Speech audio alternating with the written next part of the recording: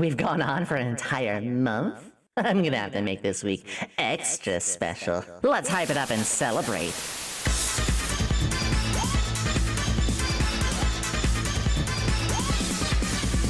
I'm a glad scientist with a mad genius and many minions. 2 rays of hopes and drink ball in my dominion. A tiefling with an IQ like you never see. I'm the largest scientist you ever seen on your screen. I'm a nerd. Maybe you never heard the word. Got a chronic academic portions beyond the muscle turd. Limits are unheard. Smart and silly is my life. No one comes to the lab to do some wild science.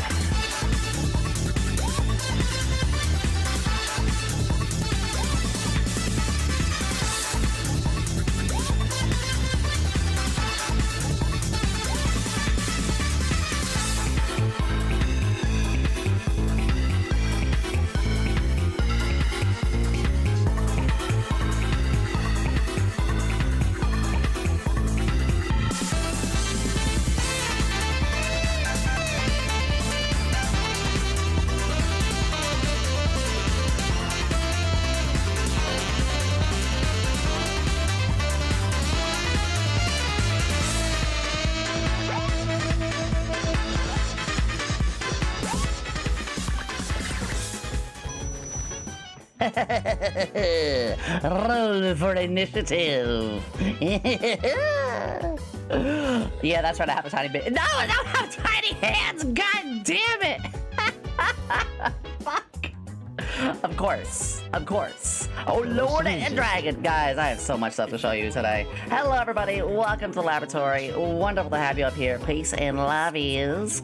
Peace and lovies. That's the other one, isn't it? Oh, white dragon. No, it's actually an albino red dragon. There's a story about that one. And so much more.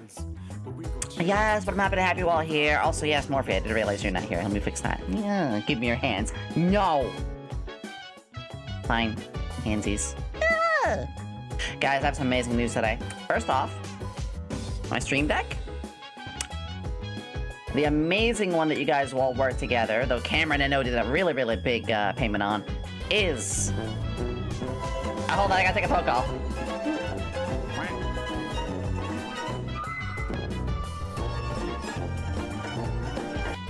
It was just something about Geico and car insurance. Who knows? But I got the 32 came in, like, not even an hour ago. It's gonna take a bit for me to set up. So, I'm not gonna get that up right away. But it is good that we have it. I'll, when I get some free time, probably after the Subathon. Legends about this dragon for ages. I've always wanted to see it firsthand. This is a gargantuan-sized creature. It takes 4x4. Now, you know what? We'll get into it later. I just wanted to intimidate. I want to spook you all. Spooky juice! Zanny! Hada, Zanny. Hada, sweetie. First, I want to give a warm welcome to you all. Much love. I am well aware that as of recently... L4, thank you for the biddies! Thank you for the ingredients. Hold on. Some ingredients are edible. Some ingredients are edibles. Anyway, chance to escape my office. Yes! That's what I like to hear. That's what I like to hear. Also, Zenny, thank you for the 500 earlier. My good golly gracious. I really appreciate that. As you guys may know, we have been having a bit of a D&D topic as of lately. Yes. D&D is something I have gushed. I absolutely have nothing but love for D&D for... gosh, how long now? Easily, sorry, I just noticed something kind of strange. I just had to fix real fast. I think that was, anyway. I've been a fan of D&D for about... Is it because you're a monster fucker? Yes. I mean, let's be real here. I'm a tiefling, which means I'm half demon. Which means I'm a monster. Just saying, I don't make the rules. And so do I. Yeah. I became a DM just so our longtime DM could have a break. Huge respect. Yeah, they have devil, demon, or daemon. Exclamation tiefling if you want to know more. In my particular, mine is, I am half arrow daemon. Yes. That's why tiefling bard is the best combo. I can do it. Yeah, see, I got a little tail and everything too. Yeah.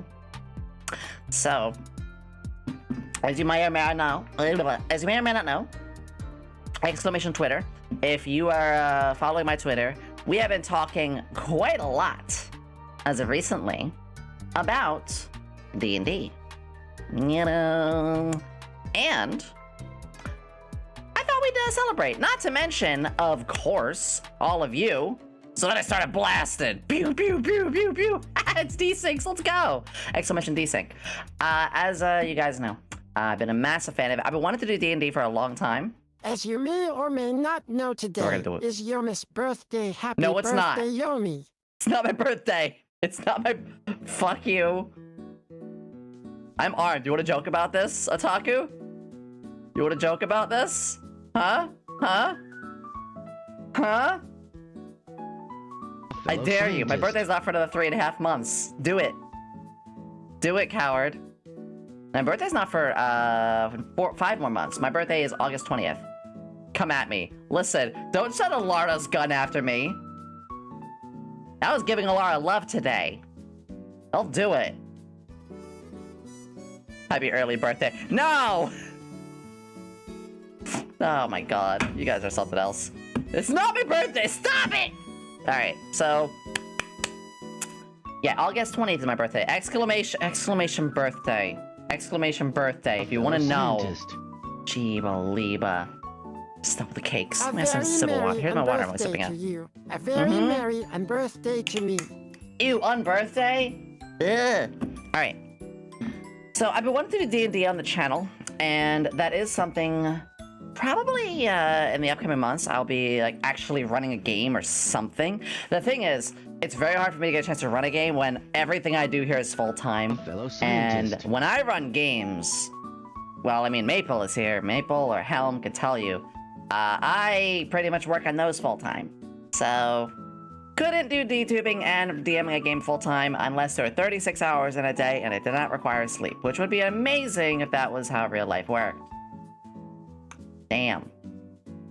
Yes, we have our triangle of water. Of course, we have our triangle of water. This is the true D&D mini. But today, can I introduce some Wendy's? That's it. That's right. I added the fries.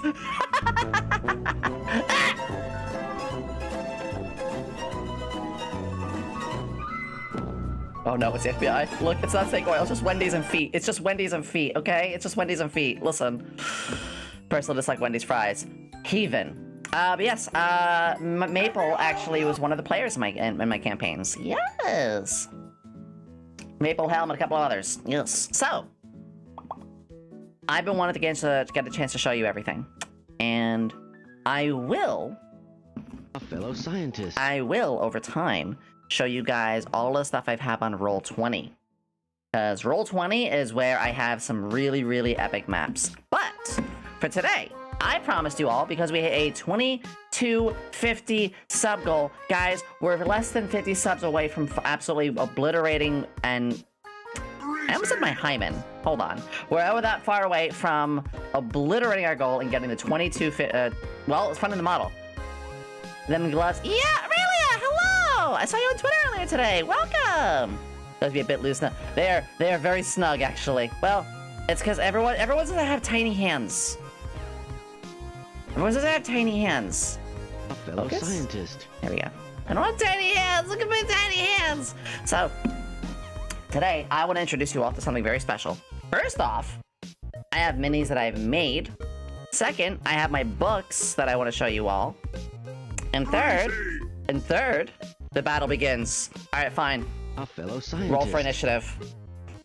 I want to show you guys my miniature collection. That is number one. My miniatures, oops, sorry, I hit the mic. My books, my tile sets, everything. That's what today is about. I do have to distance myself a little bit at times. D-Chan! D-Chan! I go Amelia as well! Oh my god! Who's moving around? The Yuki Bear to Roteo. Look at all these lovely beans who just got a sub. Oh my god! D-Chan!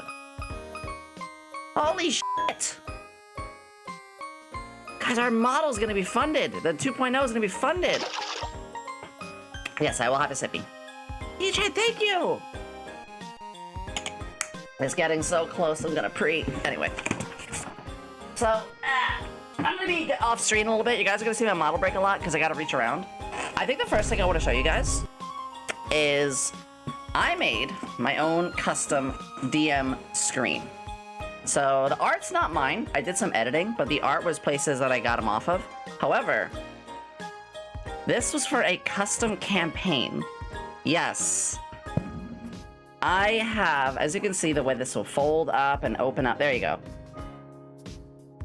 I went to Office Max or something like that and got these high quality prints and covered on the front. A fellow scientist. Turn this around for my campaign, The Fight for Eternity, which was very persona based. Very persona based, but a little bit more like techie. I guess I could say a little edgier, but not like that much edgier. It's still very anime pilled. You guys know me. I'm very, very anime pilled. But the reason that I knew this, because I used to do a lot of D&D around the table, and that's what today is about. Do you guys remember my book that I showed you guys? I made my own rule book based loosely around Cthulhu tech stuff, which we'll go over Cthulhu tech. Persona, you say? Absolutely. So these are all rules that I have written. Yes, you had movement speeds. You had your reflex saves and vitality saves. You had things for running and gunning, full autoing. I wrote all this shit. This was my own... Wait, was it based Persona or based on Persona? So... It was inspired by Persona. Cthulhu Tech was the name of the book, which I'll go... You know what? Let me grab the Cthulhu Tech book. You'll find with how many these nuts jokes I fall for, I'm very stupid. Where is Cthulhu Tech? She also wrote the memoirs of her life in red ink. Yeah. Again, I'm gonna have my model break quite a bit. This was a very inspiring book for me, which we're gonna go over some more of these later. It was literally Cthulian monsters and like a mix of, you know, anime. Actually, it was very cyberpunky.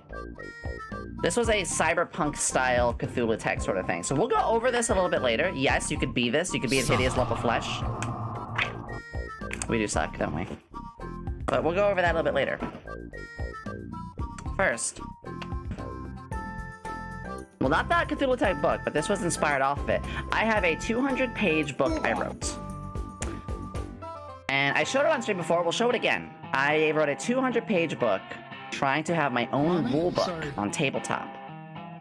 And it was based around personas, summoning personas, mutations you could get through it. And also just a different rule set, you know, drama points, basically like, these were extra points where you can add dice to your rolls and stuff like that. We had wound levels, so after certain wounds, you get like minuses on your stuff. It was a little bit more in-depth on a lot of things. But guys, when I do my tabletop, I am very, very roleplay heavy. Remember the difference between it was persona-based versus it was persona-based. I'm so stupid, thank you. Times bestseller in stores now. Get your copy today. Man, maybe I'll put it back on. And even all the skills. So this was the DM cover. What is it called? The DM screen. The DM screen. So if everyone was like, oh, well, I'm trying to intimidate somebody in this sort of way. Is that a 6? A measly 6. Or is that a 9? Nice roll. So if someone was like, oh, I wanted to know a little bit about, like, booby traps, I'd be looking through and, like, it follows under demolitions. So if you would want to blow up a bridge or a building, there it is. Oh, that was a 9? I'm so stupid. All of these had all the extra ways to handle it. Leveling skills, climbing, jumping, everything. I spent a good amount of money getting this done right. And also a lot of time in Photoshop. Yes, I used Photoshop. Breakaways, running guns, called shots. How many times in tabletop you're like, well, I'm gonna shoot them with my bow, but I want to aim for the eye. Or I want to strike with my sword, but I want to aim for the leg. It's like, okay, you just do that. It's like, is that not get a bonus? Is there like a penalty? Is there like something that happens? Well, that's all right here. We had one character, Fiona, who is notorious for always asking me as a DM, hey, Yomi, hey, Yomi, I have a question for you. I'm like, yes. And they just look at me and say, does it have eyes? I was like, oh, fuck. Yeah! Yeah! Ooh. So, that's something I wish more games had, is aimed and called shots where you can be like, look, I want to aim here and blind the son of a bitch. Instead, you have to like take feats or stuff like that. Friendly reminder that just because Yomi is a high-end slash wrist build doesn't mean she doesn't enjoy his nuts.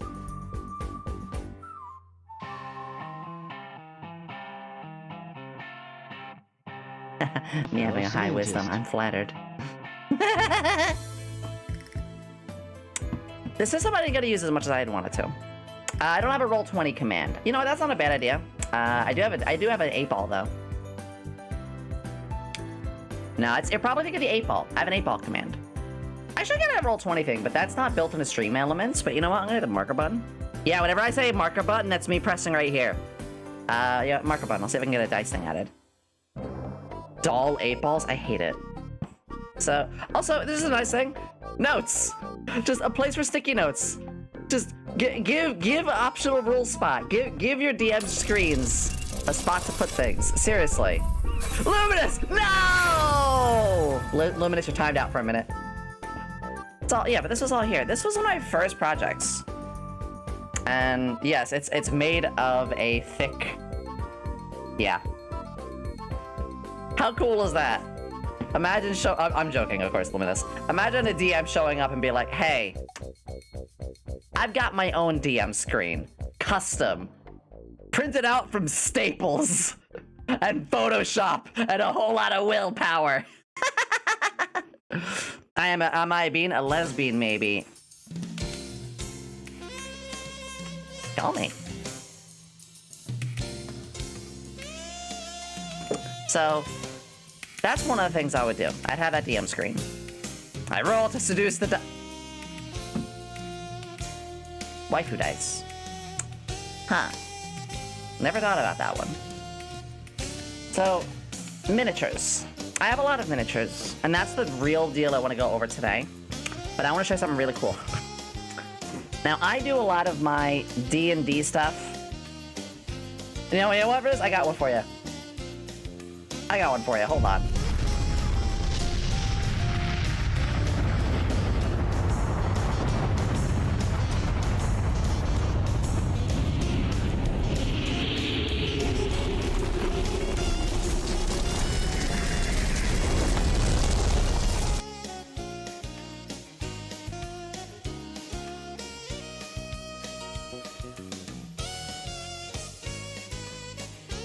Hey, give me a good riz. Yeah, I'll f***ing nuke you.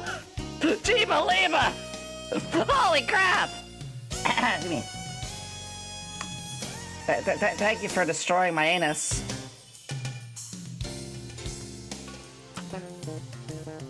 Welcome to Hey, the babe. apocalypse, Mr. Squidward. Are you a I hope you fart? like leather. Because you blew me away.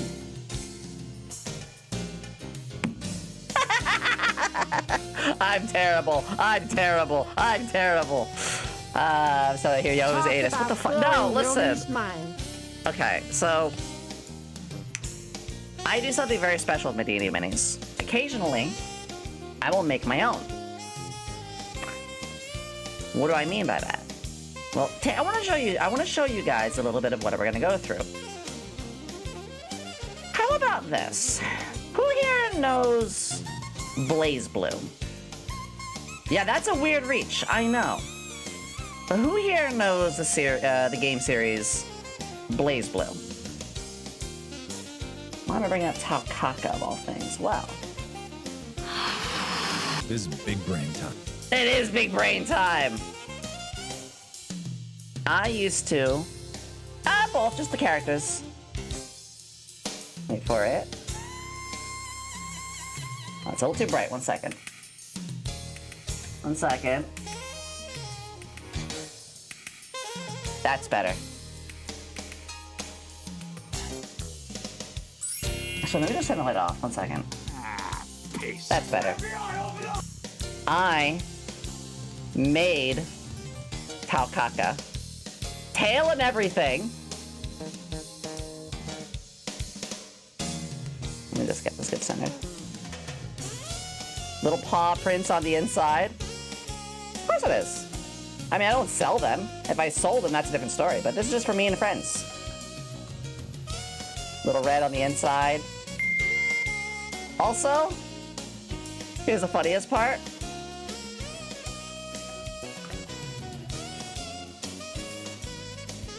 Sorry about the focus all of a sudden. She has actual claws. These are actual pins.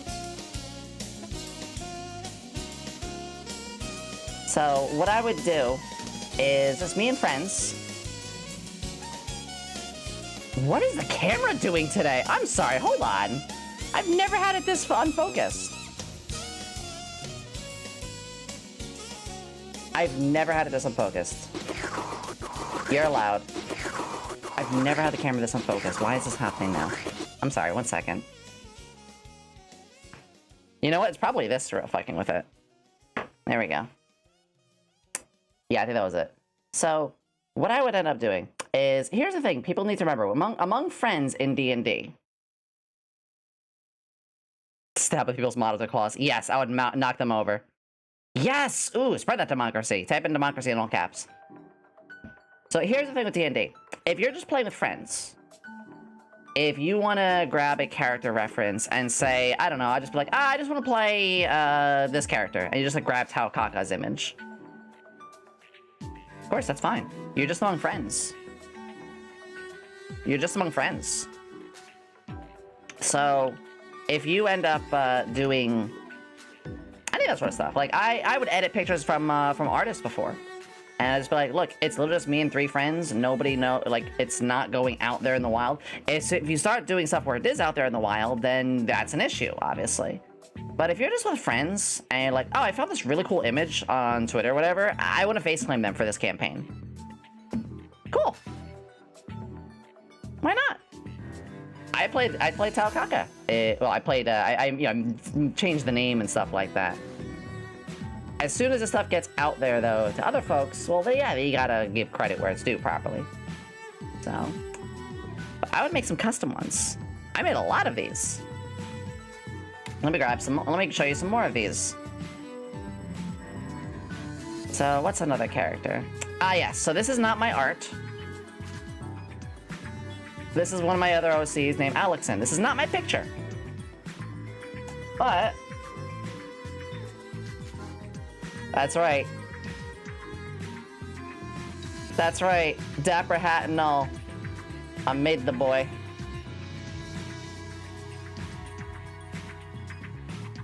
With the cloak and everything. He was a doctor, actually. This campaign took place in the 1800s. And he knew... Actually, I'll show you underneath as well. Karakage, hello! Welcome to the laboratory. I'm going over my miniature collection, including stuff I made myself. And I was an amateur painter. Now, this was Twin Dinosaurs, Pterodactyls. Get the fuck out of here. I love you. So I would make these things. And again, like I said, this isn't my picture. But this was just among a couple of friends. So this is no longer an OC I can use if I want to put it out there. I would have to redesign them. Which you guys know I've done. I really like to do that. I like to design my own characters by getting inspired by things. Like that. Kaka. I'm gonna show you all of these today. Let me take a sip of water first. You know, great example. We all seen this design. We've all seen Gurren Lagann. So I just recolored. You know, this was back in the day. Again, just me and a couple of friends. And wouldn't you know it? I of course made a miniature. The hair was a bitch. It kept breaking.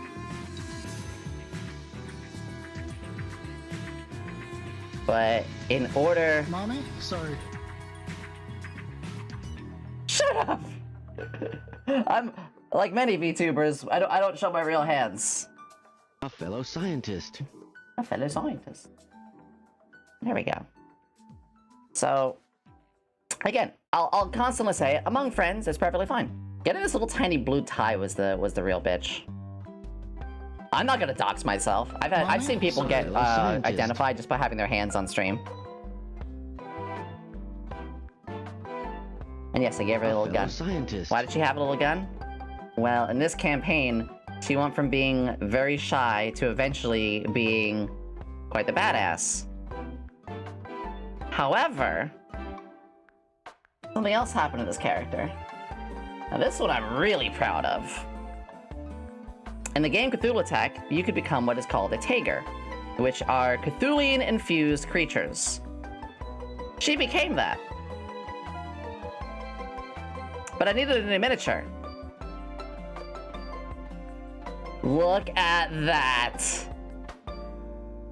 I fucking did it. Completely the lighter blue in the chest area. I also had to put you can see to make it look like it's flying, I had to put a little pin here. Yeah, I was getting better. I had to put a pin, and yes, insert the hee-hee thing up the butt, I know. Also, if you look really closely, give it a second to focus. Focus. Why is my camera having so much trouble focusing? It has little green eyes. Why is it so bad today? I'm so sorry. We got little green dots for eyes. It's chaos from Sonic. A little bit, actually. I'm gonna think of it. Up the butt, Charizard. Little wings in the back. All these wings. These wings were a real bitch to get together.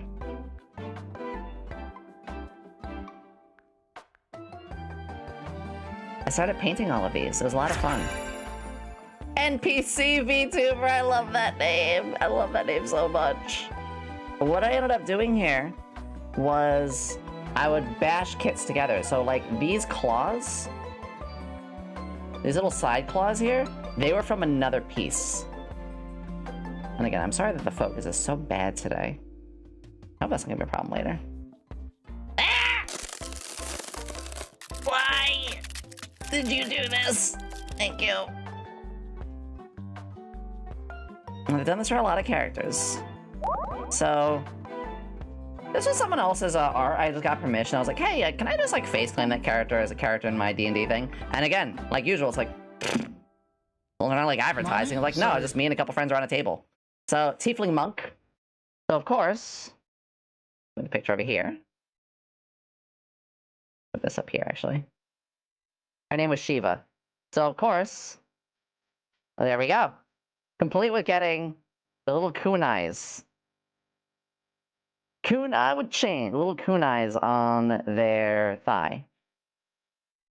And focus. The horns, the hair, and the tail looping around. Even the shoulder pauldron. Plot twist, she's a sub. What do you mean? Give it a little armor that goes along here. Little leather piece.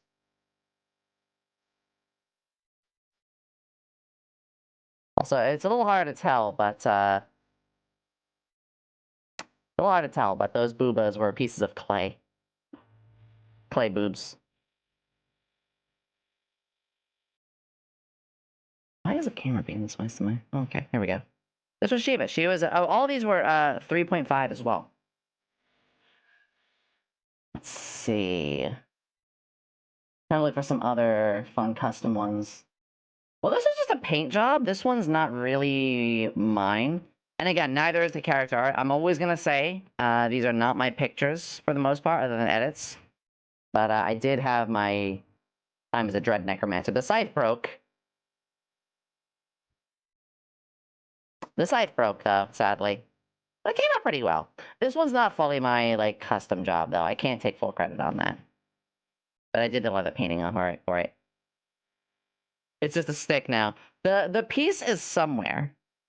Where, I don't know. But it's somewhere. Actually, it's probably gone, because I've since moved. Here is a really special one. One of the times to play the male character. Now, this one is actually a character I've had for a long time. And yes, that is a sniper rifle on their back. So yes, I got handsome shonen boy sniper rifled running with the coat going off like that. It was so edgy, but it was so edgy. Look at that, a sniper rifle and a katana. I swear I'm not edgy with this guy. I swear it's not husbando. Also, fun fact, the sniper rifle actually does line up to his eye. If you look closely, the sniper rifle does line up to the eye. I wonder if I could put a piece of cloth underneath here or something like that. 1 second. I wonder if that'll help the focus. Look, we're having focus issues. Oh, that does it, yeah. Better contrast, too. And the hair going over the eye, too. Yes. Edgy hair over the eye. Getting this rifle to bake properly, I would bake clay.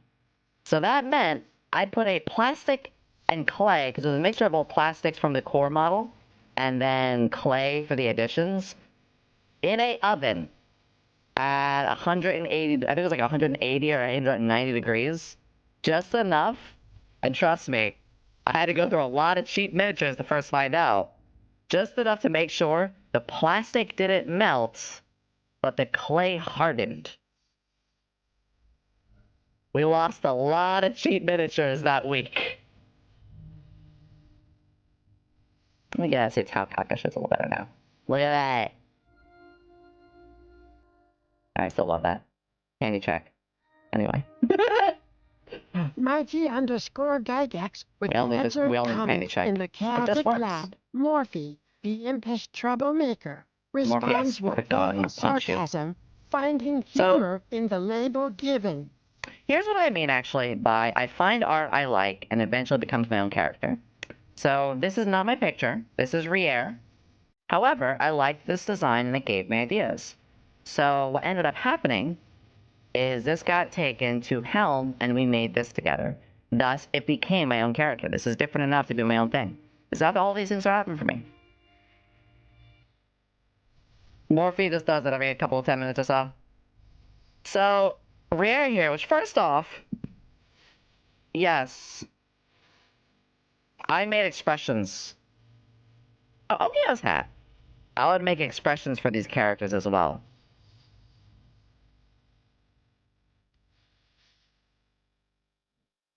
And not just a few.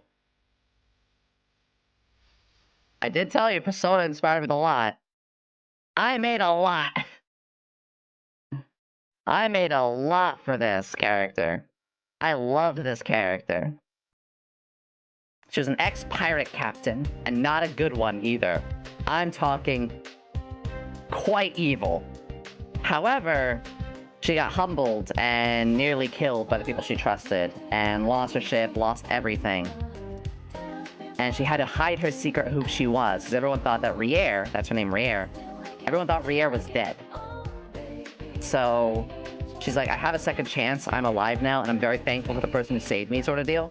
And this person was constantly, like, trying to keep her reeled in line. It was a gradual healing process for her. And she became good, chaotic good. Until, you know, she had to reveal, like, oh yeah, my name's actually Rier, and I ended up doing all these sort of things. That was a friendship tester. However, I did, of course, double pistol, make a miniature for her as well. Didn't get the hat out to stay, though. Hi, Desk Agent! Yeah, I haven't touched Rier in a while, that's a sentence. She's definitely one of my more chaotic characters. Yes, lurks go a long way. This was a much easier job. I didn't do very well with the painting, but this was a much easier job than the usual ones. Yeah. I miss her. Maybe I'll do something with her at some point. Maybe Yomi will have a pirate arc. Oh my god, so again, who knows Read or Die? Who knows the series Read or Die? Scientist. Dry Whitefield, yes. Read or Die is one of my favorite series. Now, there is a thing that always happens. Valbarian, who has so many books, she has no walls visible. Yeah. That was Rare. That's one I just showed the miniature of. I see this one. So, in Read or Die, there was a manga. And it was a very, very good manga. It also had really good characters that only appeared for brief segments. Heifer, how are you gonna? The only D&D guy I have is I'm a DM, so a lot of my characters they become full-fledged. Like Riere was an NPC villain. I eventually loved her so much that I was like, let me just do it. Oh, you're one book short. Ooh, Celeste. So, the reason I bring up Read or Die manga. You guys know me. I like characters that are very brief and like, shit, what wasted potential. Read or Die had this character. I don't even remember what her name was. And I colored this. I just like used Photoshop to color this. She appeared in one book. And she died. And I was like, damn. What a waste. I love this design. And if you're wondering, those are giant matches. She used giant matches as maces. It was so fucking cool. Amazing design. Actually, I think you see the giant matches better on the top right. At the top left. Yeah, I see. What a cool design. So, of course, I brought her back as a villain. And, of course, I made a miniature of her. Matches and everything. They can't keep getting away from this. I forget what her name was in the manga, so I just named her Fia. Basically, the word fire, but I dropped the R and changed the A to a little tiny. These were so hard to get on. In fact, I think the other side, this side broke. You can see two of them fell off. Did I paint her? Yeah, I even painted a tattoo on her arm.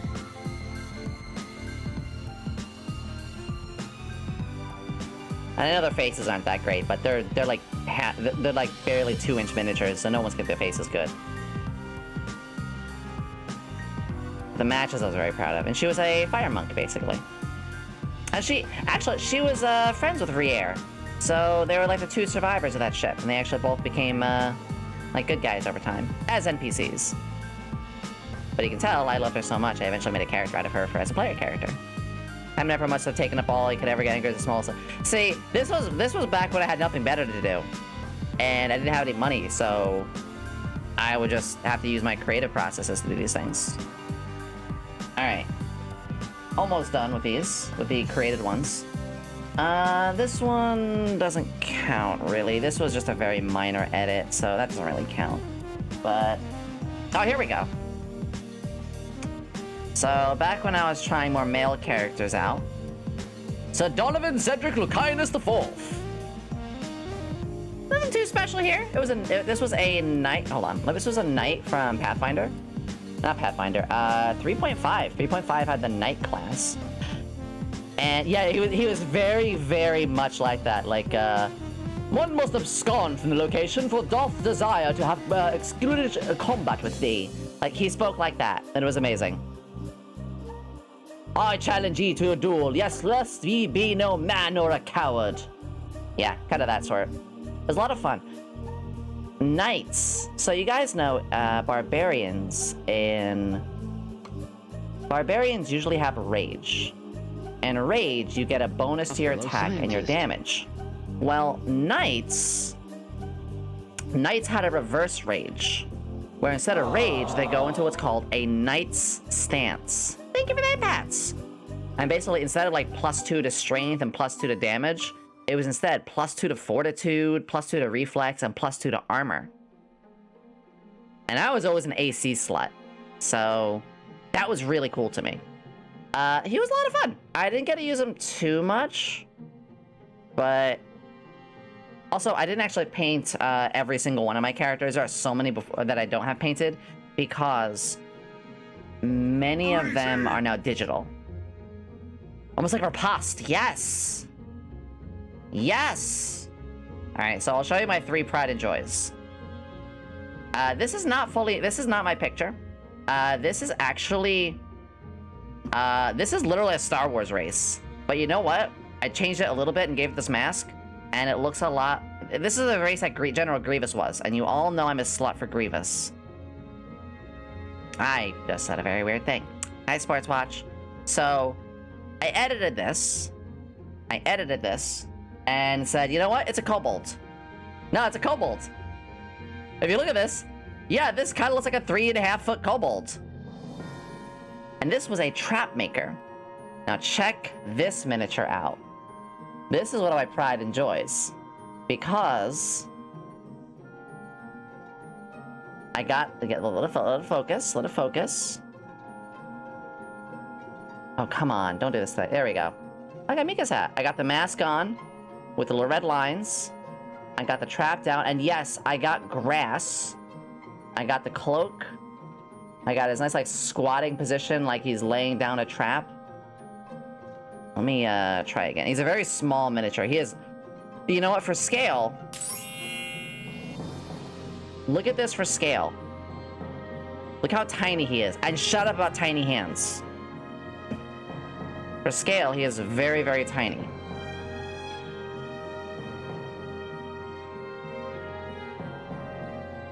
Yeah. Very good with the colors. Getting that tan color was a bitch, too. And getting the mask actually having its holes and everything, too.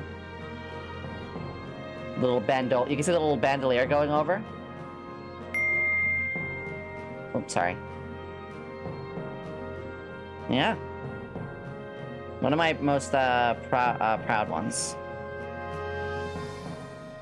Sorry, it's getting very difficult for me to get these right. Also, yes, even blue under the mask.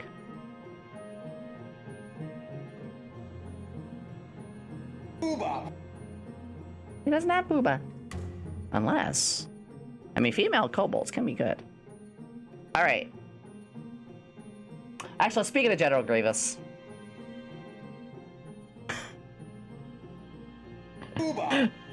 This one is not in my box. This is on my figure collection. Have you made a tiny Yomi yet? I haven't, because Yomi was made when I started doing my tabletop games through Roll20. So this is back when I did all my tabletop games physically with people. Oh, we're not done with Grievous, actually. I mean, I'm never done with Grievous, but... Oh, yeah. Oh, yeah, I bought the cycle. Of course I did. All of these got real cheap, too. Yes! Alright. I got 2 more really good custom ones. That's just a paint job. I'm not going to count that one. My 2 really good paint jobs I want to share with you guys is... One is another character concept that was spun around. So, again, this is a face claim. This is not... I forget what game this character is from. I did do some color editing, you know, but... This is not my full character design. Like I said, around friends, it's okay if you just like edit or grab pictures and be like, yeah, I just want to use this one for today. If you're showing up around a table, people aren't going to expect you to suddenly draw a character right then and there. This was Seraphim. She was a asshole cleric. And I mean asshole cleric, I genuinely mean she would punch you. And then heal you. And then punch you again. Now... Seraphim has some reduxes. Mommy? Sorry. Seraphim Mommy? did Sorry. eventually get more of a... Actually, here's one more picture of her. Actually, this is for her token. But Seraphim did get a redux. This was a more modern version. And then recently, Helm-chan helped design this. And now, she is our own... She's like fully original... Let me just hit resize. 1 second. She is now a fully original character of mine. Like, there's no frills, there's nothing like that. This is... Oh, hold on. What just happened? There we go. Best girl, also someone who'll kick your ass. But also, I did get this shade. We got a chibi. When your butt needs healing, yeah, she'll kick it, and then she'll heal you. Nice close-up art. And probably my favorite so far is I got this commission too. So am I showing Seraphim now? This is her more recently. This is like only the last year. But back when this was her, I made a really good miniature of this, and this is one of my favorites. So much so that I have it in the case because it's fragile. It was fragile. A fellow scientist. This is probably my best work, other than the next one I'm going to show you. So, the coat was a bitch, especially to make sure it didn't melt into the back. Because yes, the cloak and the coat are two separate pieces. Helmchen teasing about character designing in the lab chaos. Morphe, Oh, and also the her spear, impish which I decided troublemaker, eventually responds with to playful keep the spear sarcasm, tip. enjoying the banter about his character creation. When you're so into your coat, it melts into your body. Damn. I decided to build a spear tip later on because, well, she started with a staff, but eventually in the game became a spear. And if you look very closely, A fellow scientist. you can even say I got the eye patch. Also got the little red eye for a dot. Again, it's a little hard to see. There we go. And there was still like leg up there. It wasn't solid. Like, hard to really show anything, but you could see it was. There was enough to go up there. It's me, a play. Hello. Also, no, I wonder if it'll show this. I'm gonna turn the light off here. Give it a second.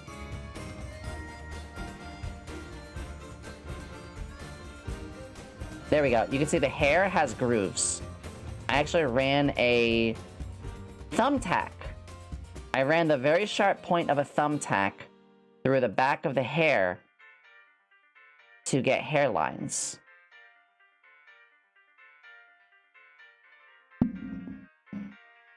So this is one of my pride and joys. That's Seraphim's. The final one is very unique. Earlier I heard you say Pathfinder. Here at D&D, at least Pathfinder E1, I have not tried E1. Same here, Sports Watch, that's literally me! Because I moved on from 3.5. I went on from Dungeons & Dragons 3.5 to Pathfinder 1.0, which we're going to show those books in a bit.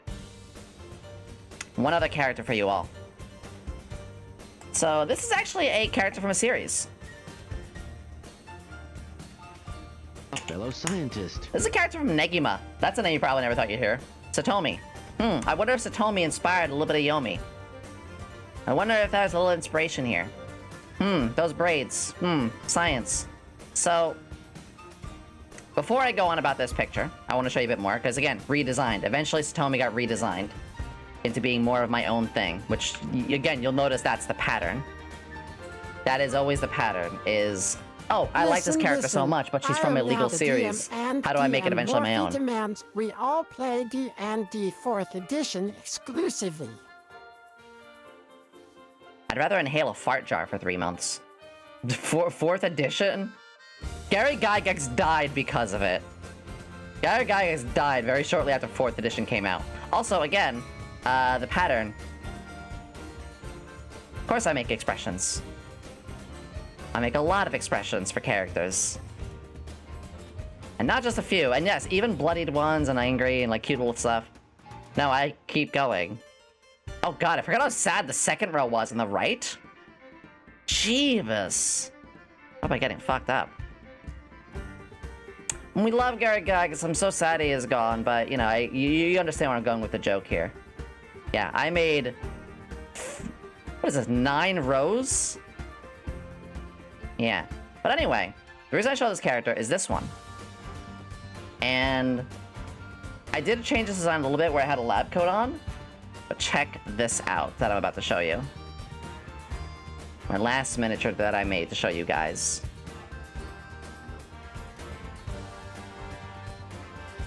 Hold on. Oh, hang on. Again, it's I'm starting to realize I gotta get some better hand cam set up over time.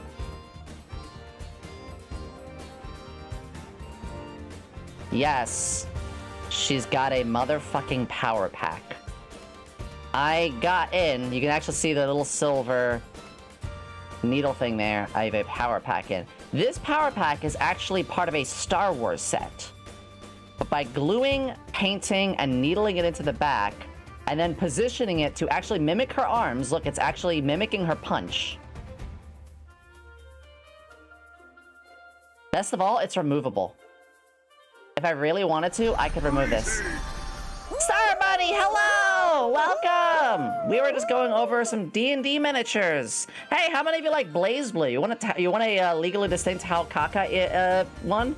That's right. Hi, everybody!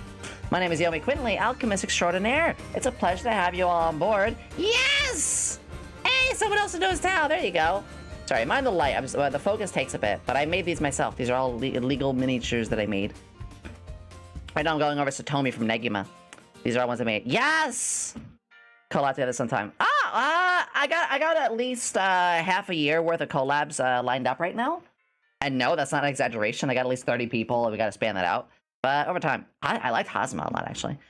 It's a pleasure to have you on board. My name is Yomi Quinnley, Alchemist Extraordinaire. I'm not a mad scientist most of the time, but a glad scientist. However, we're a high-energy variety streamer, and as of right now, we're going over a lot of D&D stuff right now. Of course! Much love to you as well. You and your amazing community, come on in, buckle on up, enjoy yourself.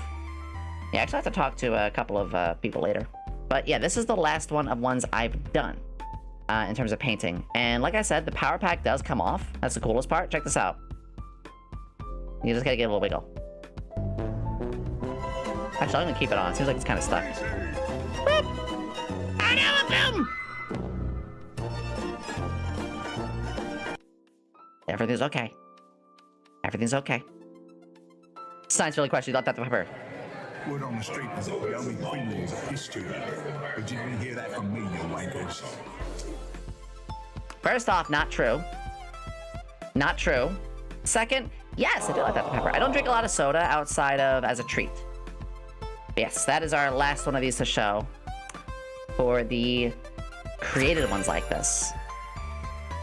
Magi was taken! Magi was taken. That's a cute name. Hi! Piss. Yes! Don't forget I to enjoy submit soda your as membership kind of a... applications Usually I to do like the fast food or Squirt so. Girl Squad Raiders. Luminous. I'm gonna put you in the corner. We probably like that, though.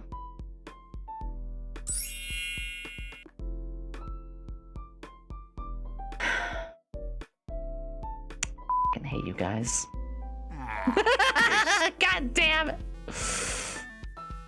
You know, maybe I'll undertake and make a Yomi one of these. Like I said, I don't make these so much anymore because I do most of mine physically around the tables.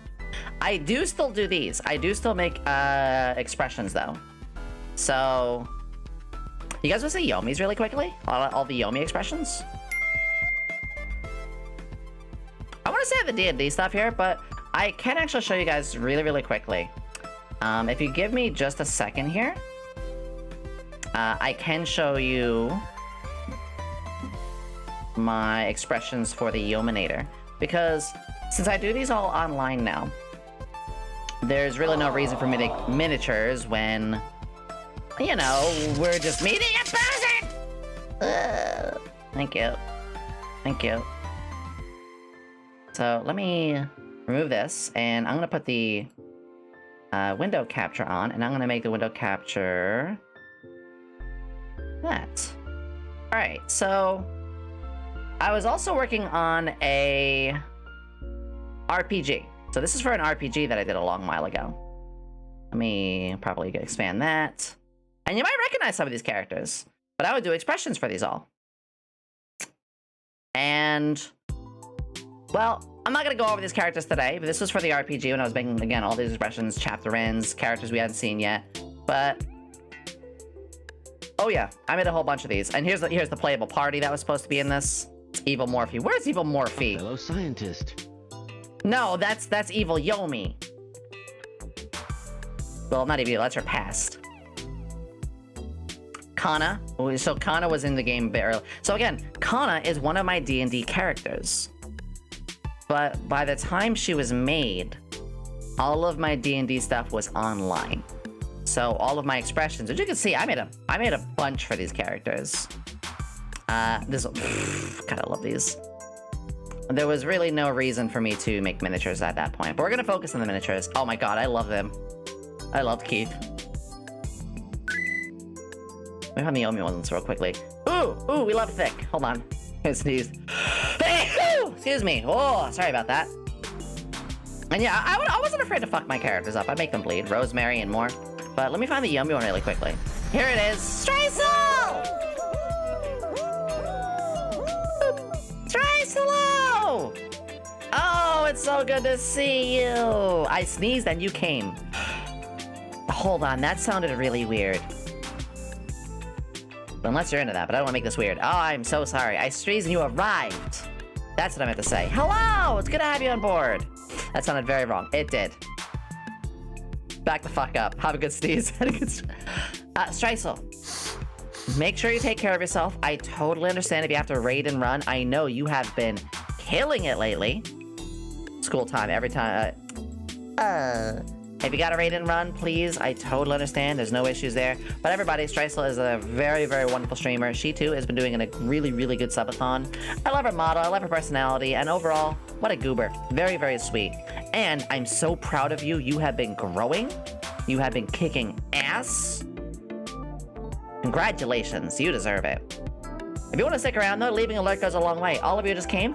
My name's Yomi Quinnley, alchemist extraordinaire, not a mad scientist most of the time, but a glad scientist. And we are doing I'm a high-energy variety streamer, and we're going over a lot of miniatures and tabletop-related stuff. And boy, there's a lot here to unpack.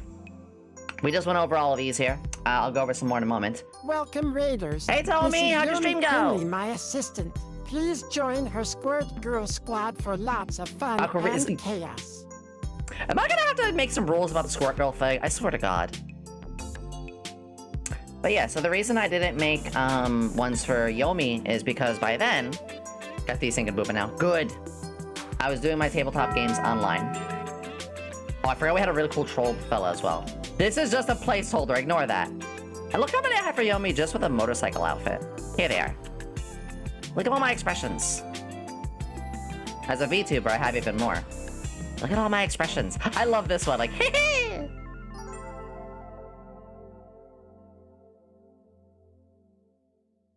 I put in I do put in a lot of work with all these. I'll make this a little smaller so you can see this. That's why I have VTube now, because I was putting all this work into stuff and I wasn't going anywhere with it. So I was like, wait, maybe if, you know, I start putting this work I've done into something else, we could go places. I love this one too.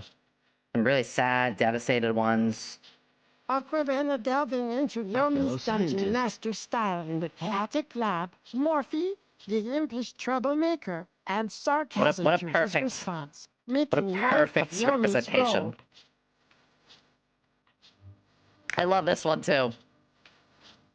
The very long, like, unamused expression. There we go. Sleepy. Sleepy Yomi. So yeah.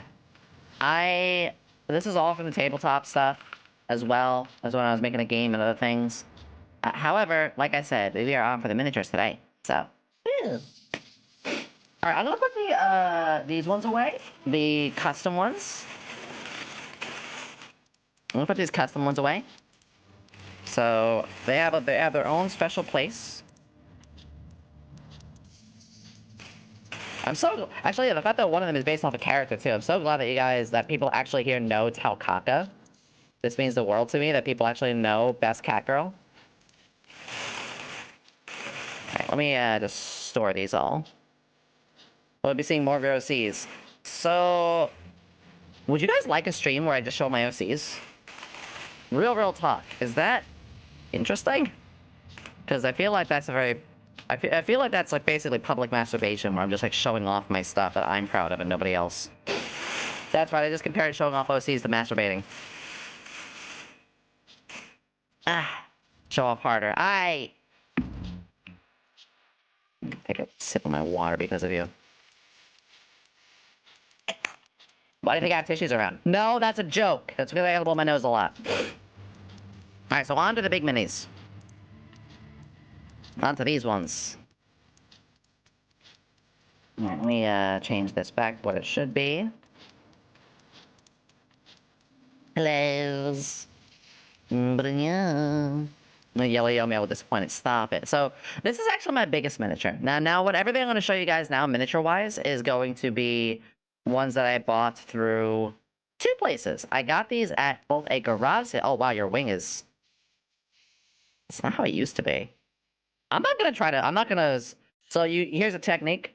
If this starts happening, you get a blow dryer. Get a hot blow dryer, and you do it right around here.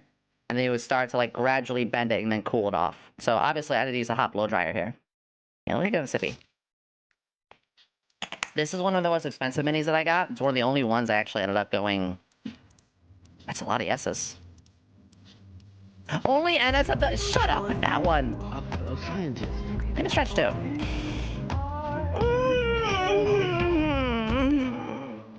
Oh, I can track my neck. So. Oh my god, you're right.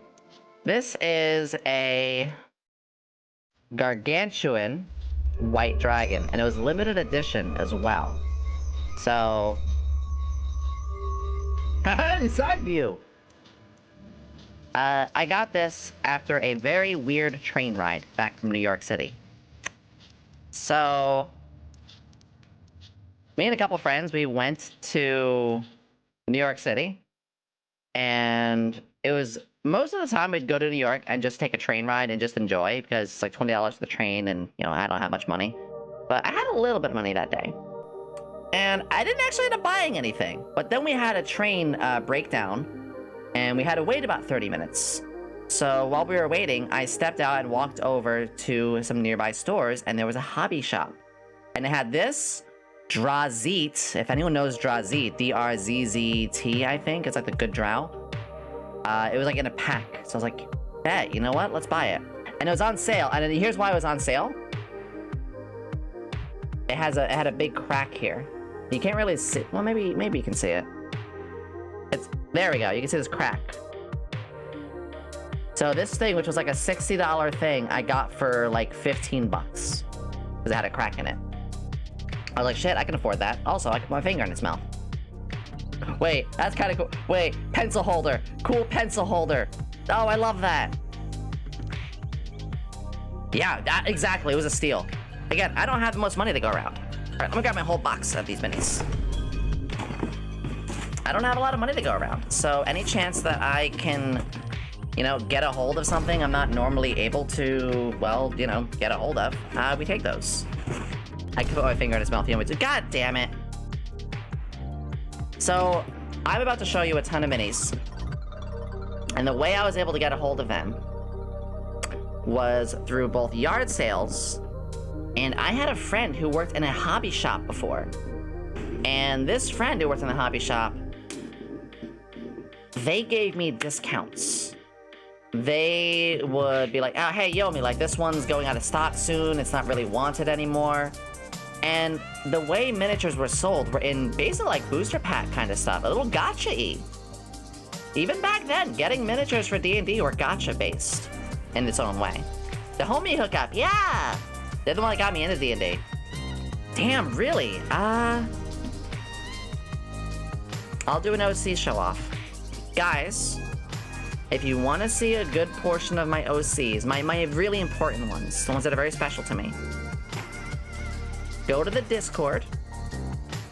There is a section called Yomi's OC Corner. You can find it all there. Probably my 3 favorite OCs is Cynthia, Kana, and Joka. So if you want to get me art of like me and them, or you want to get art of those characters too, be my guest. Be my guest. So in these things, let me just grab a random one. It's a big golem boy! I'll pull my braids, I'll moan. I mean, groan. So they would be like this, and let me grab this thing actually again. It's like, well, it's circular. How big is it? Oh, it's easy. Large size. Large size. Well, it's kind of hard to tell because he's got his leg going, but large size creature because his circular platform is taking up 2x2. This was a. Oh, it's not even a golem. It's a Mog. I'm a Mog, half man, half dog. My name is Barf. Spaceballs. A fellow I just realized I scientist. need another special place to put all of these, because these are gonna be all over the place later. Give me a second. I'll just throw them on the floor and grab them later. So, hi, Mad Vlad! I'm my own best friend. Yeah, I'm just gonna, like, throw these on the ground when I go through them. I have a lot of big ones. What is this guy? A web golem! Yo! Ew, it's literally a golem made out of webs. Tell you what, it's got quite the dumpy, though. Why is the web golem caked up? It is, isn't it, Mad Vlad? Hey! Spaceballs the VTuber. Why is the web golem caked up? I hate it. I'll tell you one thing I loved about it, though. I do remember something specific with this. Hold on, let me grab a person. You'll do. I'll tell you one thing I loved about this. Is like grabbing another miniature like this. I actually remember doing this before. Like I would just like, I can do it. Grapple check. It's not cake, it's spider eggs. Oh, I hate that. So that's what What is this one, by the way? This is it's a dwarf battle master. So here's what would happen. Ooh, my voice. Hold on. And again, that's a regular sized creature. There you go. So here's what would happen. Is I got this massive box. Don't believe me? Oh, it's massive, alright. And this was back when we played around the table. And as the forever DM, I needed a bunch of these. What was that one we saw? What was this one? Oh, I hate it. It's a 1T, and F. And here's the thing. Yes, gotcha ratings. Star means rare. Diamond means uncommon. Dungeon master style in the lab chaos. So yeah, I'm not joking when I say these actually had rarities. And teasing about the challenges. Circle, hard to see the circle. Circle means common. So yes, there were gotchas for these as well. Yeah, look at that, I kind of see through him. It's a fire golem. It's a massive, it's a huge size fire elemental. And these normally would go for a lot, but I got the homie hookup, like you said. What is this little thing? Hold on. It's a Kuei Tao. It's a frog guy. Come with the frog here. Yeah. Who would win? One Kuei Tao? Or a gargantuan thing of about 100 snakes? Hi, Dom, it's good to see you! We're doing a big old review over all of our miniatures. This is what I mean, though. D&D. This is, again, these are mostly 3.5. Look at how wild these concepts are. It's like, let's make a giant... Like, oh my god, it's got snakes for hands. Those aren't fingers, those are snakes. Oh, I hate that, but I love that. Fellow scientist. I've got a lot of these. We're gonna go over a whole bunch today. So again, my tracking is gonna break quite a couple times. Because I gotta reach over a lot. Also, yes, they had Star Wars ones. And it, what the hell? It ate somebody. It ate them! What did it eat? Hold on, it ate somebody. Oh. It ate Davis! Wait, isn't Davis like a important person?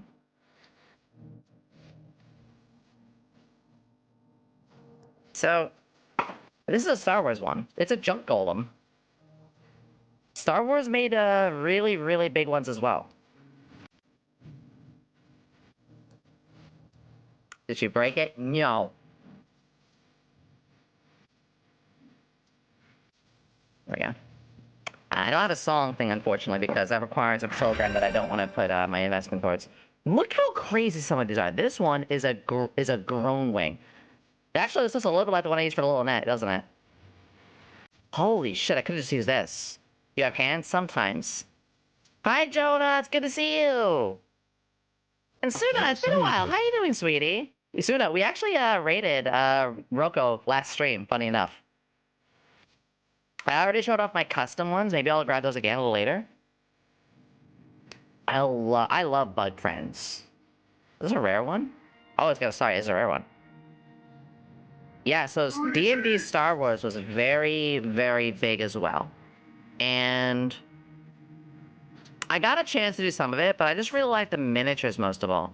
Now, how are you doing, Jonah? I swear I recognize you somewhere. It's good to see you. I love your model, by the way. Yellow eyes and white hair, I am an absolute sucker for. Oh yeah, we're going all of my minis. You know what? Hold on. I'm gonna keep my custom ones out. Oh, that is not good. That's fine. I'm gonna keep my custom ones out. And let's grab, everybody knows, a lot of those are OCs, but everybody at least knows Taokaka. So I'm gonna keep the Taokaka one out here that I made. So that way people are like, oh, you made something? Yeah, take this one out. So again, my tracking is going to break a lot because I do have to reach down a lot. There we go. Alright, let's get back to that. There we go. And some of these large ones... A fellow scientist. Yay, Water Gang! Water Gang. Why did you guys vote water? I have a bad feeling about why you voted water. Suddenly I'm very concerned why you guys voted water, but that's okay. Hi, Analia. This is just an uncommon one. This thing would go for like 90 cents. That's the crazy thing. Some of these didn't go for that much. Yes, we love strays. Let's do some. I'll blow up my toilet. As you can see, we're still going through a lot of big ones. Ooh, dragons were always very rare. This is a young adult black dragon. Yes, a young dragon was still large size. Actually, I just voted for the wrong one since I've only noticed the pole rat as it was No about problem. to end. So dragons were very rare, and also their wings are much more malleable too. Nobody voted for heart. Yeah, we're absolute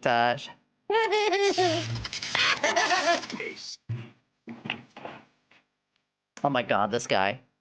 That is a hookar? Yeah, it's a hookar. Look at this thing! He's a bug. This is not a bug friend.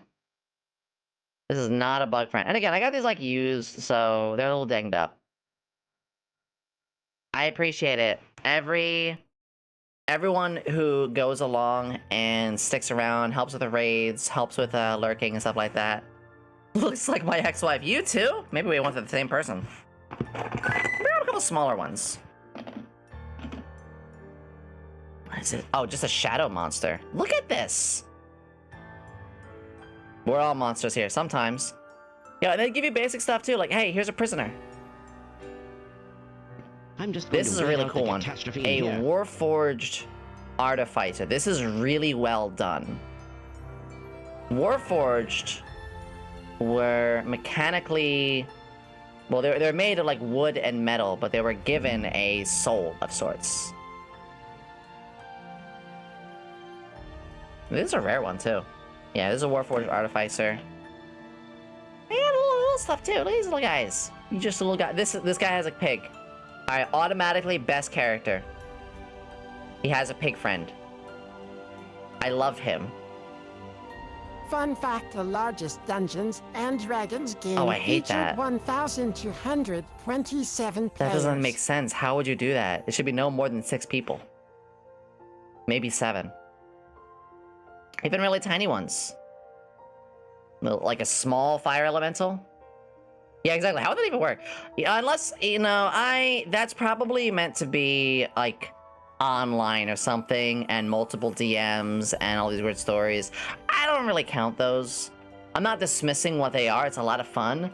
But that's not, a D&D group around the table. That's more of a fellow scientist. Convention of tabletop or something like that. I don't know.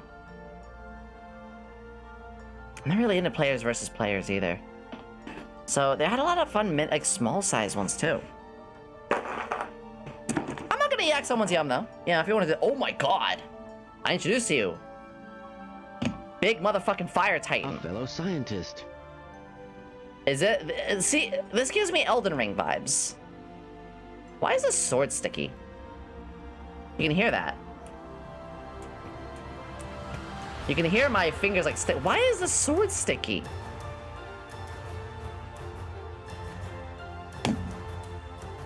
Don't answer that. Yeah, Fire Titans. More if you thought it was a chew toy. Maybe. Maybe. Let's grab another handful of smaller ones. Ba-da-ba-ba-ba. You know why. Shut up. I love you. Look, shard mines. So these are all like, these are all where like the kind of creatures you would see in like Elden Ring and stuff are. Like this is a guy made up of crystals. Or even just like a psychic arrow. Actually, I used this miniature before. This was like a psychic elf archer. Oh, this is for me. An ice sorceress. This is for me. This is probably my favorite one I've found so far in here. What is this one? Female Elardrin sorceress. Yeah. I don't even know what Elardrin is, but I love it. Again, some are basic. Some are just like, oh, I'm just a guy, but sometimes you need this.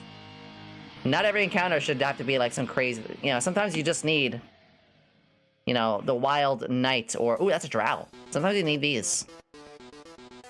Is that the D&D cartoon back in like the early 90s or something like that? Oh, this guy had a bit of a bad day. What the fuck? Hold on.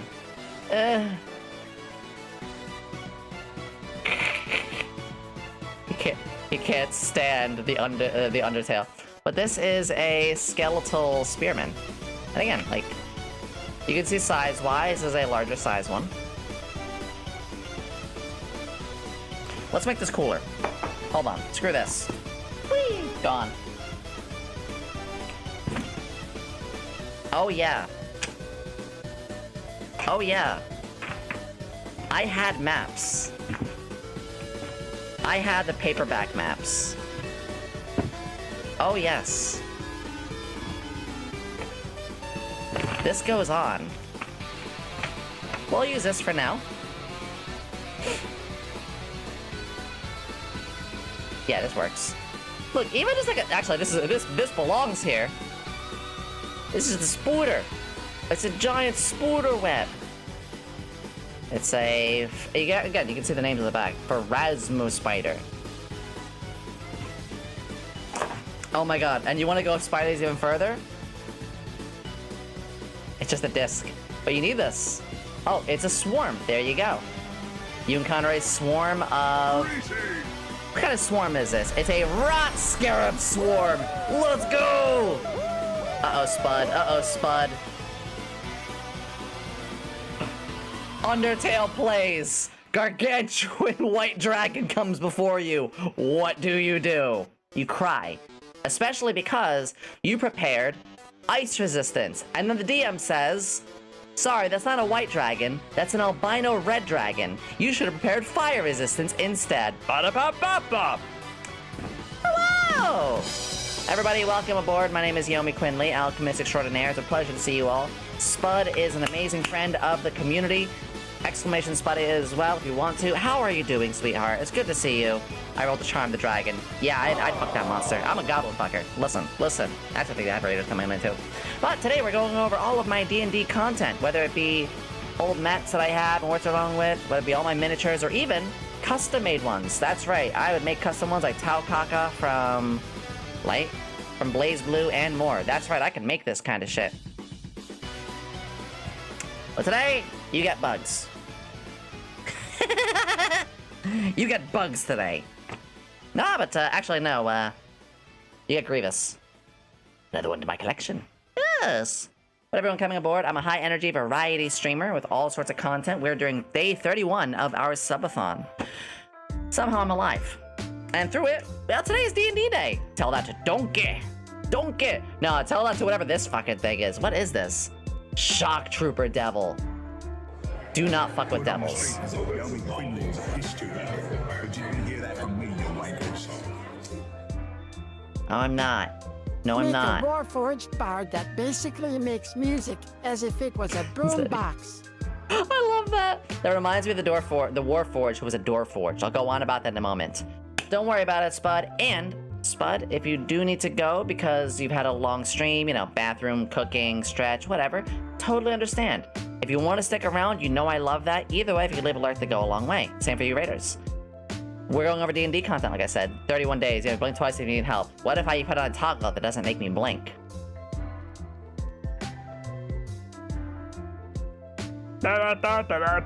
Yeah. So I have a massive collection that I've assorted, and we're going through these over time. Yes. This thing is awesome, though. And again, sometimes the smaller ones were really good.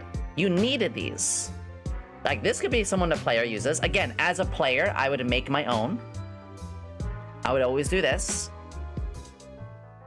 But I would... Spud. Spud. How could you? I trusted you. Why would you? But my...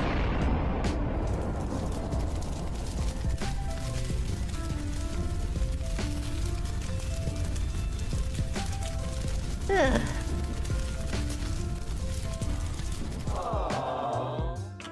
Fuck you.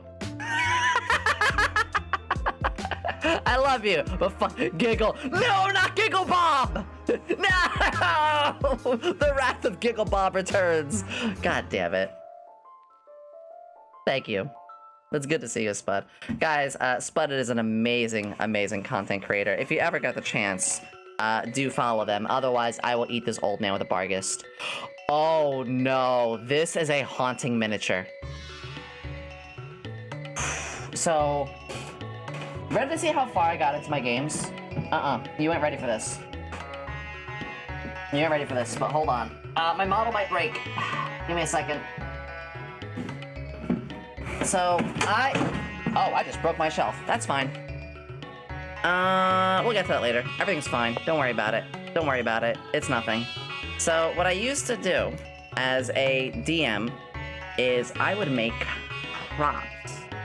That's right.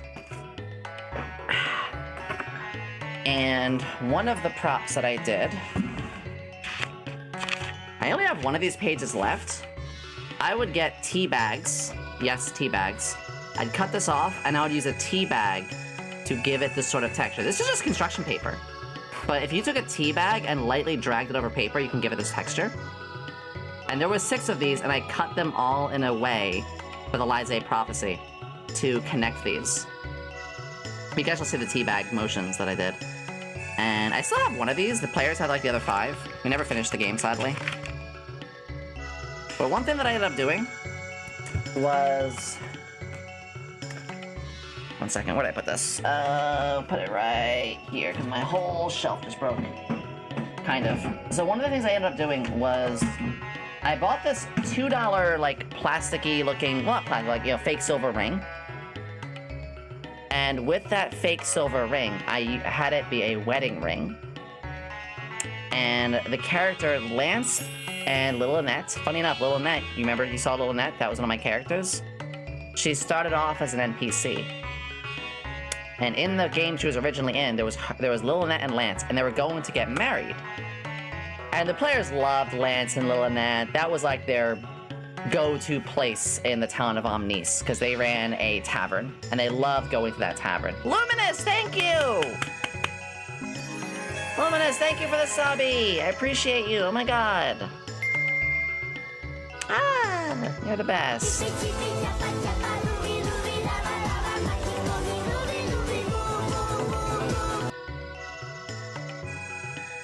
So this Barghest worked with me in a sewer area. Let's see here.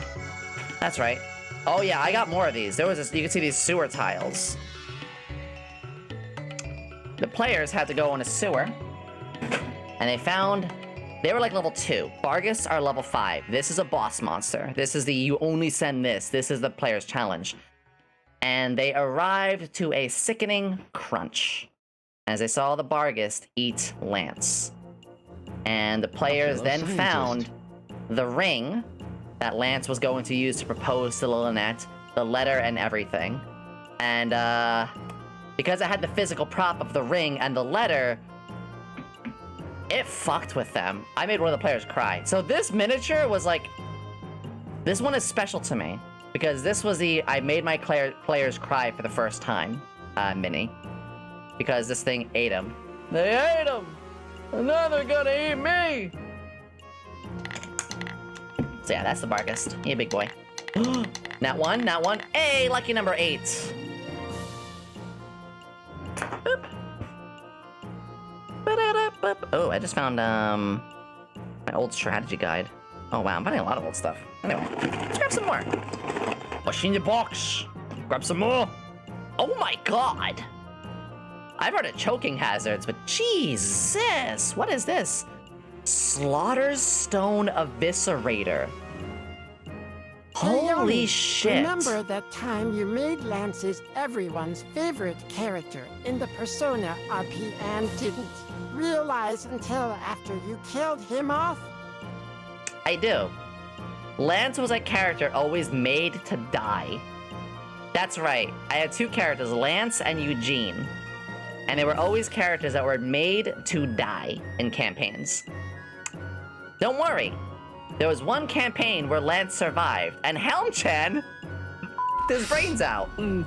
That became a thing. It was actually really sweet, because it was like, yeah, Lance, in this universe, you gotta live, and you actually get to become the love option of one of the player characters. Oh my god, it's got faces on its side. Are those faces? Yeah, those are faces. These are just faces. Oh my god, that's so cool. I forgot I had this thing. So what I would do as a DM is... I spread the knives. I would often be like, I could look for the Slaughterstone Eviscerator. Oh, it's a star, too. This is the right one. I could look for this in the monster manual. But the thing is, I wasn't going to buy a miniature for every miniature in the monster manual. So sometimes I would just make monsters up. Like, this is so cool, but it's a level 17 monster. My players would never face this thing. I was weight landed. So what I'd do is I'd make up like a level 6 monster and use this for it. You know, it's the campaigns. What's this one? It's a Knoll! Oh, Helm-chan, you know about Knolls. This is where you gotta really test Whisper out for the first time. Knolls are surprisingly big for a single-size miniature. And again, sometimes you just need person. These are the type I would paint off of. This is one where I would start to, like, I'll add a tail, or maybe I'll add something on here. Like, when I made Tao Kaka, that's how I did it. I did it off one of these. In fact, what was Tao made off of? Tao was made off a Connie Handmaiden. I don't even know what that means. But yeah, so I would take existing miniatures and craft off of those. Yeah, and sometimes you just need the guy.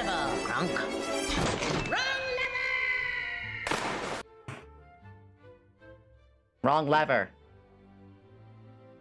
It was the wrong lever. Oh, look at this guy. Hello, my name is Kronk. We found Kronk. I love him. Is he a troglodyte?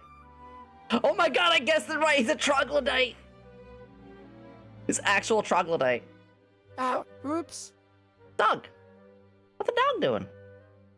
And again, this is how you'd like set up the arenas and stuff. What the dog doing? So let me use these real quick. Check this out. Check this out. So these were maps, and let me unfurl this map. I'm not gonna get the whole thing to show up in handcam. Oh my god, it's so big. And you can see how these would work. This is the Drow Enclave. This is only half of it. I gotta pull the other half. Sorry. So you can only imagine like how far zoomed out this would look.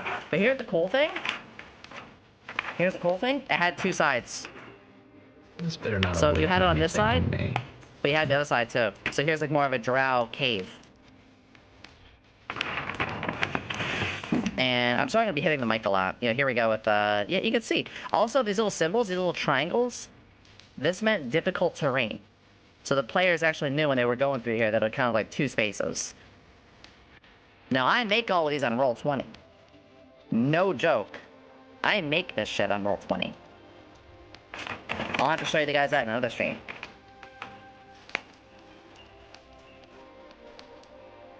Focus.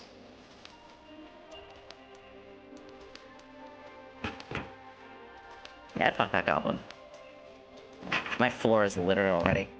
So you would have these sort of things set up, and this is, again, where your combats would happen, how you would arrange them, movement speed. Like, obviously, there was things like,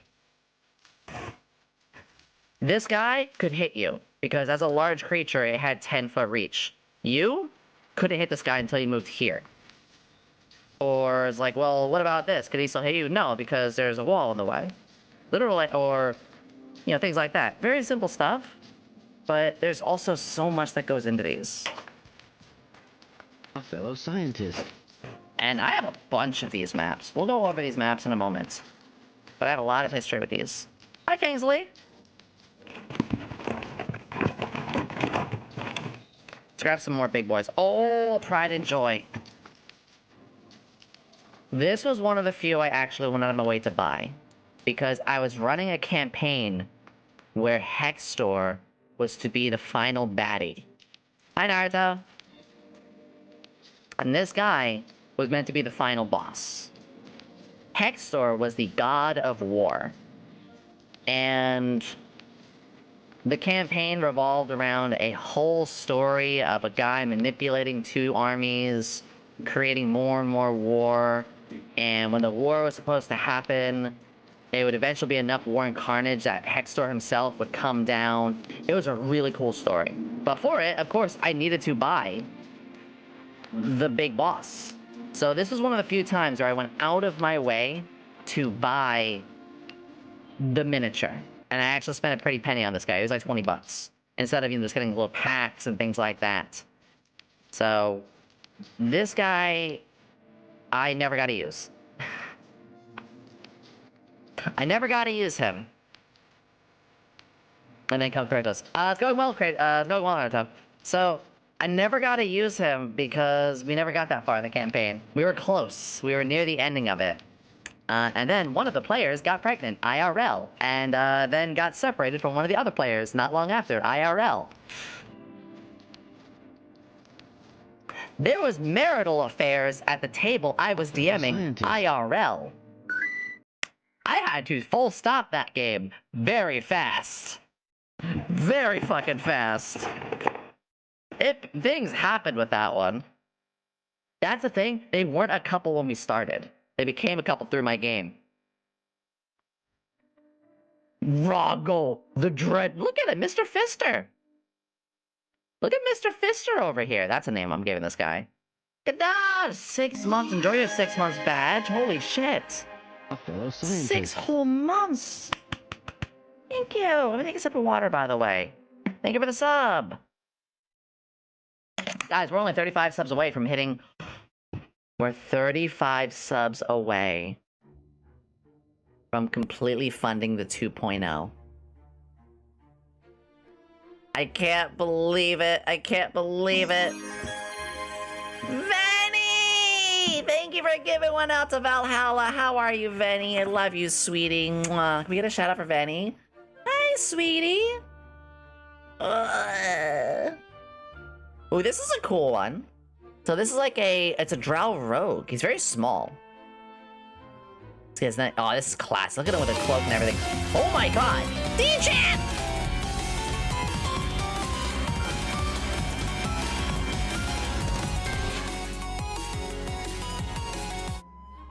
D-Chan! Holy shit!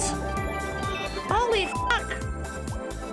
It's 10 more. You gave out 10 earlier today, sweetie. We just hit our sub goal, too. What? D-Chan, that's 20 subs you did today. Sweetie. Oh my god, we're less than 25 away. D-Chan! All this over a bunch of toys. No, these aren't toys. Well, I have a way I phrase things. That's what, 24... It is. Oh my gosh. Ah! After this! Oh my god! Freeze him! Amadeus! What the fuck? What the fuck? We did a level 18 over... We did level 18 the other day. I do not want you guys to push yourself for that, but... Holy shit! We are you guys doing right now? Oh, sorry, the music's a little loud there. Holy, thank you.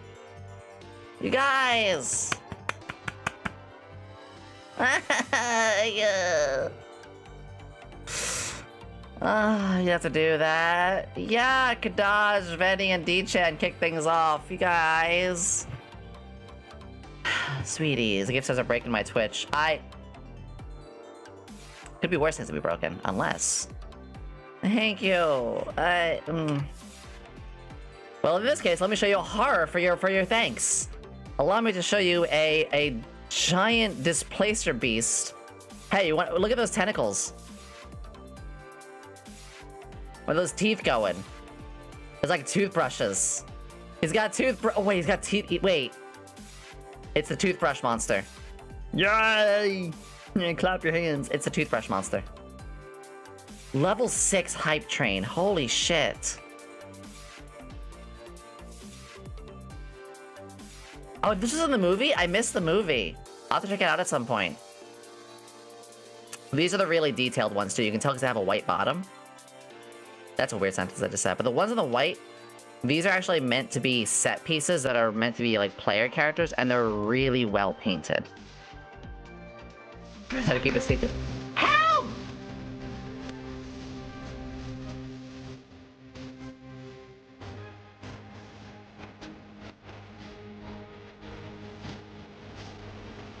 Fuck. Zeddy! I mean, it's fitting. What the fuck?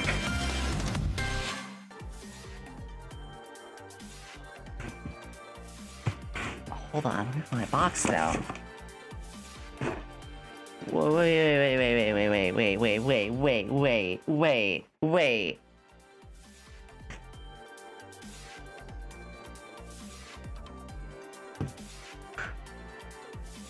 Did we just...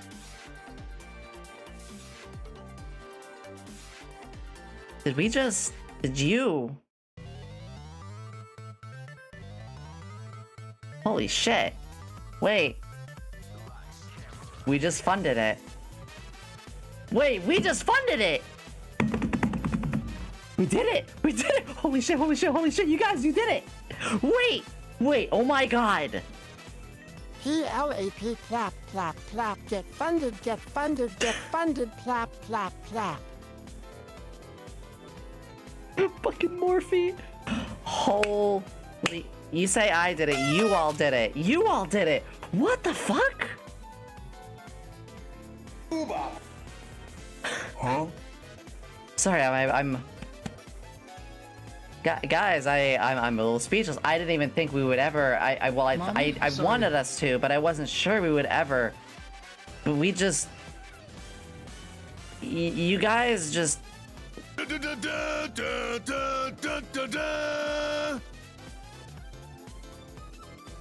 I never... No, I always believed in you guys. I knew we could, but like... What? You guys are amazing! I don't deserve this. What the fuck? I'm updating the goal right now. I don't... No, I do. We do deserve this. I'm not crying. You're crying. I'm trying not to cry. I'm trying not to cry. Oh. Oh no, 2600 vulgar Yomi hour. Oh, I'm gonna get crunked. It's still 22 hours left. I don't know why I'm doing that a lot lately. What? You guys! 3K soon. Can we reach Daki? You know what? You guys deserve to see the upcoming goals, but first, let me, like, properly thank you all.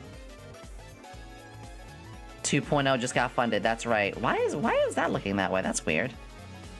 I'll fix it later. Time and place.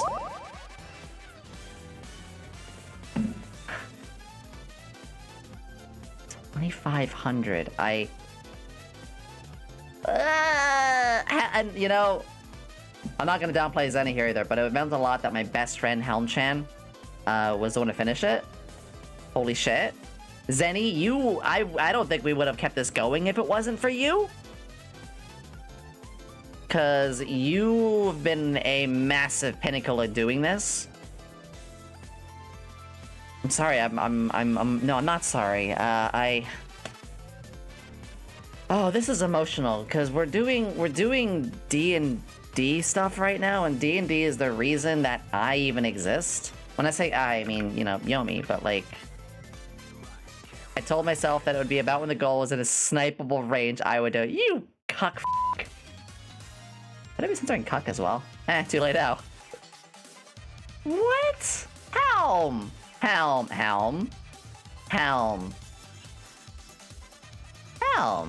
I don't know why it's being this way. That bothers me, so I wanted to fix that while I had the chance.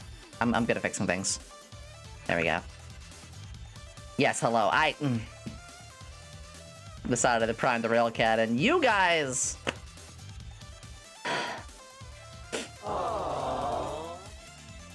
I doesn't think I deserve this. Holy shit. Thank you. D&D is like why I'm here. If it wasn't for the D&D sort of stuff, Yomi wouldn't exist. I wouldn't have gotten into as much of a creative mindset as I had been. You know, because I would put my energy and work towards things. Shut up, you deserve it. No, fuck you, you shut up. No, I'll shut up, fine. You did it. Hype train successful! A fellow scientist. 56 subs and 145 bits, you guys! Okay, no more subs, we stop. Zenny! Fuck! I just said! I must go, you deserve the funding. Thank you, Vanny, I love you. But I was fully funded, no way! It's a B. B's nuts. Helm. I'm refunding those 20 subs. I'm unsubbing you. Fuck. As a full, yeah. Oh, I'm sorry. I might have missed your comment. I was looking for a hot minute. Did we actually? Yes, we did. Stop it. Did you mean keep going? No. If you want to, wait an hour. Wait for the next hype train. Hold on. Goals. Okay, goals. Where there's a goal, there's a hole. Where there's a hole, there's a goal? Oh, no. I'll show you guys. I do have some more goals. We will have Vulgar Yomi at 2600. Which means I will swear like crazy. A fellow scientist. I will mark the stream as 18+ for our chatting session. We have had 18+ for certain games. And we had it for one with a Monster Girl thing. But at 2600, it'll just be, oh, I'm just gonna talk lewd. I'm just gonna open up about things. At 3,000, I will do a lingerie pick, and at 3,069, I will get an alternative 69 version, 69 version, 18+ version. At 3,250, we'll do the science experiment hand cams earlier than expected. At 3,500, we will get some Daki art. And I will get that done ASAP. The Daki is guaranteed. At 3,750, I will install a virus on my computer and play it, known as League of Legends. And at 4,000, even Morphe will get the update that they deserve. Just kidding, Morphe doesn't deserve it. You guys. Alright, let me get this set back up. 2,500 subs. That's like 69 times 38.231. Wait, what? Hey. Listen. You're allowed. If you're gonna be vulgar, then Murphy should go to bed first. He will. You know what? Yeah, probably will turn the TTS for that. Just skip League of Legends, not worth it. I was a diamond player, thank you very much. No, platinum player. I was a platinum player, thank you very much. I was teetering between gold 1 and plat 5. Holy shit, everybody.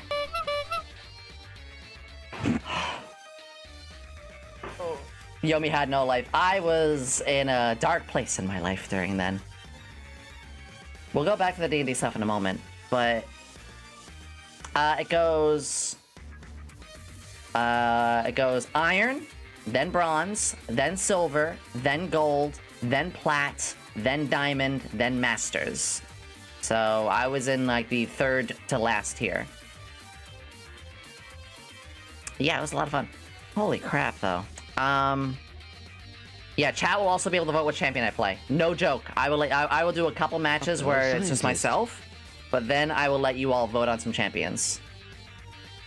Oh my goodness. 2.0. So okay. A quick thing. 2.0, guys. Now let's get back to it. So the 2.0.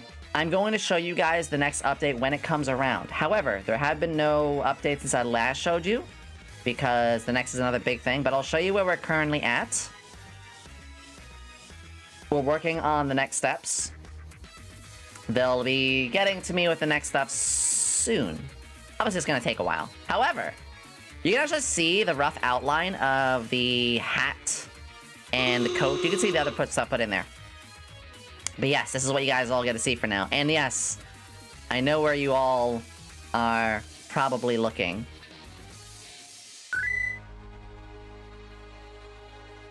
They did a really good job on those hips. Yes, they did. Thighs. Yeah. But I'm dummy thick. This is what you guys are getting done. And most importantly, I have a ton of expressions for it too. I have a ton of expressions for it. You guys want to see a couple expressions? You guys want to see a little bit of it? I think you will. So we're getting a couple of expressions done.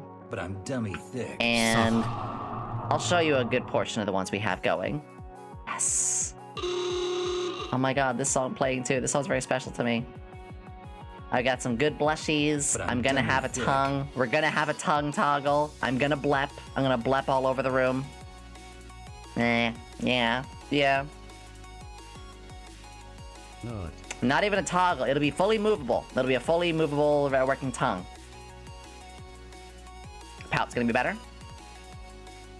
You notice the eyebrows as well. I'm gonna have some good pouties. I love this one to death. This, I have a feeling, is going to be used a lot because you guys love to fucking embarrass the hell out of me. Like calling me feet, or calling me out of piss, or calling say happy birthday all the time, or calling me a bottom, or posting Gura's feet. This is going to be me a lot. This is going to be me a lot. But you know what? I embrace a girl failure. I embrace a girl failure. No, it's not, Helm. Thank you again. Yeah, the big thing with the thick eyebrows is look at my eyebrows right now. In my neutral status, my brows are kind of hidden, aren't they? So we're getting that changed. Also, get a surprise one too. It's not my birthday! Stop it! No! Why? Why is this becoming a thing? No! Okay. I'm kind of pogging here, aren't I? Wait, am I pogging? A very merry unbirthday to you. Fuck you. I love you. How I'm feeling right now. This one's gonna be animated too. This is how I'm feeling right now because of you guys. Thank you. This is a little sad. Mark this day is your birthday. Now we hit the... No! Don't! I'll show you guys the rigor in a moment. This one is gonna be great too. Yeah, I'll show you guys the artist and the rigor in a bit. They deserve it. This one actually was inspired by Henya. Big ol' smile! Gonna get a big ol' smile! Let me know which ones you guys really like. I want to hear your comments on these. But yeah, I'll show the rigor and the artist in a little bit. This one is gonna be something I use often. Because I am up to no fucking good a lot now, huh? Where's the ball toggle? I am not doing a ball toggle! No! Mommy? Sorry. Unless... Yeah, I like this one a lot. Yes. Very much Gremlin. And there's still more. We're gonna have the swirly glasses, of course. We're gonna have star eyes. Yes, I'm gonna have the starry eyes. I'm gonna also have the hard eyes. Mm-hmm. And I'm gonna have a very intense but happy blush too. Yeah! Yomi Bald is just Morphe. A fellow scientist. And the thing is, this is not even the half of it. There's still more being done. Again, we also have it like without the skirt. The skirt's gonna be... I know where y'all looking. I know where you're all looking. Really? Booba? I thought somewhere else. Word on the street is that Yomi Quinnley is a Vtuber. God damn it. From me, you wankers. But I'm dummy thick. Vagina bones? What? Dan, what? What does that mean? That's butt fang. Yeah, thigh gap with the butt fang. I'm looking unrespectfully. Chris, you're allowed. You do 18 plus art for me.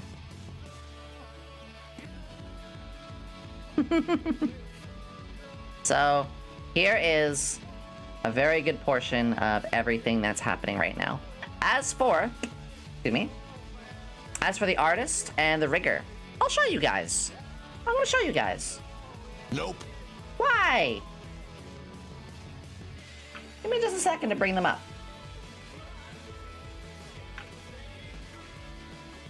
Let me grab these really quickly.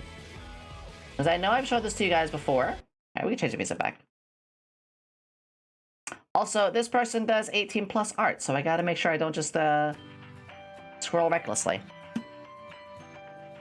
Let me just, take a second here. Allow me to showcase this, safely. One moment. Let me go to their gallery, and then I can show this. Alright, here we go. So... Alright. Just a second. Why is it all weird like this? That'll do. Alright. They are known as Heron Shoe. Oh my god, 20 plus. I've only been off Twitter for 2 hours, not even. The name is Heron Shoe. Yes. Funny enough, they actually retweeted me not that long ago. I'm just looking for anything that... the scroll is a little behind, so that way they do art raffles. They've been doing this as an art raffle recently. I'm making sure I don't scroll into a landmine of porn. Gotta be careful. Okay, they did Mrs. Mummies. And that's actually how I found them. But you probably were like, oh, that's a nice Twitter and all, but like, where is...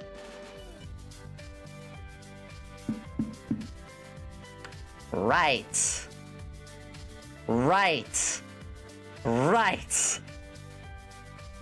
Anyway.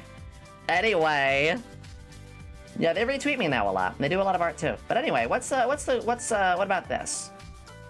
Here are examples of other VTubers they've done, other models. And these are older pieces. This is the really cool thing. These are older pieces. Dottie is how I really felt like, ooh, leotard, thick thighs, like semi-see-through clothes, you know, that cute face. I like this. Or here, when I saw frills and the way they did the hair. Or here, when I saw a lot of the curls and stuff. Mrs. Mummy is how I found them, by the way. I found them from Mrs. Mummy. So, these are nowhere near as good as their work is now, as you guys have just seen. So they've only gotten better with everything. But Mrs. Mummy, big gratitude and thanks to Mrs. Mummy, is how I found this artist. As for the rigger, well, you guys have seen this before. Or maybe you haven't. But I'll allow you all to see this. Let me make this a little bigger. Here is the rigger, and here is the rigging work.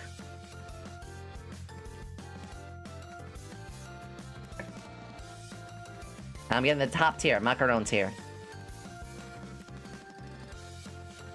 It's Rocco! Rocco is how I found them. Rocco recommended. Yes, we are going pro rigging. Also, I've seen her around. She also recommended them. Are you gonna get the lean? I think they do leans as well. And this one on the right, I've seen her around too. Her name is Bpon, B-P-O-N. Really, really good VTuber as well. Very nice, very sweet. They do illustrations too. I wasn't too fond of the illustration style. Nothing against them. I just have a very specific style that I want. So, I went for just their rigging side of things. But hey, they do furries too. They do furries too. So just saying, just saying. Yes, so. That is what we're looking at for it all. I see your trend here, Yomi. You like the bigger booba girls. Funny enough, I actually kind of like, I like smaller, usually. I like petite. Here's the thing. I like, obviously, adults, but I like, you know, petite characters. I like that often. But I've grown to like all sides. Shorts, you know when I like big tits? It's when it's on a short stack. We'll talk about that on Vulgar Yomi Hour. Guys, I need to use the bathroom, and we're gonna jump back into the hand cam in a little bit, okay? Like Yuffie? Yuffie, great example. My ears perked up when I had a tab open. I heard you mention the do furries. Guilty as charged. Yeah, of course, Maple. Like I said, we love furries in this house. The rigger that I'm gonna be working with does furries too. Alright, everybody. I need a quick break. I gotta use the bathroom really fast. So don't go anywhere.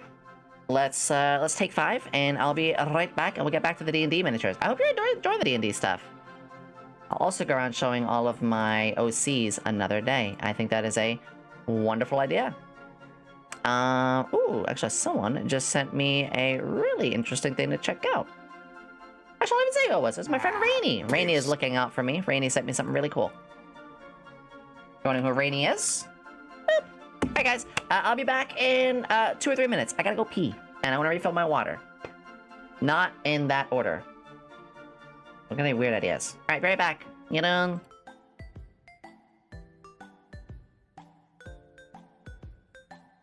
I love you. Oh, I love you too, Boogie Bot. Do you love me? Yes! You're actually very sweet. I like you, Boogie Bot. Dance with me. Yeah!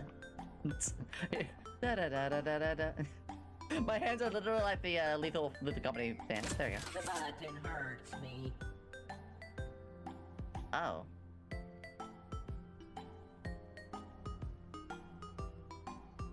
Oh. Sorry. I'll stop. Shh. Oh. Go to sleep. It's fine. It's fine. It's fine. You can sleep. It's fine. Go sleeps. It's fine. Alright, let's try to get this puzzle done. I don't know what this is, but hi. it's kind of hot. Thank you. Now the main problem Thank area you. is That's- up here. All of this going on up here is what's causing me the most physical discomfort. That's okay. I can tell Morphe to stop existing. Hey, Morphe, die. I love you too, Yomi. No, wait, Morphe! No! Die too soon! Huh? No, Morphe! Snack. I have a strong feeling you'd like them based off other snacks. Yes, I pay attention to what Ooh. snacks you have. Sure.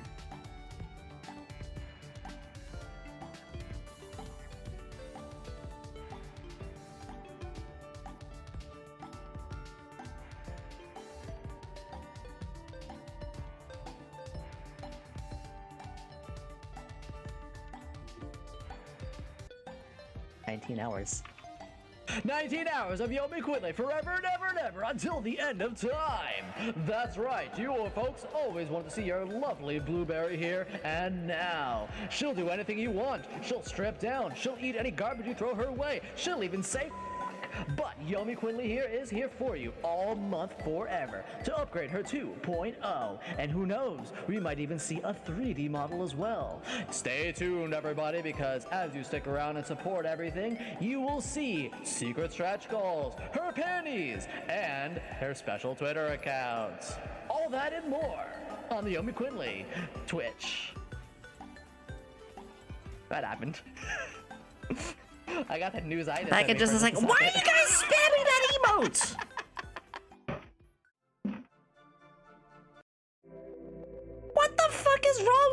No, why? Stop it. We have a new person. Hi, Figs. Stop it. Get some help. Get out of here. Stop it, all of you. Raylia, save me. They're spamming. I'm removing that emote. No, I can't. We got a record hype trade last time I threatened that emote. God damn it. God damn it. Do more? Okay. Next person to post it, I'm timing out for 30 seconds. Bye, Chris. Time yourself out. No, I'm kidding. It's ours now, Yomi. Fuck. I love it. You guys are the best. No, we're good, Maple. Anyway. Fuck! This is what happened! Alright, you know what? Goofy music. We're feeling goofy. I'm not participating. Yes, you are, Zeddy. You're the one who started it. See, is this normal? It's... They like to pick on me. You seem to enjoy this way too much. I am a masochist. Wait, no, I'm not. Wait, yes, I am. Well, hold on. Like, I didn't start this one. Listen. I am innocent. You are as innocent as a... Yeah, I guess so. Anyway. So anyway, how is your sex life? Alright, guys, so... I want to thank you all.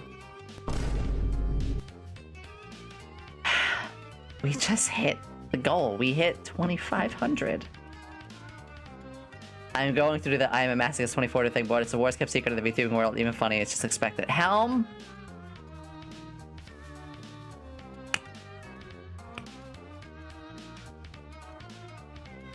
Hey, if we get enough subs, maybe I can ask the rigger and artist if they can do battle damage on my clothes. Depends how much I have left over after. Stop it! Okay, guys, so I want to thank you all. That's massive. I'm still pretty speechless about everything. I'm trying not to cry because never in my life had I imagined having a community support me 30 plus days straight, hitting 25,000 subs. All of you being this amazing, this sweet, this encouraging, helping us reach these goals. Hi, Cross Goliath, welcome. I hope you enjoy the laboratory. And yes, to get another model when you turn into a slime. I will think about some other models, but first, we'll see what I have left over first. I do want to get some art as well. We're gonna go over the D&D stuff more in a moment. I need a sip of water. That wasn't water. Yes, it was. Oh my god, yeah, follows also add a minute to the timer. I was like, why does this also have 22? I forgot follows to that too. Crocodile, thank you. You just added more to the timer. Cry, nerd, but it's okay, we love you. If anyone is lurking and hasn't followed, if you want to raise the timer, you can do it that way too. My jaw hurts. Ugh, Yomi caught in 4K. What do you mean? Alright, guys. Yeah, we'll move over to it. Is Morphe muted? Morphe sometimes breaks. Let me fix Morphe. And can we get a refund G-Chan's 300? Yeah, sometimes Morphe just goes boop. And reopen. Yeah, we've been subathoning for 31 days. 31 days. Morphe, are you okay? Huh? Oh, I just see what happened. One more time. Morphe, how you doing? Let's say hi to our newest guest. Hi, Relia. Hi, Relia. Yeah. Is it Relia or Relia? There we go. We're gonna go back to the D&D minis, but I want to say to you all thank you. In my wildest dreams, I did not ever expect... I never expected to reach this. Oh, so, Raylia, got it. Wow. Wow, wow, wow. And we're at least... Scientist. 3 more days? No, we're probably gonna be 4 more days. Rainy! We literally were just talking about you! Just before I took my little potty break, guys, what did I say? I said, oh, a friend on Discord just sent me a really good message. And then I said, screw it, I'll just say who it was. It's Rainy, an exclamation Rainied. We'll do it again. We'll do it again. Rainy, you don't have your own command here. Rainy, you have your own command here because you're f***ing loved. Hello? We just hit 2,500. Guys, let's head over to the back to the hand cam. Because I hit the wrong button. There we go. I can't believe it. Thank you. Thank you, thank you, thank you. Ravalo, Jelly, thank you for the follow. Thank you for the follow. Sir Ravalo. Yes, thank you. It's awesome, congrats. Thank you so much. It means a lot from you, Rainy. Guys, if you have not, Rainy is also pushing for partner. Mwah. We love her so much. She does so many wonderful things and very inspirational to me with a lot of the stuff that she talks about. So, honestly, just like on the nose and from the heart. And I don't mind saying this. I'm sure you don't mind either, Rainy. We actually talked. We had a wonderful conversation the other day. And I felt like I was talking to somebody I've known for a very long time, which I guess I kind of have known you for a while now, haven't I? So, one of the most genuine VTubers I know. One of the most amazing, like, genuine people I know. So, if you have not, please, once again, we had a proper shout-out for Rainy. Actually, joke's on you. I already did it by the time I finished that sentence. I have the fastest fingers on the West! Nyadang! I almost gave the middle finger, but I did that. No tiny hands comments. No tiny hand comments. Post my Reddit. I make D&D Battle Mod. Actually, go for it. I appreciate they asked that first. If it doesn't work, Raylia, we can let one of our, we can have one of our people let it through. That should be no problem. Yeah, there we go. Cool. Oh, we love people who can make maps like that. I will show you guys my special maps on another day. That'll be another special day. Medium or large hands. Are these big hands? I don't know. Yes, we're going over a lot of our miniatures, and we're having a lot of fun with that. Also, again, miniatures that I made. I have managed to make characters before, too, like Tao Kaka from Blaze Blue and others. Maybe I should make a Yomi one someday. Again, there's no reason for me to. Shoot! Well, look, Rain. Let me get it in a better focus here. I made this, complete with sharp claws and everything. And the tail. Even got the skin tone just right. I used to make a lot of these back in the day. Now, the thing is, as we're going over all of my physical miniatures, or even my... Oh, you guys gotta like this, because I showed this at the beginning. My own custom DM screen from my own custom game. Yes, I printed this out at Staples. Yes, that is a persona. I would make all of these, and I may hit the mic a couple times. This is a lot of fun making. I have the Photoshop files, though. Of course, my favorite miniature is Daddy Grievous. But we're gonna go over the books and everything as well. However, let's go back to the miniatures a little bit, yeah? But yeah. Oh, 1 second. Why is this on the silly playlist? I just realized that I got my playlist up here. And I'm gonna mark a button that and check later. But one of the songs that's on my playlist here does not belong here. That's okay. Oh, it's because we're on the main playlist. Oh, I thought we were on the silly one. I'm dumb. We're good. Kaiwa, hello! Give me an idea for a map and I'll make it.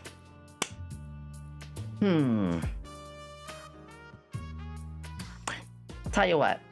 Do you guys want to see one of my Roll20 maps real quick? Doesn't matter, will you? It's a matter of we're all gonna do it. We're doing it. I'm gonna show you one of my Roll20 maps.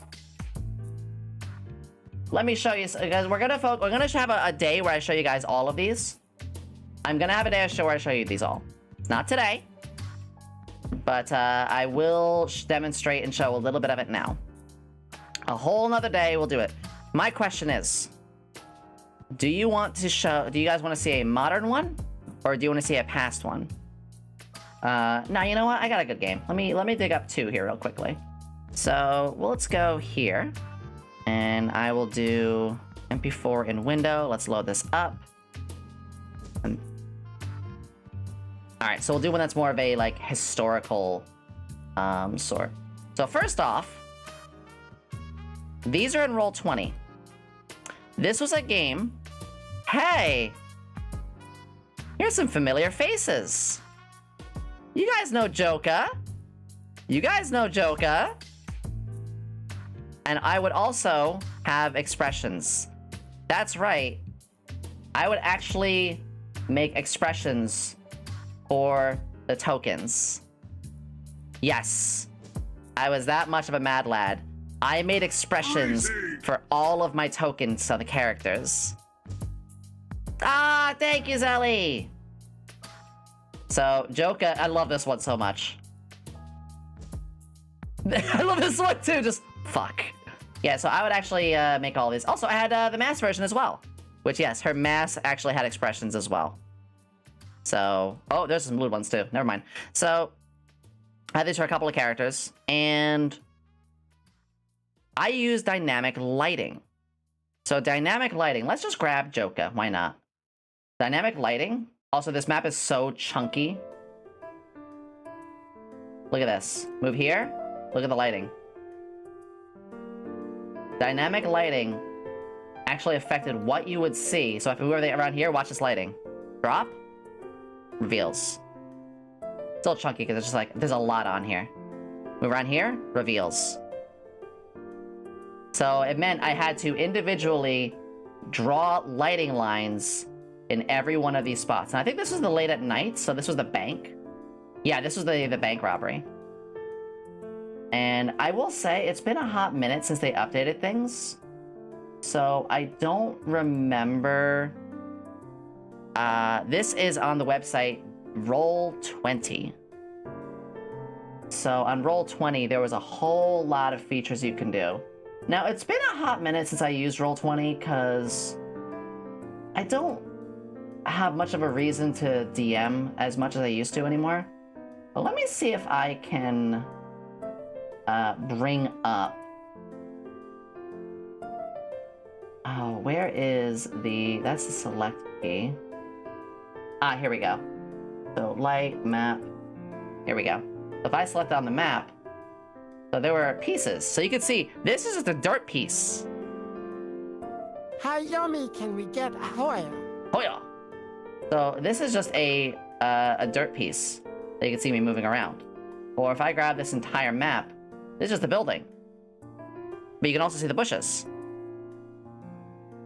Oh, it's not a doing. Hold on. Undo. Undo. Oh no, it's not undoing these. That's okay. That's okay. Or grab this bush. You can see these were all pieces. So what I would end up doing is I would gather these pieces around and put them all over. Now this is a very big, like I said, a very chunky map. It takes a lot, but let's go to like a smaller map. Let's go to... That was the older Verda one. Ooh, Droznia Castle. A fellow scientist. I don't know off the top of my head. I guess, like, make a... I'm sorry, really. I can't really suggest... You know what? Inside of a worm. Inside of a giant worm that the party gets consumed by... No. So hold on, actually. No, I got it. A circus. No.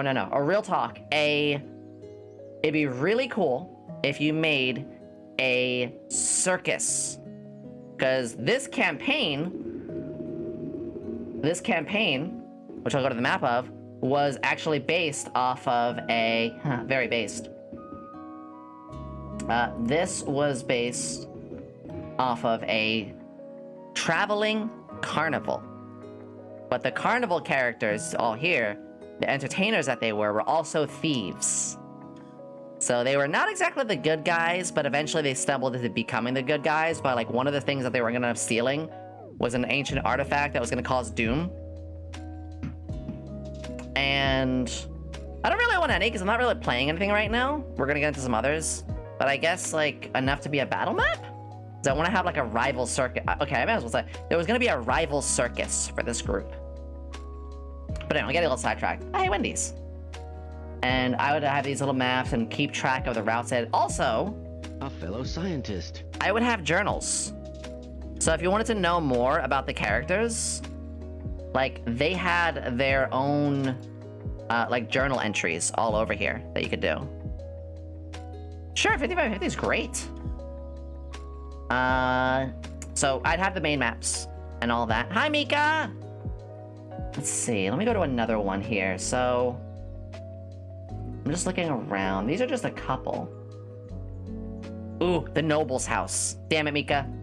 So this was actually one of the early sessions where they had to, like, basically rob this noble.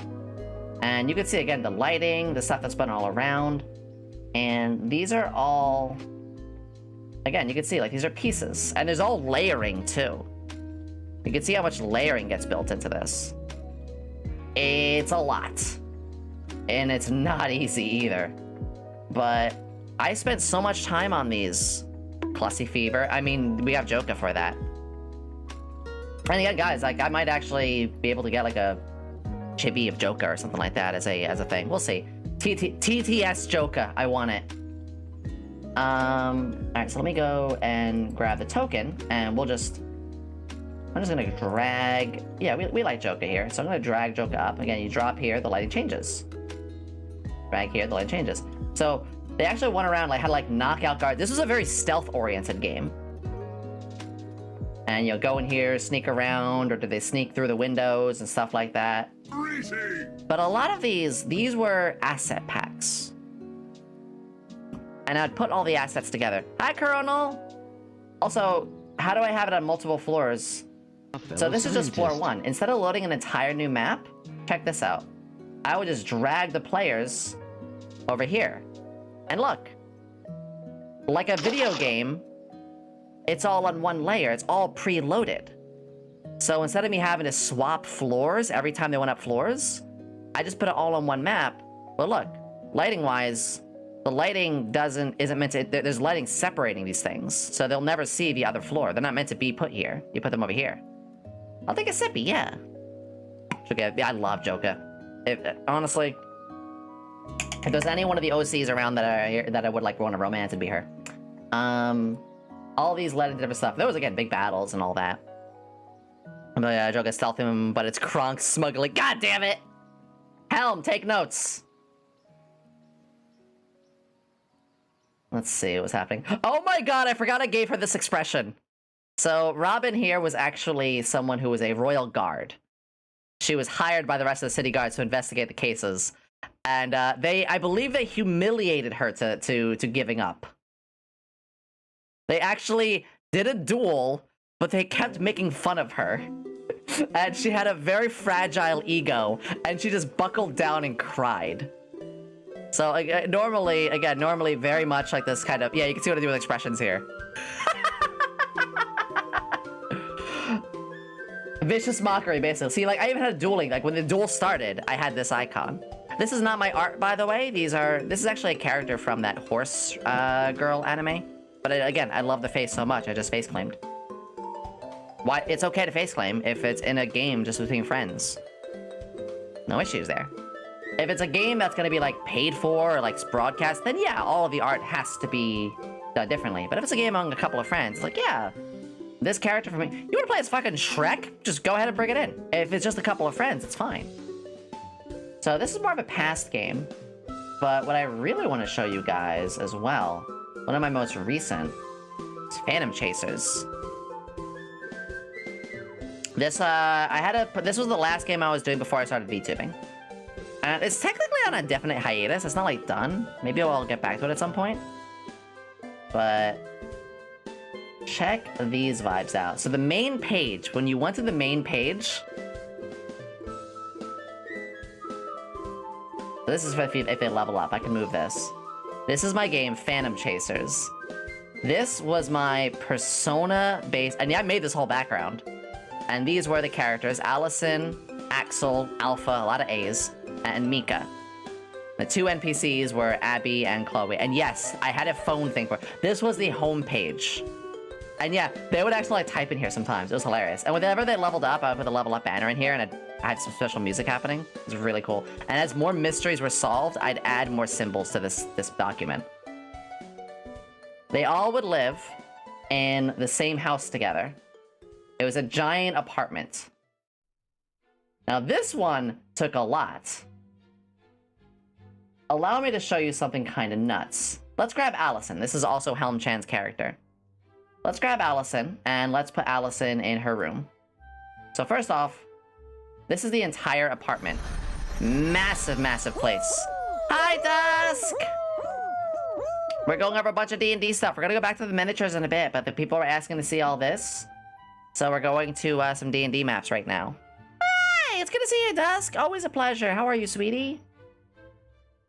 So everybody coming in, my name's Yomi Quinnley, alchemist extraordinaire, not a mad scientist, but a lad scientist, and I'm glad that you're here.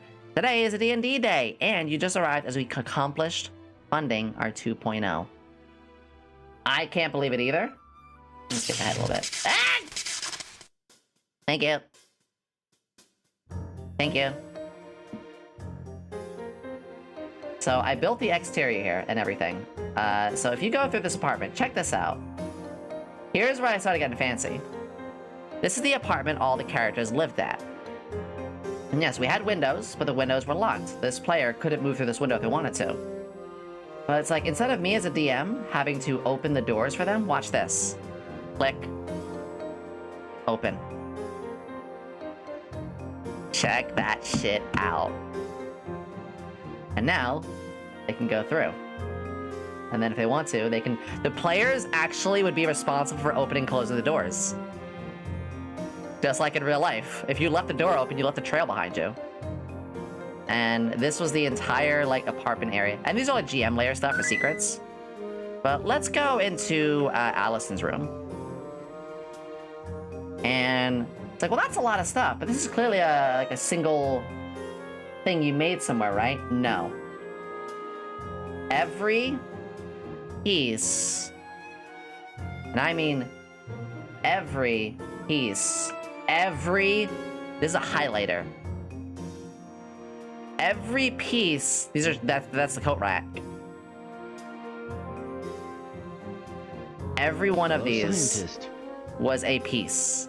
The bed, its own piece. This is just the hub area. This is just their home. You go into the kitchen, which, yes, Allison was a bad cook. Oh, how did you get that explosion effect on it? Dirt marks. I had to layer these properly to look this way. This took me about 6 days. Full days. Because I had to do each one of these apartment rooms, get all the lighting done, custom make a couple of things. Allison wasn't allowed to cook for herself. Yeah, Allison was not allowed to cook. And this is why, here's the thing. I spent all these days making these. And I loved it, but I wasn't, like, going anywhere in life. Magazines, refrigerators. So I was like, well, this is when it was around the time of this game that I made my choice to be a VTuber. Because I realized how creative I am. I realized I had all these things that I could do. Here's the television. Which I could just stretch it to make it a regular, an old TV. But I was like, why not just, you know, take your creativity and put it elsewhere? This is just one character's room, by the way. Let me show you another really cool place, the junkyard. The junkyard's gonna take a moment. Let me drop a character here for lighting. Paste. Welcome to the junkyard. Which also had lighting, and again, it's like, well, that's you probably had some textures or something like that to do this, right? No. These are all, once again, individual single pieces. So let's grab another piece here. Let's just grab, I don't know, this. Yeah, it's just one piece. In fact, if I move the entire map... Oh, I didn't move the map, I moved the dirt. Because again, there's so many moving pieces to all of this. But here, if I move the background, you can see all the individual pieces that go in here. Hi, Crash It! So, all of this was its own individual put together piece. And it was a lot of work. It was a lot of work. Even the trash bags. Look how many of these had to go here. I do realize why these run a little more slowly is because there's just so many things happening. Ow! But yeah, you can see just how much goes into it. It's a lot of work. It was a lot of work for... Yeah, the benefit of playing with my friends. But I was also struggling to, you know, have my own fun. Oh, I don't think you guys saw this one. My players, I mean. So, but I already pre-made this map. If the players ever wanted to go to a special quote-unquote disposal area, there was a butcher shop. Spoiler, the butcher had some other things they did. Or there was a paintball shop where they could get, you know, you can go, oh, it's called quote-unquote paintball. But you could just say you needed something special, and you can get the real merchandise. So yes, I had a section planned for the characters later if they wanted to up their arsenal and get a little more evil, if you will. Also, I low-key love this shopkeeper. Atakugama 1990 with the meat revelation in the chaotic I think lab. I also- yeah, I did. Morphe, the mischievous imp, responds with a hint of sarcasm. She also got she get a adding to hard the off with playful chaos guns. of the So I actually conversation. had icons for them. Yeah. I'd have, again, I had multi-sided for all these sort of characters. And I also had a massive journal. Let me see if I can bring the journal over a little bit more. Give me a second here. 1 second. But I had a massive journal for all the characters. And here it is. This would have the player characters. This would have main companies. This would have any unique and special races. Stuff they found out from the Outer Worlds. Black Gale. Okay, you're gonna love this. Black Gale. Oh, hey, it's Gloria! Was a evil organization I put together as well. Oh my gosh! It's Azura! We're going over a ton of D&D stuff today. Oh my gosh! Azura, thank you! Raiders, welcome aboard. My name is Yomi Quinnley, alchemist extraordinaire. Not a mad scientist, most of the time, but a glad scientist, and I'm glad that you're here, especially the scamdo with the biggest titty higgle biggles herself, and also the biggest heart. I love Azura. We had a collab before in the past too, and also...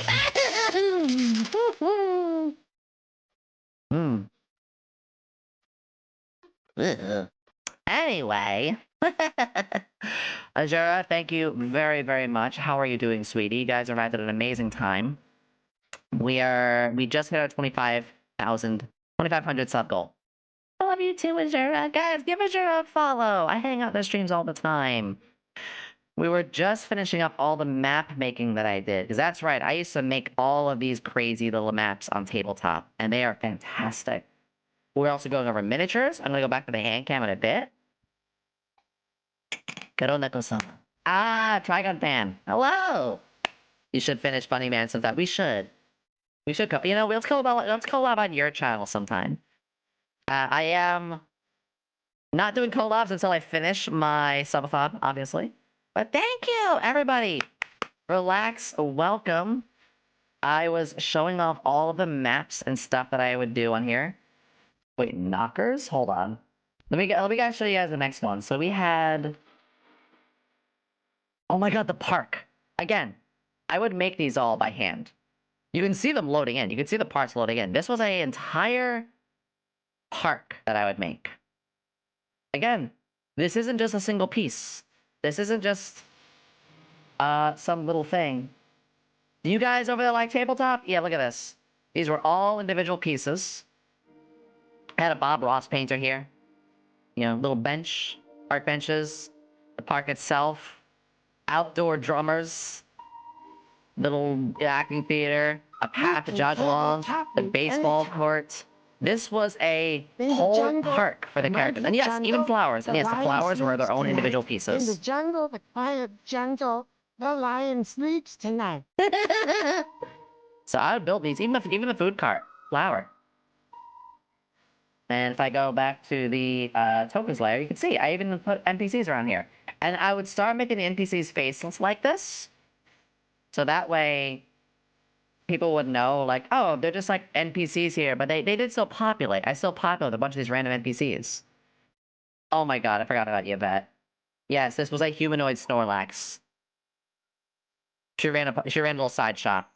Was where she had to go potty in. There's a bathroom right here. There's a bathroom right there. Speaking of that horse girl anime, I had this one as well. Put it on the token layer. Her name was Twin Turbo, if I remember correctly. Yeah, but I had a regular one as well. And I would have them all here. So like, the villain group, Black Gale. So it, would have like all sorts of, villains and stuff like that. And it would tell about some familiar faces you guys might recognize. You guys might recognize quite a few of the villains that we had around here. That's girl right there. Or just like townsfolk. Like, hey, we saw that shopkeeper earlier. There he is. I would hold on to these things. So the players had their own library of anything and everything. Characters they met, it was all here. This character was supposed to be a villain, actually, but they made peace. Yes, the Metabot lady, yes. These are all, again, they're like face claims I would come across.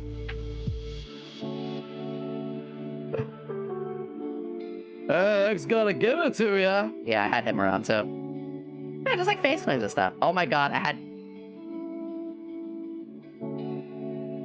So this game was about cryptids and local legends. So things that we know, like Loch Ness Monster, or Mothman, or leprechauns, they didn't exist. Except the characters in the game were finding out that in the other world, yes, fairies do actually exist. Ghosts do actually exist. Evil spirits, yes, I was in a huge D&D kick, and yes, they fought this thing. Oh my god, let me show you the museum. Japanese museum. They actually fought the Oni from DBD. No, I am not joking. And yes, I put motherfucking generators.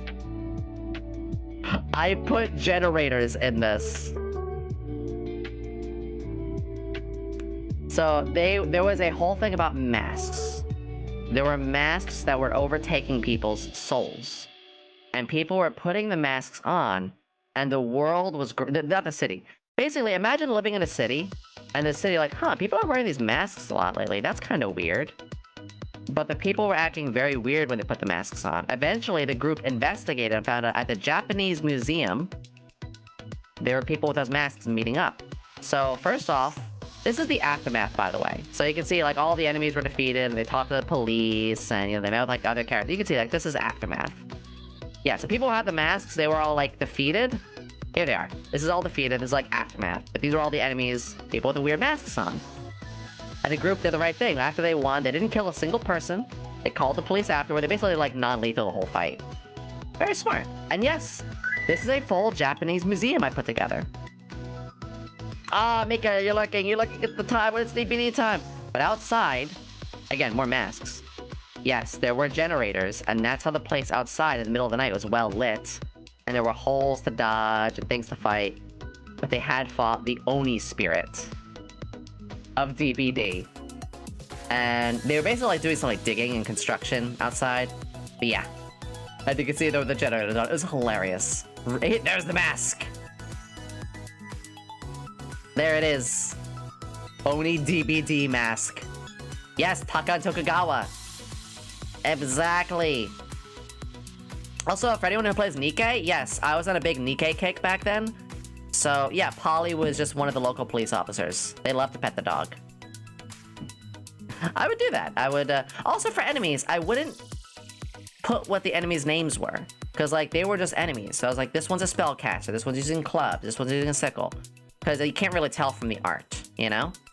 But just so the players didn't have to keep asking, like, oh, what is that guy using? Well, it's under the name. Yes, it's Taka Gamer, let's go! Polly Police! We love Polly. So, this... Man, this was a huge, huge game. I'm gonna close these. I'm gonna stop now. Inuguma, oh my god! We're gonna go back to the handcam stuff. Boop. And then... Boop. And then... Boop.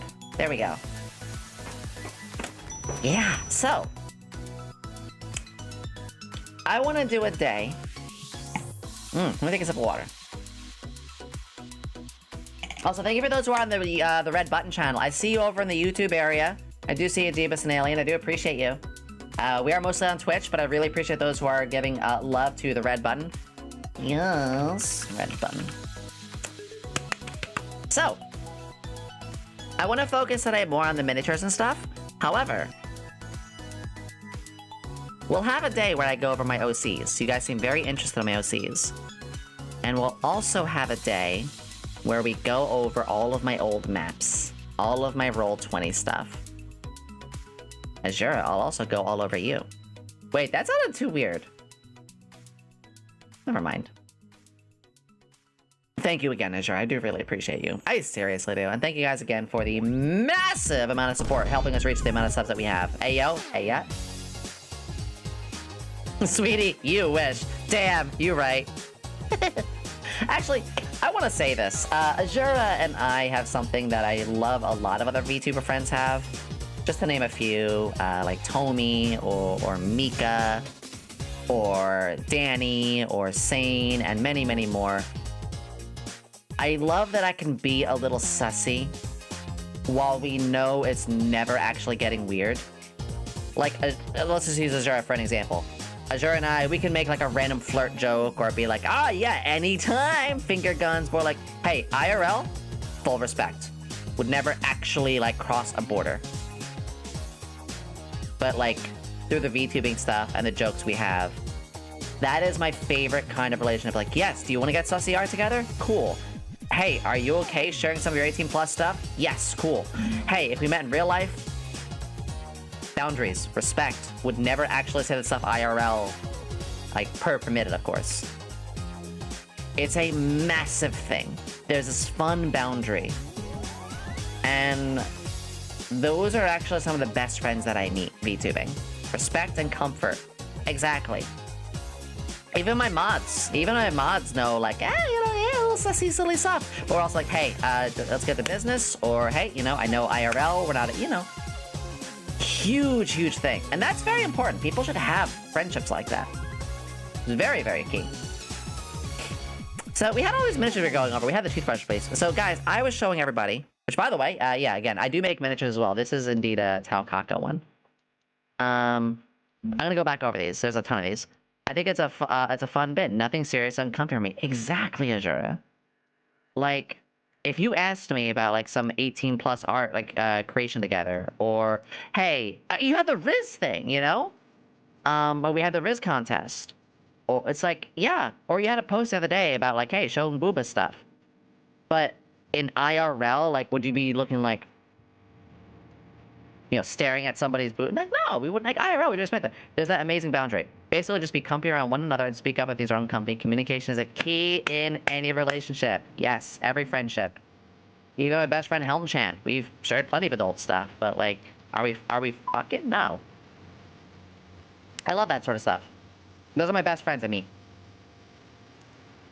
Hi! Alright, so. Toothbrush monster. Let's go back to another set of these. Let me go back to the... Because we still have... Oh, I just almost knocked my computer over. I'm sorry. I still have a very large amount in this box to go over. I still have a ton in this box to go over with you all. Let's get back to it as our hype train break and showing some of those maps like that. Yes. And yeah, for that map question, I would say a Carnival, because that game I was running was called the Chaos Carnival. And I'd love to actually have a Chaos Battleground. Helm! We'll get back to that game one day. Right. So, with miniatures, one of the coolest things, see what this one. Yeah, I'll just double up that on that. So I have a bad habit of repeating stuff. This guy actually looks like it belongs in Elden Ring. This is the cool thing. If you see the bottom, this means that they were meant to be for, like, big characters and stuff like that. These were, like, player ones. Are these circus or just a show? It should just be like a regular circus, but then, like, later, you know, availability where I can put, like, oh, I could have, like, fires here, or I could add, like, a little thing. The ability for me to add more into it. Go homebrew. Ooh, homebrew. I love homebrew. All of the stuff I do is definitely homebrewed. Like, for example, if someone wanted the character to look like they were wearing, like, mostly one appearance, but wanted to have armor they're upgrading on, I wouldn't take that away from them. Let me provide an example. So, one of my OCs, I already showed her a couple times, but I actually want to use her for for this example. One of my main OCs, there was Joker we were talking about, but let's go over, Kana. Kana's chibi. Transform. Oh, just a second. And fit the screen. So Kana. We love Kana here. She's one of my favorite OCs. She's very nimble. And she has a combat leotard, she's got her spear, she's a mix of strength and dexterity and more. But over time, I should grab like her main picture too. Like, what if as a player, well, I need to get NPC owner. Oh, yeah, that's her. I guess you can do that. If say I got light armor, like she could wear hide armor, because you gotta upgrade your AC, your armor class. Well, now the aesthetic and outfit that I have, and all this really cool arts that I'm getting of her that I love, oh, I love this piece. It's no longer relevant because she has hide armor on. Well, I'm gonna remove the hide armor, but I'm gonna lose all my stats. I glamour. I let players glamour. So if a player has equipment that they're wearing, and it's gonna affect them in some way, I will say, hey, if you want them to be still wearing this, but they have, like, I don't know, some other special armor going, fine, go ahead and just, they have it, but you don't have to change their appearance. Like, right now, she might be wearing, I don't know, scale mail or something like that, but it doesn't show on the character. I like people to have a character look like what they want it to look like. Very, very important to me. What inspired the hair? She was actually, there was a lot of character designs that I found. And there was one character who had her hairstyle that I just really liked, and I tweaked it. Actually, just that simple. We did get some redesigns. Because again, she originally, actually a good example. Originally was leaning into that. Here is her earlier design. And you can see she's got some armor on her. I fucking hated the armor. But in order for me to be a fighter that was able to wear at least light or medium armor, she had to have armor, so I put it on here. I did not like this. I'm really proud of my rendering, though. I rendered this. Helm Chen did the design, did the rendering. So, literally, it proves my point. Like, yeah, no, it says a going adventure. Exactly. Look like what you want your character to look like. So eventually, again, we redesigned. And again, Helm does a really good job designing. Helm drew these. Luminous of 3 for and this is a really good reference sheet, actually. Man, maybe I could have Chibi of Kana instead as a... No, I got ideas, but sarcasm, finding humor in the randomness. God damn it, Morphe. I'm gonna have to reset Morphe again. I'll do that right now. So, it's good if you have the ability to keep the appearance you want for your characters. Unless you want something to change, then go for it. If you want your character to change in their appearance, that's awesome too. Character growth in other ways, but you know, a lot of people like to get fan art of their characters as they grow. So, kind of sucks when you get fan art and then like 2 weeks later you get this really cool magical item. Oh, the Thorn of Quill, the Cloak of Quills, I think it was called. I love the Cloak of Quills, one of my favorite magic items. When you get grappled, the cloak unleashes spikes, and it causes damage to the individual who grapples them, and they then have to succeed on a harder grapple check in order to maintain the grapple. It's so good. But now my character has to wear a weird green cloak with quills coming out of it. Well, that absolutely f***ing sucks and ruins my immersion. Okay, well, just have it look invisible. Or just let it be a part of your... build it into your character's current attire. Let it be built into their looks. I'm very, very important about that. Basically, glamour. For my own OC, you give it like a lot of good pointers. Yeah, Chris, just have fun with it. Alright, so I'm gonna move on from these ones. I almost moved the towels. Grab some more. Grab some more new ones. I have a whole box. What else do we have? Help me like bugs! Oh my god! I got another of those really big ones. Enormous carrying crawler. Holy shit, could this grab a guy? Oh, it totally could. You totally could just do like this kind of thing with them. I loved doing this. When a player got grappled, I loved doing this. Putting them inside the other miniature. That sounded weird. Fuck it, I know what I said. When a character gets grappled, I like to put them inside the creature that grappled them. There you go, I said it. But yeah, some of these miniatures got really crazy. With, and this is an uncommon. This isn't even a star, it's a diamond. This is an uncommon. What is this guy? The Dryad. The Black Woods Dryad. That's a really cool one.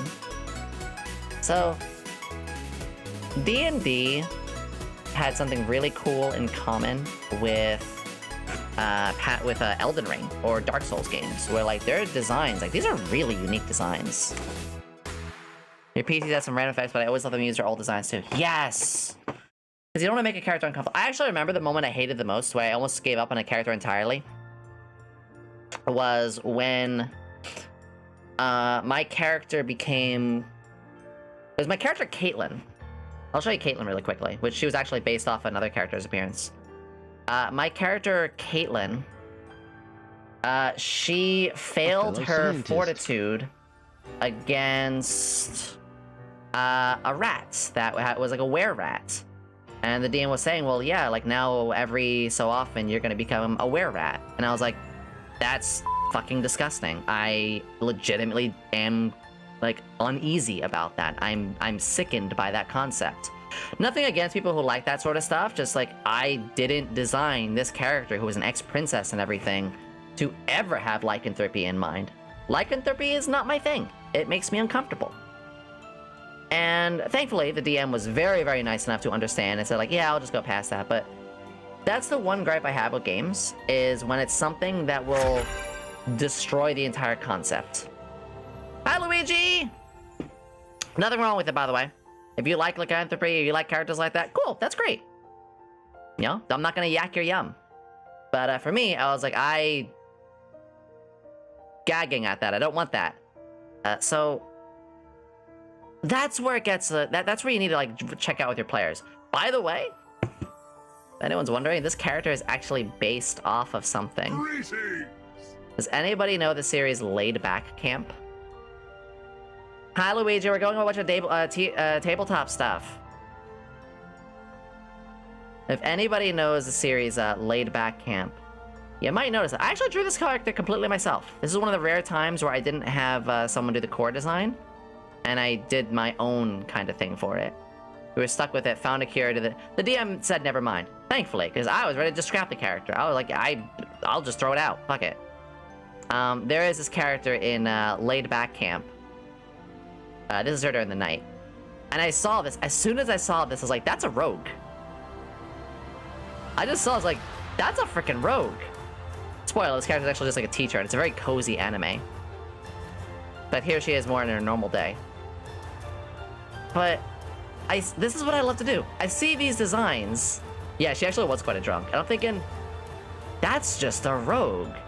Let me redesign this. And now, yeah, what you guys see is my character Caitlyn here. This is how my characters are born. I find something, it inspires me, and then I make like my own legally distinct version of them. Anyway, that's the were-rat story. What else have we got in here? Is that a Grek? It's a Grek! Drunk Rogue at yeah, she's a very deep character too. I'll talk about her during a day we go over things. Here's a Grek mini, I love this. Luigi, if there's anything we can do to make you more comfortable here, please let me know. We're doing a D&D review today, as we're on day 31 of our Subathon. And this one is it's a Durger! It's a very large Durger. Again, large, because you can see it fits on 2x2. It's always 2x2. 1x1 is regular size, this is a large sized. And again, if you want to go real crazy, could just put the gargantuan sized dragon that fills up the entire room and casts Fireball. I love that. Where the rogue got yeah, rogues are fun. If you do it right. I'm gonna be real. Don't be that rogue that steals from the party. If you could just be chill, don't steal from the party, you should be fine. New came in from Rainy, so we love Rainy here. Rainy is someone I have, in fact, there you go. Everyone knows what I'm talking about. Rainy is somebody that I've been very, very fond of for the last couple of months, and I'm very honored to have had a chance to meet. Ooh, super rare, super good mini. I got another one. So this is actually, you can see by the size of this base, it's only meant to be a 1x1. This is Count Strahd himself. This guy has campaigns based around him. Look at how freaking cool this miniature is. Screw you. Screw you too, Morphe. Go back in the trash can. This is like that Hexter one that I showed. Look how just turbo awesome that is. This is anime action dashing. Dashing. So, I believe this is one that I ended up purchasing as well because I had a campaign idea. Hi, Danny. It's good to see you. It's always good to see you. Yes. Yeah, occasionally I would get a hold. Actually, you're right. I need to drink. It's a pleasant. Yeah, it's very pleasing.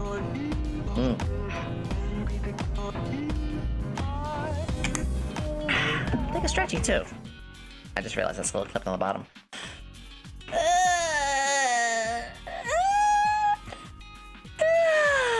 That's better. So yeah, that's a really, really cool one. Again, I got a lot of smaller ones too. Sometimes the smaller ones really pop. Oh, that's a pile of people. What is that? Yo, it's got a cool mask. There's something about a mask aesthetic I really like. Like, this is just a human wizard, but they decided to give her some turbo mask and really cool hair. This is what I mean. Sometimes these enemies are just all you need. Oh, it's a dwarf. Green cloak. Has to have a beard. What are your thoughts on dwarves and beards? Do female dwarves require beards? That's the most important question I have with chat. Do female dwarves require beards? You tell me. I don't know, honestly. It makes me a little weird, but you know what? Give me reasons why they shouldn't. Listen. Optional? No, they do not, because it takes away from the character creation. True, it doesn't require. It can be. That's where I stand. Humo Barbarian, right? Wait, no, this. What do you think here? Human Barbarian, right?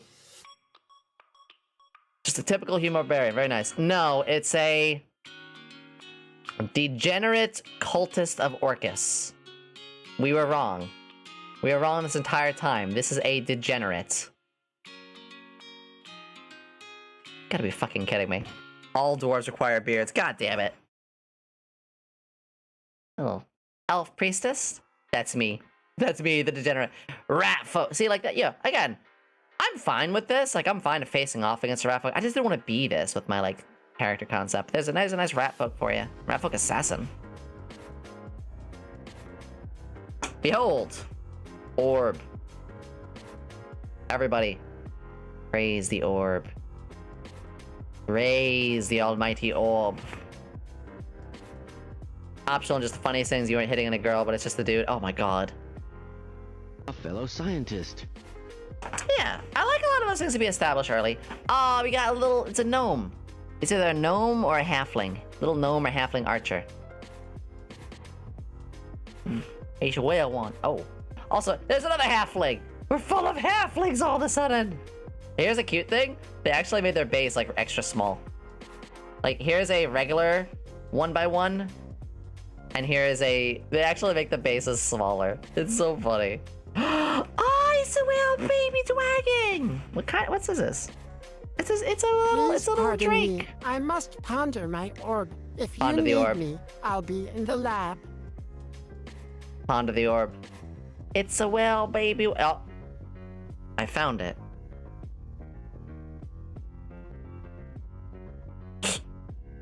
Like father, like son. Like mother, like daughter.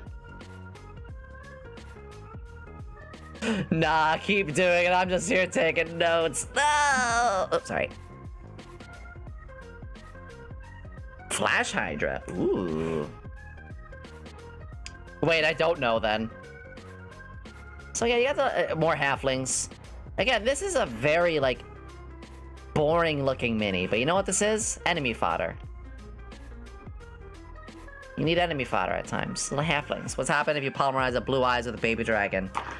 I have another one of them, actually. Death! Death and tragedy. Which is a very common thing in D&D. Is that a gnoll? It's a goblin! It's a yellow goblin. Come, son, let us rip some adventures apart with our teeth and claws. Damn! Hi, Sarah! We are going over a bunch of D&D miniatures, and when I say a bunch... Oh, you hear that, box? We have a bunch. When I also say a bunch, I mean... Hello, spons! A lot. So it's good to have you aboard. I'm a high-energy variety streamer. We're going a lot of things right now, including some that I made. I made this Taukaka one. Yes, Taukaka from there. And it's a nice day to relax, hand cam, and show off some of the older D&D stuff. Look at this Freddy Krueger. This is a large-sized creature, by the way. Keep in mind, as a large-sized creature, and this being a human, these aren't just claws.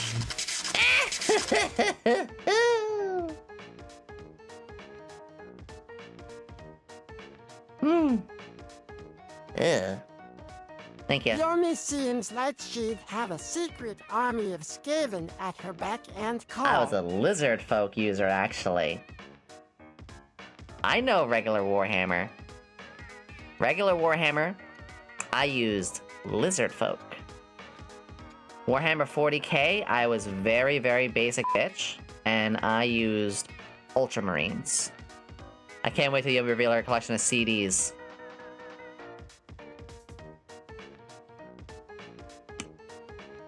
Not letting get away with that one, D-Chan. I love you, D-Chan. I love you, D-Chad. Ain't gonna let you fall. I ain't gonna fall for that one. Thank you again for the subs earlier, sweetie. Hi, Nagami. Nagamaki. Hello, big brother. So, is that a head? Holy shit!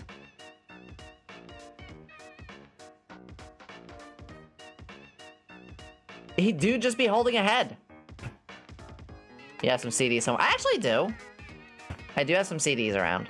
This guy is actually just holding a human head. That's amazing. One could say that guy was not really ahead of the game.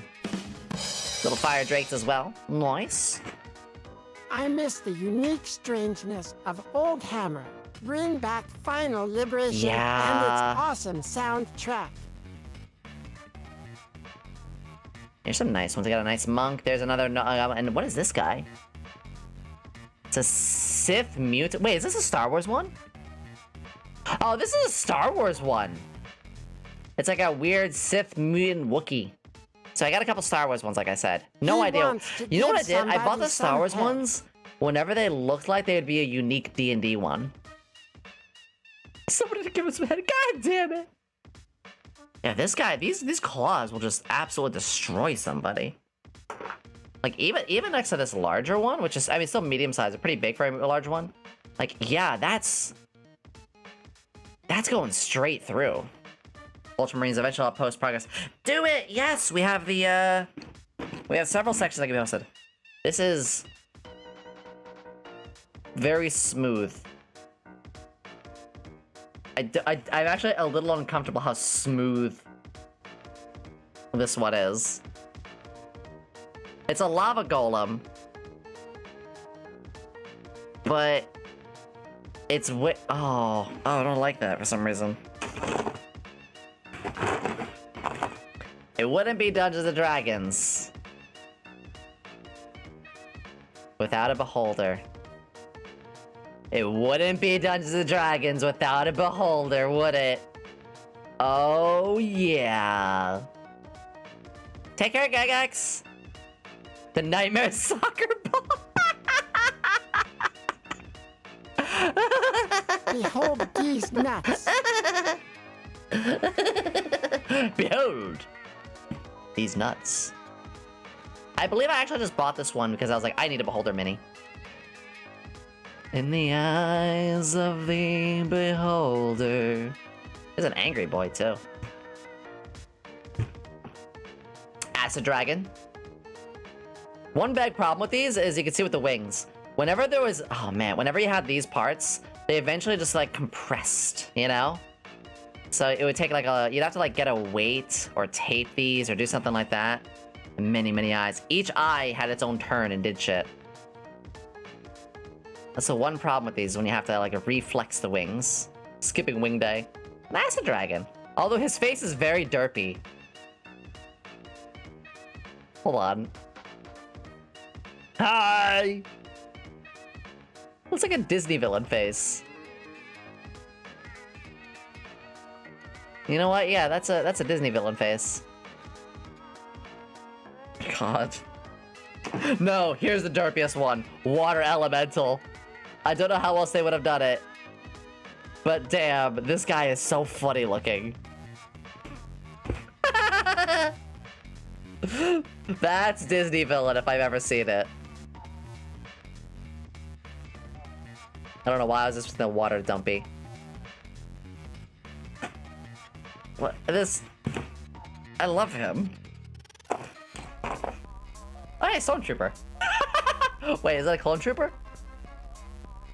Republic Commando. Yeah, like I said, I had a couple Star Wars ones randomly. FF14 early boss concept. Yeah. Yeah. Alright, let's grab our next small handful of these guys.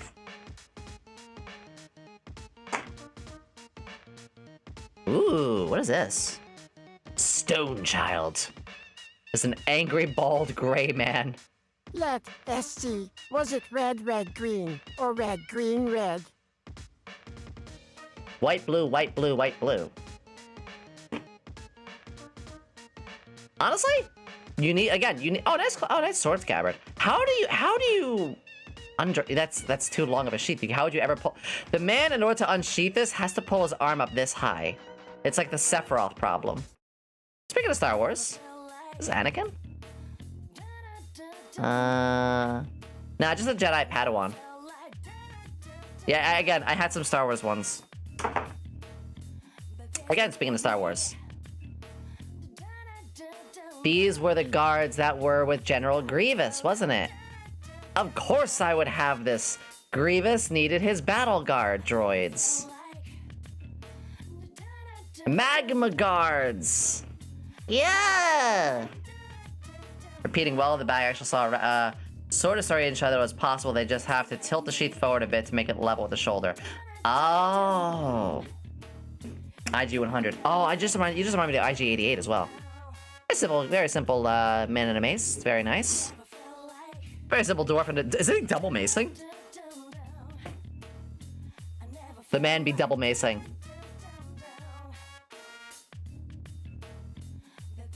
I love that. Thank you, Sora. You know your Star Wars, and I love Star Wars too. Thank you. I love older Star Wars. What the fuck is this thing? He's only got 3 arms. Is that a bone weapon? Hold on. It is a rack spawn.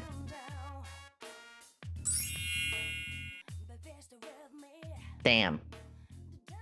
Damn. Had to do me dirty like that, huh?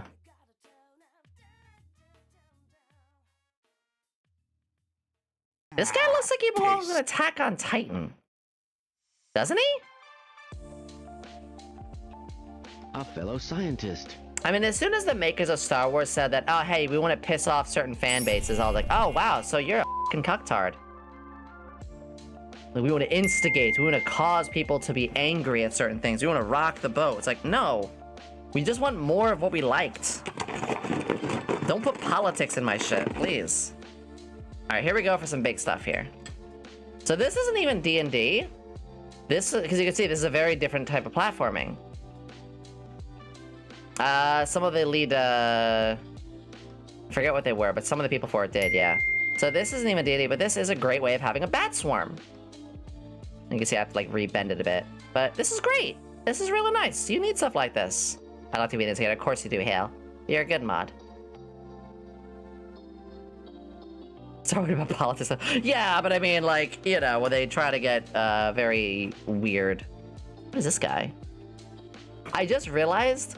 Oh, the guy's pretty cool looking. His mouth, this guy looks like someone from Beetlejuice.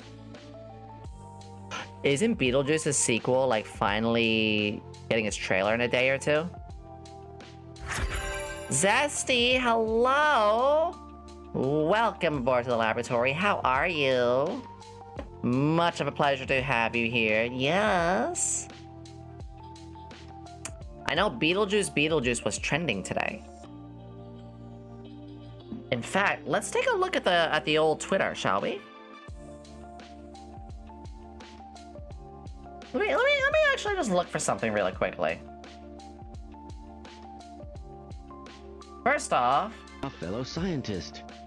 it looks like Friday Night Funkin' is finally trending. Ah, it's not trending anymore, but Beetlejuice was trending earlier. And Remember, when it was, all you have to do is say my there was talk about a name trailer. three times in a row. It must be spoken and broken. Beetlejuice. Beetlejuice. Beetlejuice. God, I love that. I love the Beetlejuice cartoon. I love the Beetlejuice cartoon. Ooh, ooh, ooh, monkey noises. Here it is, Jazit. This is the infamous... Let me get this to focus. There it is. Come on. Focus here. Oh, why aren't you focusing now? Hang on. A fellow scientist. I can kind of see the name, but it says Jazit. Jazit is a famous, like, in stories and everything drow. This guy was in a lot of stories. Is actually like a poster child. He actually came with a white dragon. What do you think this would be? So this is another one of those very special boys. Doggy. Is that a metal dog? It's a metal dog! It's a metal doggy!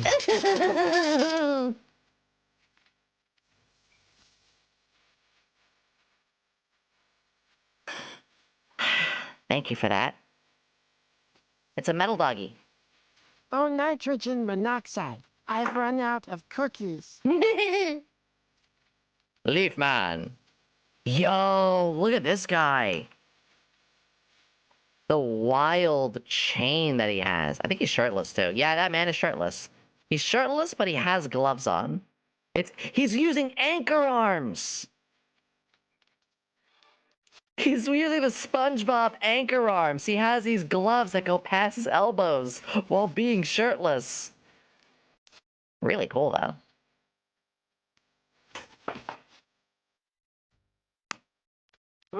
Ooh. I bet I should cut you up. And big ol' hairy troll as well. Orc Savage. Again, these designs, are these not like very Elden Ring looking? Or like Dark Souls looking? I really feel like there's some stuff going on here. Barbarian. What's this guy? His name is Wolfgar. Wait, I think Wolfgar was also one of those characters. I think this is also one of the book characters. Has anybody ever read the Dungeons & Dragons books? Behold unto ye, for my name is Wolfgar.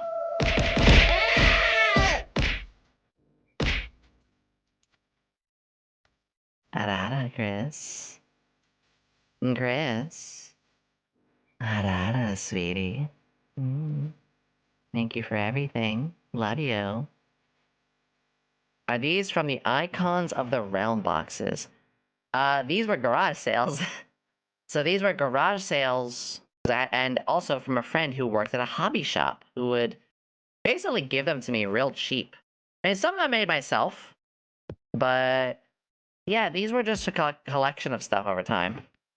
And this is how I was able to do it. So again, this guy, I love his mouth. He's on here. He's very Beetlejuicy. That is the most typical looking... Let it focus. Focus on my hands, not him. He is very stiff. He is a very stiff boy. Ew! Ew! I don't like it! It looks like something out of Spore. He's got his big old tongue. Why am I fingering the tongue? He's got this very... Ew!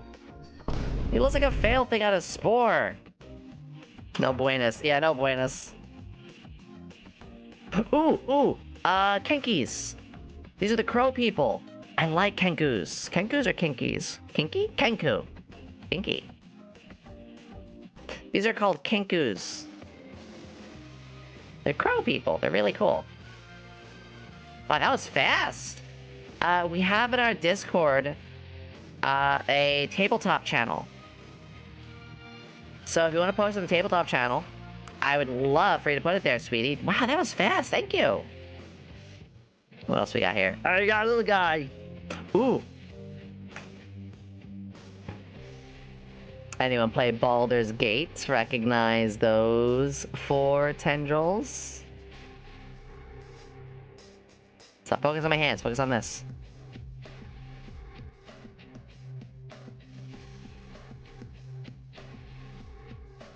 This is a artificer. He's actually got... If you look closely... Come on. I'm blocking the camera. Hold on. It is not like... There it is. Wait. Why is he having so much trouble focusing today?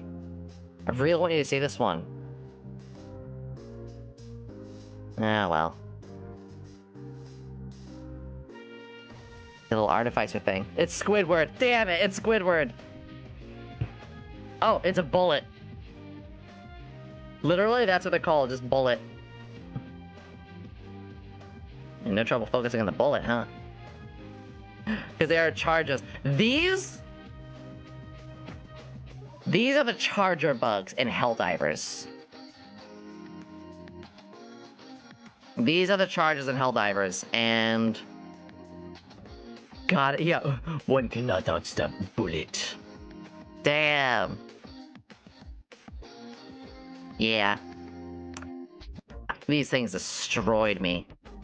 I lost a character to one of these things. This is a random thing from Zelda, right?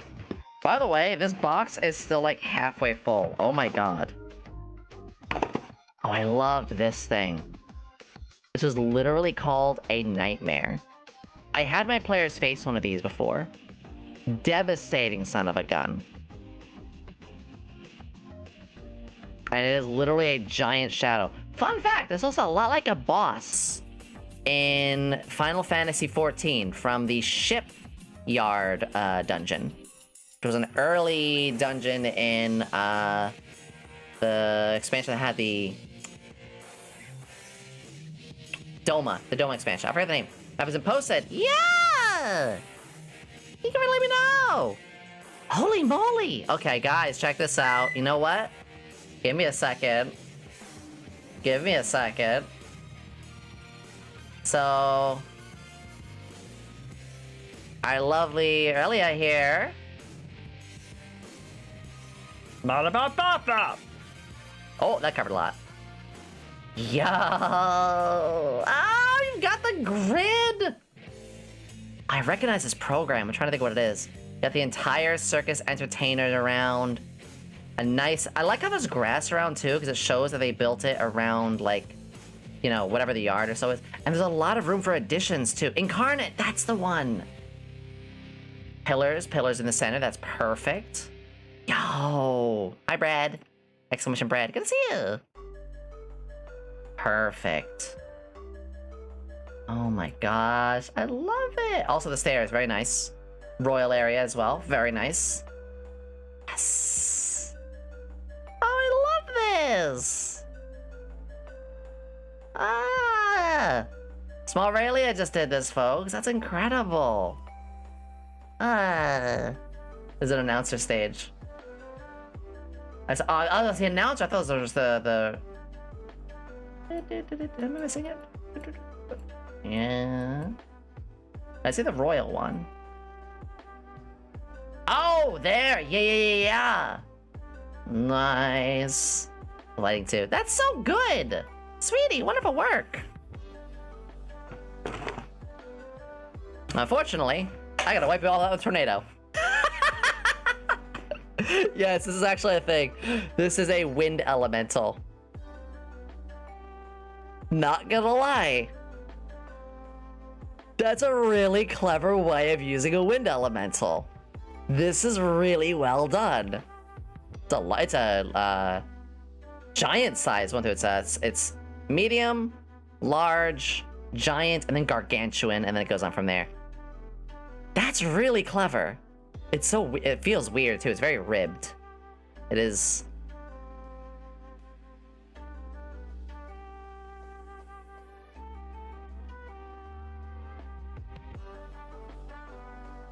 It's a D&D and a hole. Anyway.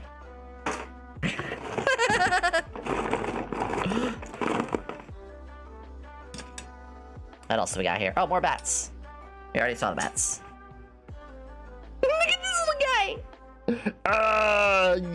He's a little twin blade. He's just a little nugget. He's just a little chicken nugget.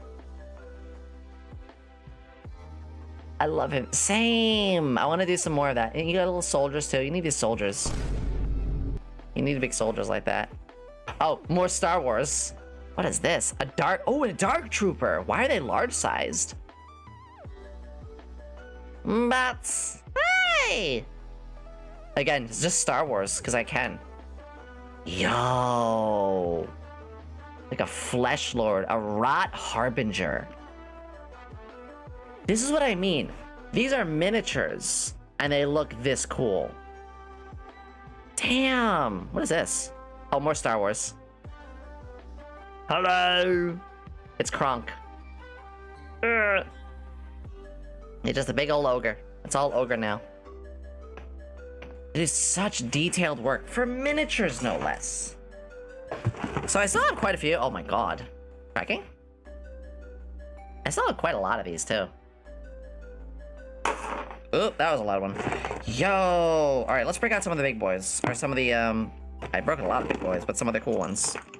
So... Chain Golem. A massive... Yeah, that's 3x3. Yo. Is there one of these kind of things in a Souls game?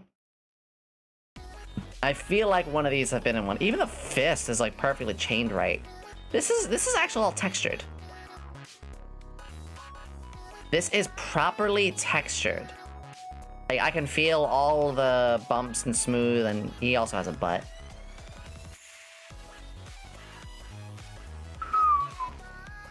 I think I like the most is a lot of like the toes and the fists. They actually make the chains like kind of flush that way. This guy, wow. Wow, that's so cool. And sometimes they just have really nasty... Look at this skeletal son of a gun. Hi, Cheshire! Why Golem made of chains? Because that's threatening as fuck. I would take the... if I was a crafter, I would craft a chain golem over a stone golem, because that one has reach. Again, for swarms. You need these for swarms, too. Yeah, this guy's cool. What the fuck is this thing? Zombie pigs! Ooh, brass dragon guy. Dragonkin! We got Dragonkin! Duelists? Okay, who likes Dragonkins? I have yet to meet somebody who's really fond of Dragonkin, and I'm super curious.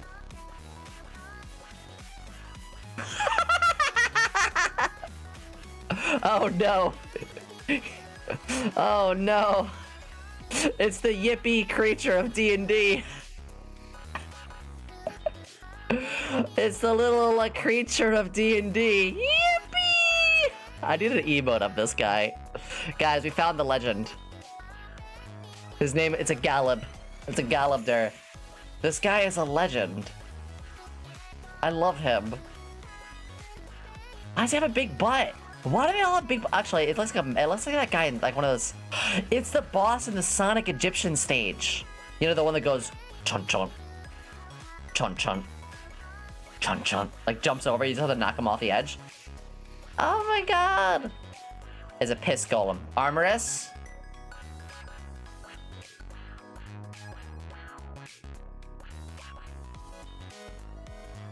There is a shit golem, just letting you know. There is a dung golem. I wish I did not know that. But I do, and now I'm imparting this knowledge onto you. Ooh, that's cool. So, look at this, even a little hawk. And it's... Man! It's a male elf ranger. Man! They don't make them like they used to. You would get these in packs of like 8. Hi, television! Wonderful to have you on board. I'm glad you say hello command as well. Again, these are old. These are like 15 years old. Oh, his abdomen seems very hungry. Some of them, though, some of them could have been a bit better. Actually, this does kind of go for the stiff soldier look. This guy stays. He is a legend. This is our dumpy Socks legend. golems would be appropriate for Yomi's fashion sense. Maybe a pair of smelly that supposed to socks mean? would make a golem extra powerful. So then Eldritch Liquids, I have 2 nickels. Listen. Okay, so this is not a D&D one. You can actually see this is like a clicks thing. This is a Warhammer one. I mean, World of Warcraft one. I had a very brief World of Warcraft phase. A very brief World of Warcraft phase. Which is why we throw them in the garbage. I nearly killed a player with one of these. This little suburban-like creature, Panty Golem. You're not far off of something that we faced.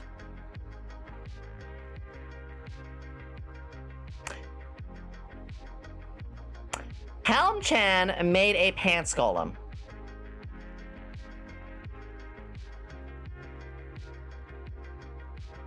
That's right. I ain't making this shit up. Helm-chan made a Pants Golem. And to make it even better, it was called an NFT.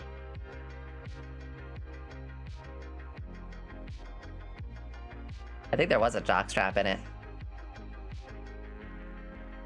It was a golem made entirely out of pants, or in other words, non-functioning trousers. NFT. So of course we killed it. Yeah. They made a motherfucking NFT golem. I hate it here. It was very creative. Oh no, it's the Ruined Bear! Oh no, it's the Ruined Bear. No fucking way. Guys, we found the Elden Ring Ruined Bear. It's actually just called Cave Bear. But we found the Ruined Bear. That's a wide boy. Well, Ruined Bear confirmed. Yeah, but I nearly killed players with this guy. This guy was hiding inside of a caravan, but it had its arms stretched out. Like, you know that whole thing where you place your arms, your hands out like this, and you spread your legs too, and basically you're like shimmying? Or you ever see that thing where like this, someone's hanging off of a ceiling, but they're flattened, like their arms and legs are braced on all fours to suspend themselves? That's what this thing did inside of a caravan, but it's got all hands, so it has even better bracing. And it came down to the player, and I said, you get hit! They're like, oh, by what? And how many times? And I was like, well, And then they heard another dice roll. And they heard another dice roll.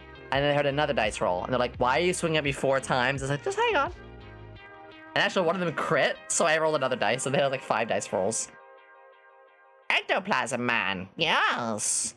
He is very Blue Man grouped. He is very Blue Man grouped. Oh, I found the Ruined Bear. I'm gonna wrap these, there's still quite a few more. Oh, hey, a tiefling. I'm gonna grab a couple more big ones. Golden Dragon. Oh. We found another La creature.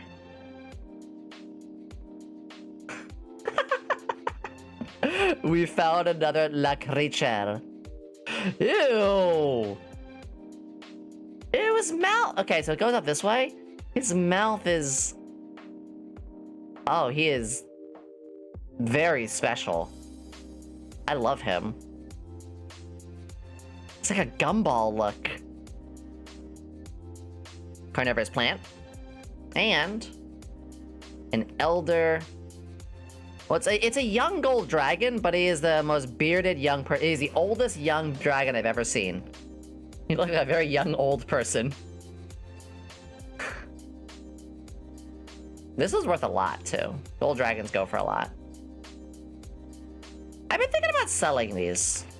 I don't know. Alright, what else do we have in our bag of tricks?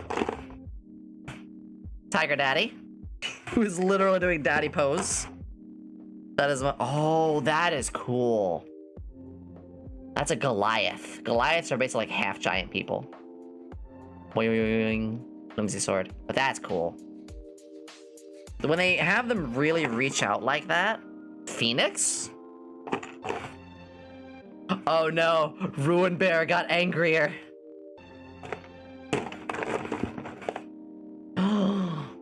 Elder Mind Flayer. It's large size too.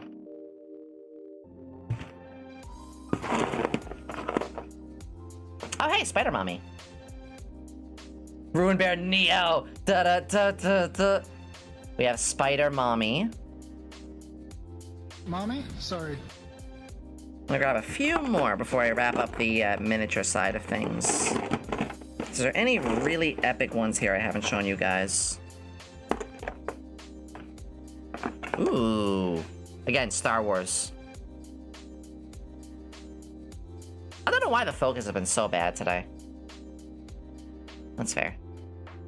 Nope. I was looking for any last cool ones. Oh, hey, another air elemental, but it's a very small one. Oh, mommy me. Yeah, I'm getting closer to the end of the container here. Boop. Some Star Wars ones.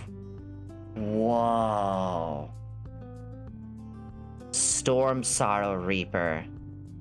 Again, I want this in like Elden Ring or something like that. That looks so cool. Alright, gelatinous ooze. Ew. It feels kind of sticky too. I don't know why it is. It shouldn't be. Ooh, another Kenku. A psionic Kenku. We have gone through hundreds of these, by the way. So, we are nearing the end of the... Hold on. We are near the bottom of the box. I usually stream about 4 to 5 hours. Because of the Subathon, I've been streaming a little bit longer. Because the Subathon has gone on for 31 days now. Yo! So, I don't know. I don't like to tell people an end of a stream because it hurts views. There we go. What is this guy? It's a War Devil. Wow. I didn't even know I had that thing. I think that's the last of my large ones. That's a dupe. That's a dupe. Ooh. The biggest boy I've ever seen. Oh my god! Look! It's what's her name from Baldur's Gate. It's literally her. She's a Githyanki and everything. What was her name? Look, that's just her. Brown hair and everything. Lazel. We got a Lazel mini. When did we get this? It looks just like her. Holy shit. Holy shit, it looks just like her. I think that's most of these. Again, I'm looking for any, like, last really cool ones. Fire Summer. Oh, what did I just do? Oh, I knocked my whole camera thing real fast. That's fine. That's fine. It depends. I usually run like 2 campaigns at a time. I have one that's modern and one that's high fantasy, like in the past and stuff. I don't do any at the moment because I do VTubing full time. But I've run about 30 campaigns. God, has it been 30 campaigns? Holy shit. You've run a lot of them. Oh, this guy looks awesome. I love this aesthetic.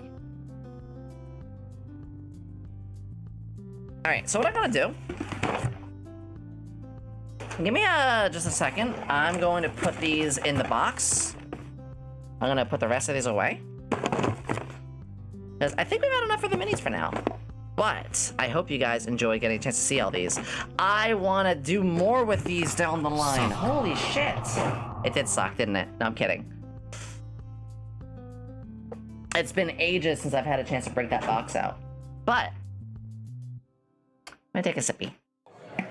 Word on the street is that Yomi Quinnley is a piss tuber. No, I'm Did not. you hear that from me, you wankers? So we have these map things, and these didn't go for that much. They're pretty simple. What you would do, you can see, like, this was a thieves' quarters. This would be... Take care, Ruby! The cool thing with these is you could see this entire layout of just like roofs and buildings. It was all just paper, but you know what? It served its purpose. Because as much as I like playing my games online, there was something really special when you got around the table with everybody. Maybe it was the acting, maybe it would wear an outfit. I don't know. But there was something with them that just really resonated with me. Sometimes you had, instead of having the limitless internet before you to work with, you instead had to work with what you had, and it really tapped into your creativity more than ever. Man. I don't think I even ever used this one. I think these are double-sided, as you can see. So on one side is the caves, and one side like the catacombs outside of it. So it's an entire like adventure that you could do with these. Several days. And that's not all. Say you wanted to mess around a bit and make your own still. Well, may I interest you in tiles? Yeah, so you could actually place together... I'm gonna move some of this aside. I know there's a lot of paper noises and stuff. Do bear with that. So let me just like grab one. So let's say I wanted to build something here. Grab this. Actually, let me move the mouse pad. And I could be like, yeah, there is the horse carriage. You guys should just not on top too. You could put the horse carriage there, or you could put it on the side. And maybe like you want a staircase that led to somewhere, or maybe you just want to put like puddles around or something like that. You had all of these you could work with, and there's tons of these. I feel like I missed out so much awesome stuff. There's a bad encounter that tainted my first view. Man, yeah, it's a shame, because like one bad encounter can really, like, even crowds of people. I could put like crowds of people over here. A bad encounter can really sour someone's desire to get into it. Here we go. If I wanted to have like a weapon shop, sometimes I've seen like divider pieces. Fucking, I don't know. You want to have a splash of water happen? Go for it. And those are all like smaller pieces. But we had all this. Or say I needed a couple buildings. Which is probably why I like Roll20 so much, because I would do this very same thing in Roll20. More buildings, more water puddles. This was just like for an open city. But don't worry, we're not done. Fireball. Fireball? Yum! Little water storage thing there. More people, water stuff here. So this is a very open town. This one was meant for you to play around with in your own creative way. Of course, blaming one bad encounter for missing out on everything is the logical thing to do. Don't worry, you're not missing much here anyway. Fuck you, Morphe! Wow! Wow, Morphe. So you see all these pieces. And this is just like one city. But what did we learn from the maps? We learned there is an entire other side to these. And now, if I wanted to, I had a sewer instead. That's right. These also had a sewer side. So you can use the same city and work with the interiors of a sewer. Sewer count. There it is. There it is. There's a sewer count. Jello Turd! That is a... Oh my god, that fucking name. Hello! How are you? So if you wanted to, you could again, and these are actually a little more dynamic because you could see they actually had like certain ways you can put these together. It was so cool.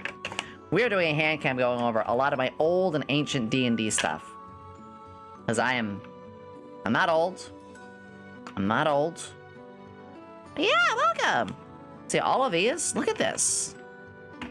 Civvy Watchers. All of this allowed you to play around with city building. And it was very quick. Because the other thing I would end up doing is, as a DM, even a little bridge stuff. As a DM, it is almost 7 for me. I had a playmat that was marker erasable. And I would erase, like I would use, dry erase marker. And I would draw maps on there. But they were very basic, I had multiple colors. And the multiple colors would help differentiate things. But, they were just quick sketches and stuff. What you really wanted was stuff like this. And these sold fast. You know how much these would go for? $10. It's just printed cardboard at the end of the day. But it laid out your entire game in such a way. Nowadays, these probably go for like $15, maybe 20. In fact, I seem to remember these jumped up in price like mid-purchase for me of these. Even all these little things. All these little ones. Yeah, rat turds. Oh, actual fucking rats. But I ended up buying most of these. And no, I'm not actually joking. Give me a second. Again, I'm gonna be losing tracking a lot. I'm not joking when I say I ended up buying most of these. No. So, I ended up getting the cave pack. I think it was actually just caves on both sides. Yeah, I think these were caves on just both sides. Let's open this up. So you have like really deep caverns and then more wide open ones and stuff. Could be like volcanic. Look at this! Look how cool these still are! Look how cool these still are! I want to do this right now. And you get like all sorts of hazards. And again, you just place them around. Just make your own. Here was the coolest thing. The players wouldn't know. So imagine. You know what? Here we go. Imagine being a player. And you're moving along. And you don't know what's around this corner. But as soon as you pass like right here. Like you move here. The DM's like, okay. Let me lay the next tile down. Any way they wanted to. And now you could be like, oh, well, I want to go this way instead. And the DM would be like, okay. And they would lay another tile down. It's so cool! It's like a video game. But like your own video game. It's why D&D is so awesome. You make your own shit with this. Procedurally generated maps. Slowly revealing the maps as you play. Generating them and countless combinations you can do too. Because there's nothing stopping you from mixing this up. What if at the end of the cave, suddenly they arrive to like ruins? Well, here we go. You could mix these up as I slap the bag. Why am I slapping the bag? You know what? Don't answer that. So this had like bridges and ruins and buildings inside of them. Yomi, act like an evil DM for plotting. What's the most evil thing I could come up with right now? So...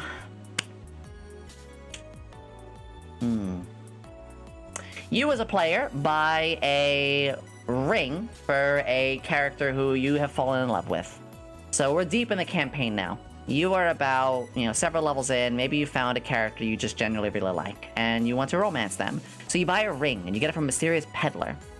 And the peddler even shows you the magic that it's capable of. It provides a extra protection. Maybe the DM makes it up. This ring will give that person +1 AC. However, when you two are within 10 feet of each other, it actually provides them with a +2 AC. Wonderful! Sounds like a hell of a steal. However, the ring, after you buy it, everything seems fine. You give it to your significant other. They start acting strange the next day. And you're not sure why, but they start telling you that they've been seeing you do strange things, that haven't been quite yourself. In reality, you don't feel like they've been quite themselves. And then they start getting sick. They start acting a little bizarre, but they lash out at you. And then one day you wake up and you find out that they have mutated into something awful. They come at you with their massive talons, large fangs, trying to rip and tear you apart. And this small sentience that is still left within their mind says, this is your fault. There's still a way to save them, though. I always give people a chance to save. A fellow scientist. Cruel? A little bit. But I like it. What is this one? Oh, these are like ruins out in the forest and stuff like that. So there's all sorts. Like I said. Traps. This was the trap pack. This is one of the trap packs. Oh, no. Yeah, so you can see all of these here. I think the worst one that I did like that was, again, a romance thing where there was... Yeah, you can see all the traps here. The coolest thing is you just flip it. You just flip it on the player. That's when you really do it.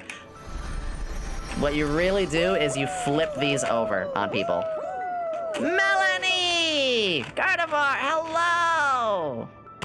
Melanie, why are you spamming it? Hello! I was gonna see you, sweetie! Everybody, welcome aboard. Yomi Quinnley here at your service. Not a bad scientist most of the time, but a glad scientist. Yes, we hit 2,500. I can't believe it. Let me take a sip of water. Yeah. We are going over all of our D&D stuff, and oh my goodness, it's a lot. But we're having an absolute blast with it. Join the Squirkles and get out of here. Actually, don't. I love you, but stop it. But yeah, again, you can see they had like multiple sides, they did certain things, and sometimes you didn't need much. Sometimes you just wanted like a little empty cavern or castle like this. But these went a long way. And I still have a couple more of these. Like I said, I have a lot of these things. Oh my god, I have cards too. That's right. As a DM, you could actually have these cards that had the monster's stats just right on them. That was very handy. That was very, very handy. Melanie, welcome aboard, sweetie. I'm so happy to have you here. For you and your community, if there's anything I can do to make you all more comfortable here, please mind the tracking. I am reaching over, grabbing things. Grabby hands. Let me know. Alright.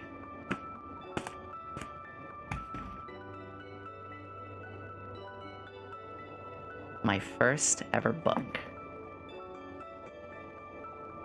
My first ever book was the 3.5 Player's Handbook. This was when it was at its prime, I feel. Before 5th edition. We all know 4.0 was garbage. Here's my thing. I'm gonna have a hot take. 5.0 is a great gateway. 5.0 is a great beginner's first time playing D&D tabletop game. It's very smooth brain easy. I'm not saying this in a mean way, but I am saying 5th edition is regressed. I'll just say it. You can be very stupid and still play 5th edition perfectly fine and optimally. No, I don't mean that in a mean way. If I had never played a D&D game before... Actually, let me recalibrate, 1 second. There we go. If I had never played D&D before, yes, 5th edition, great entry. However, it's that whole, like, you know that basic character, the Garen, the League of Legends Garen, or the... I'm trying to think, like, easy characters in the game. The easy to master but low skill ceiling. You know, those like, anyone can enter, but the skill ceiling's right here. That's 5th edition. 3.5 or Pathfinder, it's harder to enter. It's definitely harder to enter, but the skill ceiling and what you can do is way higher. The customization in 5th edition, after I make like 3 characters, I feel like I've already made every character. It's very boring. But I don't hate it. I still respect it. Hi, Trekkie! I still respect it because a lot of friends that I know are now into D&D because of 5th edition. And that can bring me into other things like Pathfinder 1st or 2nd edition. I gotta get around to 2nd edition down the line. But just look at one character creation. First off, I love the illustrations. The illustrations were always way better. God damn it, Mika. You know, feats were a lot more, spells were a lot more. How the game worked and everything. But these are the old books. And yes, of course, spells took forever. Spells took absolutely forever to build really anything you wanted in it. Let's see. Let's go to a class here. So, Bard. Look at that handsome Jack. There was a lot more that would be done with the characters in here. And I could read and study these for hours, how it all worked. They did a really good job with all these, even the cleric. I'm not gonna go through everything with these books. I did have quite a few of these. But this is my old school 3.5 book. I can smell the old. Wait, that's not helping my case. That's not helping my case. My favorite book, though. My favorite book. Let me find it. Ugh. Is The Complete Scoundrel. My favorite 3.5 book is The Complete Scoundrel. I'm such a bitch. So, what this one ended up doing, a Tabaxi monk. Ooh. A lot of fish. I like Tabaxis. I have a friend who's a Tabaxi and Paladin. So this book was amazing because it was all unique and fun stuff. Because prestige classes were very much a big thing. Bounce off both 3.5 and 5. You ended up getting into a hobby with PBTA like Dungeon World. That's good too. That's very good. Because here's the thing. Hey, give me a second here. You wanna play in a game that's Cthulhian based but anime technology? Well, let me introduce you to Cthulhu Tech. Also, this is the Tager thing. Remember, Lil Annette, my brown-haired character who was able to transform into like the alien. This is how it happened. You want to play with the alien mythos, but like anime and have like madness and mechs. Yes, there were mechs in this. Well, hey, we got Cthulhu Tech for you. Or what about? Hold on, I got another one for you. What if I want to play Yeehaw Cowboy? Deadlands. Yeah, Cthulhu Tech's alright. It's got a lot of quirks. Deadlands is your Yeehaw Cowboy Wild Wild West sort of thing. I love the alchemy stuff and everything like that, but it is your cowboy with mystery and technology. Focus? Why are you not focusing? Hold on. There we go. Like, there's something for everything. People don't know. There is a new game rule book made for, like, there's a new game, like, every other week. It is very dated. It is very dated. Again, mind if my model breaks a bit? I'm looking at some other stuff. What's this one? Ugh. Here's a book I have that's supposed to go to Helm. But shipping costs ended up being way more than it should. Dragon Mech. You wanna play with massive mechas, but also like fight dragons and basically put steampunk technology in your Pathfinder-y kind of games? Here it is. I don't know if Helm is still with us, but this is technically Helm Chan's book. So Helm lives in the UK. And the only way this could get shipped was in where I'm at in America. So the plan was Helm bought this in America, and then I was going to mail it to them because the shipping costs would have been cheaper. It wasn't. It was going to cost us like $40 to mail this. Dragon Mech sound. Yeah, this is the way you can build mechs, and this is so cool. There's the Helm Chan emotes. And look, it even had like all the stats for. Look at this! It's so cool. I play a lot of different systems. I have some digital only. So I love that. You know, I have Mutants and Masterminds, but I only have the PDF. That's for if you want to be a superhero. It's also kind of dated, though. I'm not really into that system. I would like a more hero-based game that's got rule sets more around My Hero Academia. I'd like a new hero-based game.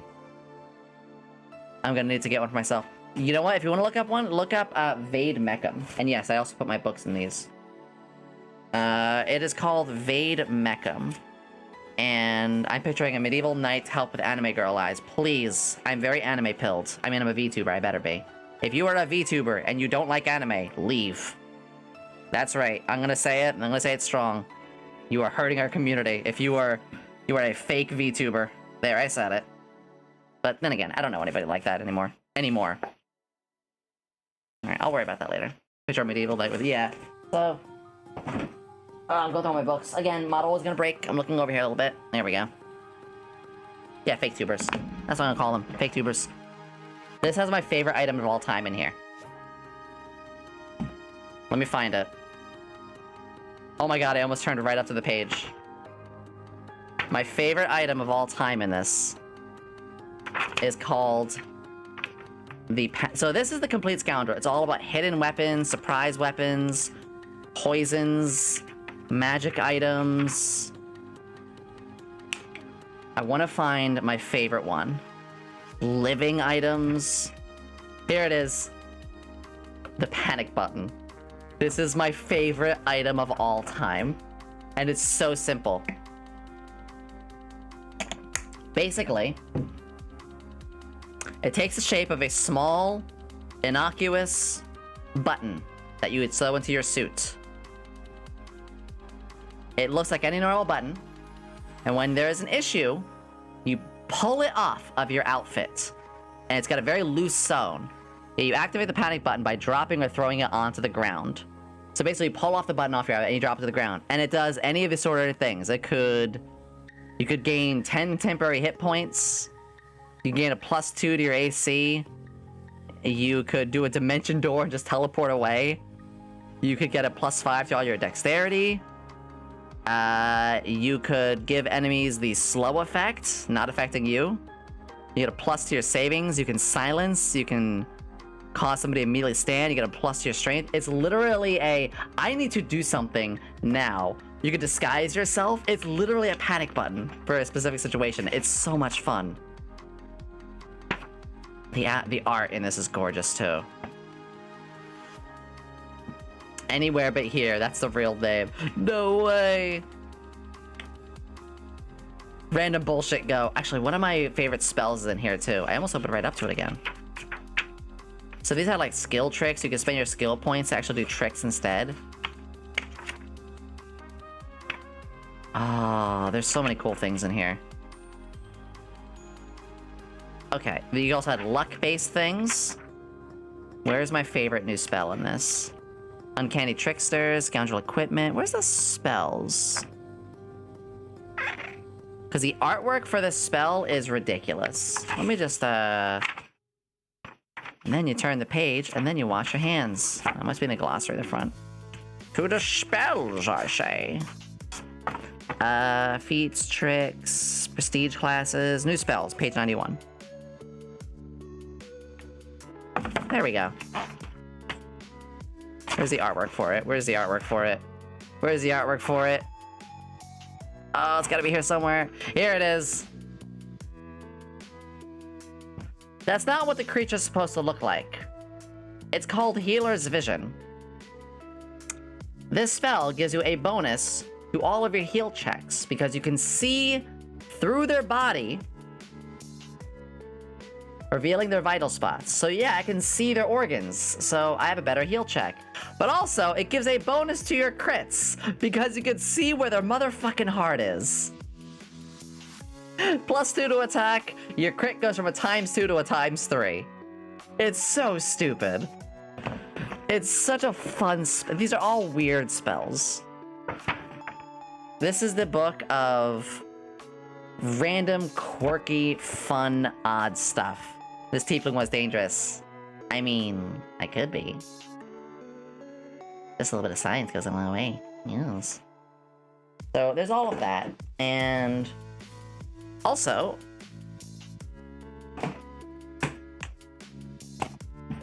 I even got the epic level handbook. This is when you go beyond level 20. Yes, that's my ring light. Because some people, after they hit level 20 and they can kill gods, they want to actually fight and kill those gods. So this handbook, which I never really got a chance to use that much, has epic level spells, epic level things you can do, summoning absolute swarms, how to run a camp. You can even see what the ways the pages are bending. I haven't really done this much. Epic armor. And my favorite, epic monsters. Well, you are epic level. What did you expect to oh, I don't like that's name.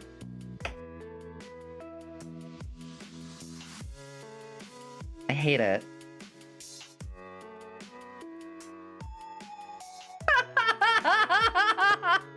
Oh boy!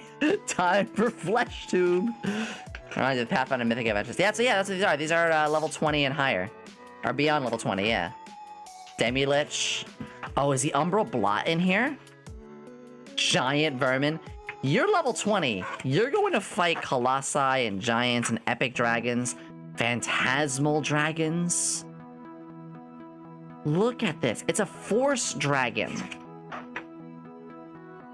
Prismatic Dragons. Like, what the fuck? You know what you're doing? You can cheese the whole campaign. Primal Elementals. Oh, hey, it's that weird thing. Why is it? Oh, the Primal Waters. That's why. Because they're kind of like gibbering orbs. Genus Loci. What is this? It's a section of landscape that is animated into a single entity. It is a local spirit. Oh my god. So basically tectonic plates said fuck you in one. Glooms. Oh, these are basically just like death incarnates. Look, oh my god. This is the Batman who laughs. Look at that smile. Ah yes, cheese, my favorite element. This is the Batman who laughs. Mithril Golems. Yeah, that's right. Mithril Golem's gonna be on that. Adamantine Hanagas. I'm just gonna turn the page on that one. Where's my favorite? Lava Whites? What the fuck? Legendary Animals. Basically, these are the archons of the animals. A Leshe? I don't know what that even is. Where's the Umbral Blot? Oh, hey, Paragon Mind Flayer. You like Mind Flayers? You're already scared like crazy out of them? You think Mind Flayers are already really fucked up? How about the Primal, the Paragon, the pinnacle of Mind Flayers? Primosaurus Rex! Yo! Pseudo-natural trolls are right. Ruin Swarms? Shadow of the Void. This is the most edgy name I've ever fucking heard. Shadow of the Void is a manifestation of cold malevolence. It's the spirit of one who's been condemned to the afterlife to an eternity of frosty conflagration. Holy crap. Here's 10 feet tall, incorporeal humanoid future. Oh my lord. Deeper darkness. Otelix freezing sphere. A cold aura that when standing near you take 2 just standing near it does 2d10 points of damage. Slods. What the fuck? That's so scary. I think you're right. Yeah, that sounds like Leshy. I'm looking for the Umbral Blot. I remember that being a thing. Oh, we found it. We found it. We found it. Yes. All right. What if Sonic disintegrated everything? So see how this black orb is just going through here? Balls. Hi, Pixel. Thank you for bringing an amazing community here. We're going over a bunch of D&D stuff today. Welcome. The science team. Yes. Yomi Quinnley here at your service. Anything I can do to make you more comfortable, please let me know. Otherwise, we have been going over a lot of... ooh. Gastra, you say? Might be a sound here you're gonna recognize. Listen Listen to this, my Gaster Blaster friend.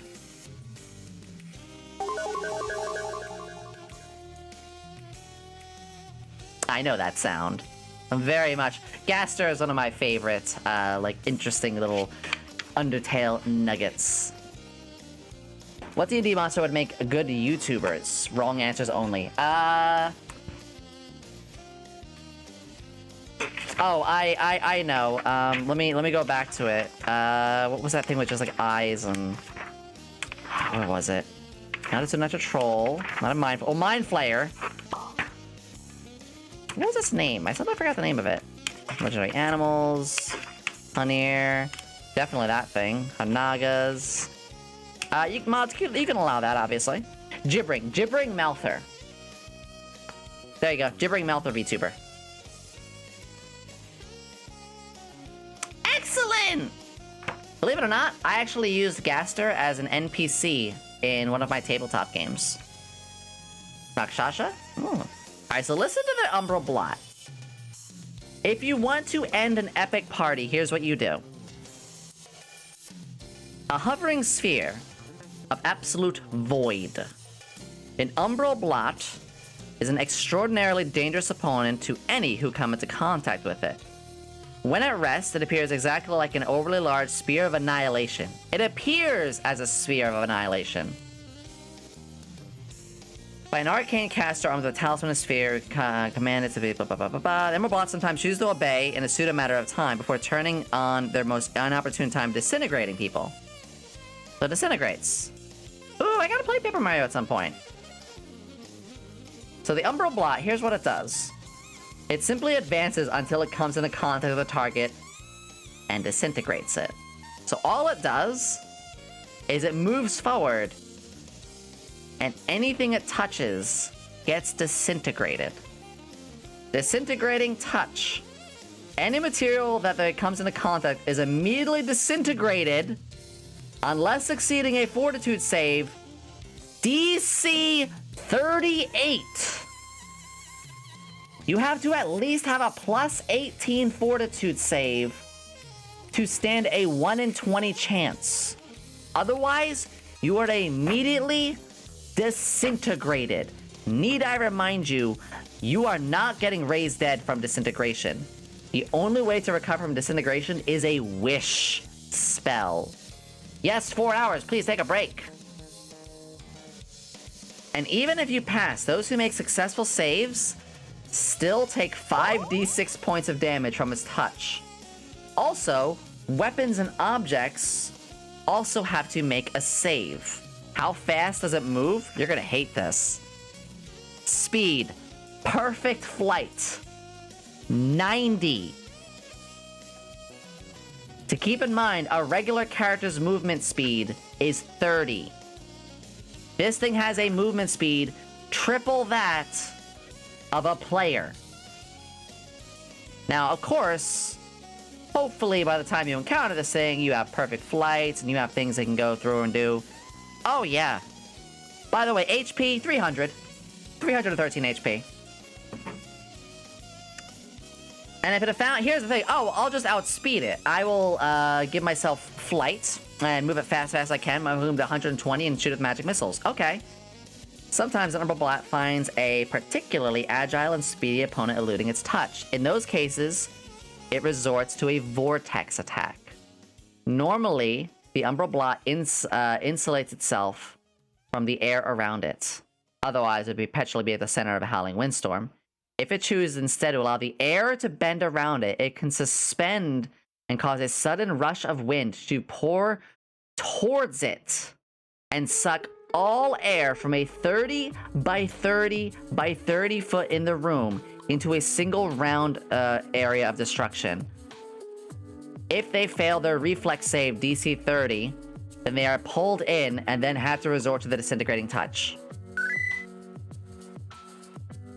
Even if you are plus 30 feet away from this thing, this is the epic level handbook. It will still pull you in and destroy you.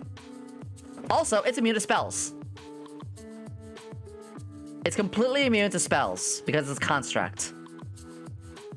Also, Okay, this thing scares me. I have the ability to planar travel. We're gonna go to another planar dimension. Nah, bitch, this thing has planar travel.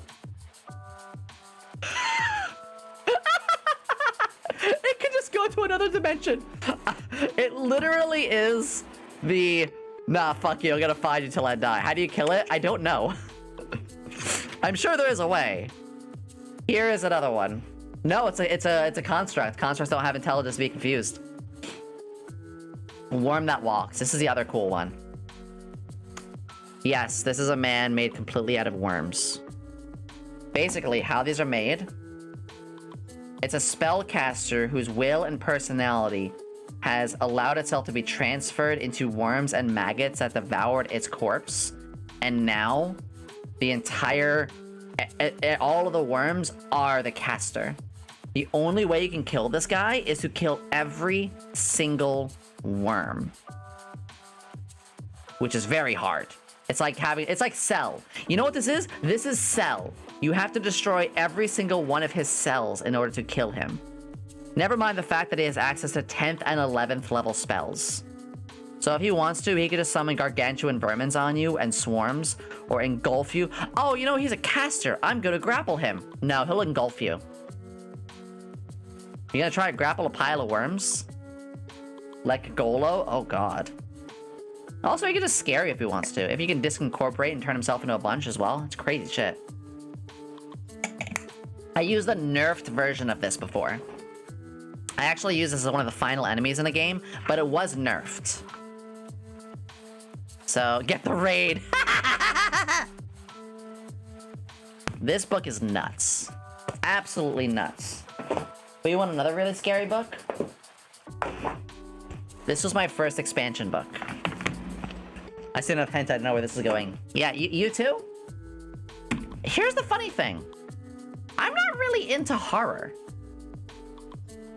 I'm not much into horror. Why did I buy this book?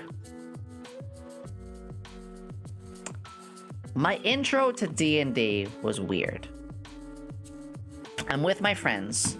They say, hey, Yomi, you're gonna like D&D. Try it. And I'm like, I want to play... Okay, let me recalibrate 1 second. I was saying, I'm in my edgy phase. I was in my edgy phase. I was in high school. I was wearing my goth stuff, you know. Yes, I did wear goth stuff. I was a bit of a goth gal in high school. So they're introducing me to it, and they said, like, oh, you can do this and this and this. I said, what about necromancy? I want to wield a scythe. I want to be a cool edgelord with a scythe. Now, they did introduce me in a wrong way. In fact, you know what? You make a good point. I'm gonna put on my goth look right now. Because when I said I wanted to be an edgy person with a scythe, I meant I wanted to fight with a scythe. Remember, as a caster, you're not gonna be swinging your weapon and hitting things. So I kinda got bamboozled. Because I would have been much better if they gave me a fighter. And as a fighter, make me wield a scythe. That would have been better. However, this book does have some classes in it. I think it's actually in the beginning. 1 second. Let me find the class really quickly. Yeah, but I got that for a little bit. Ah, here we go. So this had two really cool classes. One was the Archivist, which I really, really liked. I actually got to play the Archivist. Oh, you want to see what I did for my Archivist? You guys know how I like Toko from Danganronpa?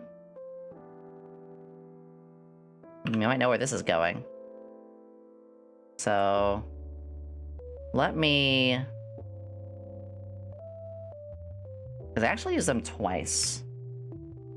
I used her in one thing, and then...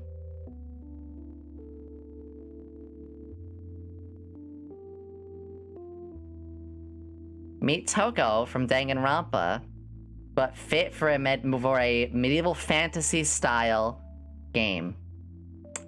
As a dark cleric. Ah! This is an edit. This is not my full art. It's actually an edit clash.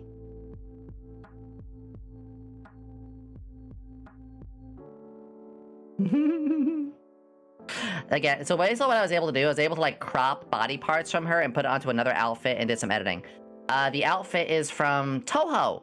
I believe it's the Dullahan girl, the one that's like red and purple.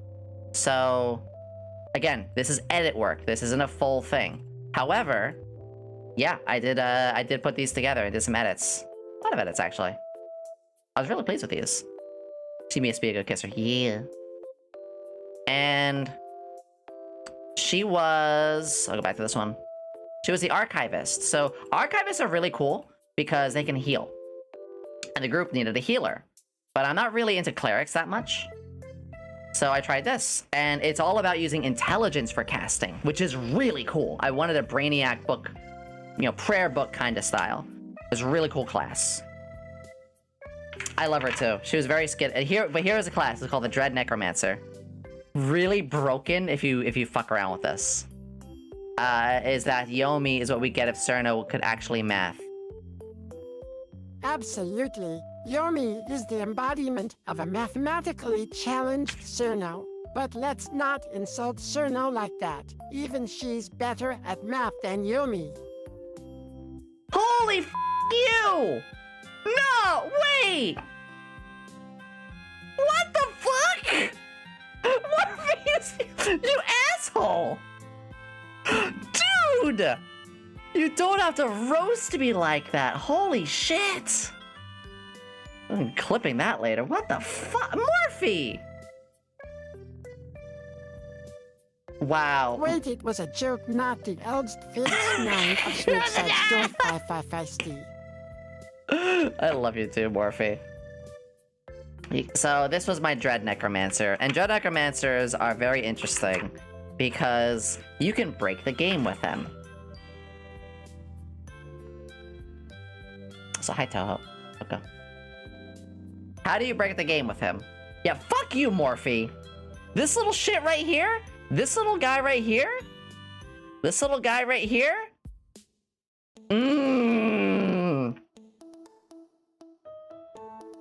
Alright. So what makes this thing broken? At level 1. At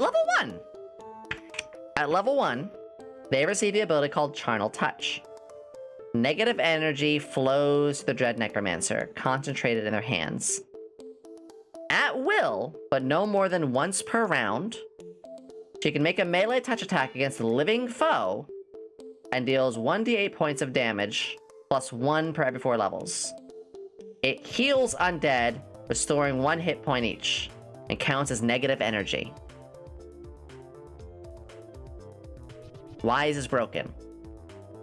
So it's only 1d8 plus 1, and it barely scales. Okay, that doesn't sound very good. But you can heal your undead. Okay. Interesting. You raise, and that's useful. If you have nothing else you can do your turn, and you have your undead army, you can heal them. Okay, that's alright. Why is this broken? Infinite health undead. Well, in combat, yeah, so out of combat you can just take all day and heal them up. But in combat, 1d8 plus 1, that's easily going to be slapped when you get to like level 5 and people are doing 30 hit points. However, there is a feat. There is a feat. I think it's actually in this very book. Let's see if I can find it. No, I think it's in another one. But the feat is called Tomb Tainted Soul. And what the Tomb Tainted Soul feat does is it allows you to no longer be healed by holy, and instead you are healed by negative energy. You don't heal by positive, you heal by negative. Most of the time that's a detriment, unless you have an evil paladin. It's an evil book. I believe it's called the Ultimate Evil. They had 2 books. There's the Ultimate Good and Ultimate Evil. I forget exactly what it's called. Book of Exalted and Book of Sins, or something like that. If you have your entire party take Tomb Tainted Soul, you will never have to buy potions for out of battle again. You will never have to buy booping healing low-level wands to heal outside of battle again. Every time battle's over, you just say, hey, Necromancer, just give us the touch for a while. 1d8, 1d8, 1d8, 1d8, you're good. 1d8, 1d8, 1d8, you're good. Bit of an oversight. Bit of an oversight. Touch me. Hey, yo. So, yeah, at this point it becomes Fia. Yeah! It also had a limited spell list. It was a very interesting class, but this book... Oh, no, there's one other thing this had. It had one of my favorite prestige classes, because back when prestige classes were more of a thing, that's another thing I don't like about 5th edition, is they don't really have good prestige classes. Is... You have your prestiges, and often you would take these, and they would... Here it is, the Death Delver. First off, this is the coolest motherfucking dwarf I've ever seen. I would never fuck with this dwarf. I feel like if I made one short joke, he would destroy me. Ego and all. It's a very strange one because it's a 10 level prestige class. But at 10th level, you get an ability called 9 Lives. You want to hear this? The final ability. 9 Lives. The pinnacle and achievement for a Death Delver is the remarkable ability to step back through death's door when forcibly pushed through it. Basically, when you're dying. Upon reaching 10th level, you gain the ability to cheat death 9 times, gaining 9 bonus lives. Every time a single attack, spell, or effect would drop you below -10 hit points, because back then -10 meant dead. 0 meant staggered, -1 to -9 was bleeding out, and -10 was dead. When you reach -10 or more that would kill you, you lose one of your 9 lives in lieu of the effects of whatever would have killed you, and instead you drop to -9 HP and stabilize. Yes. This is the Become Cat.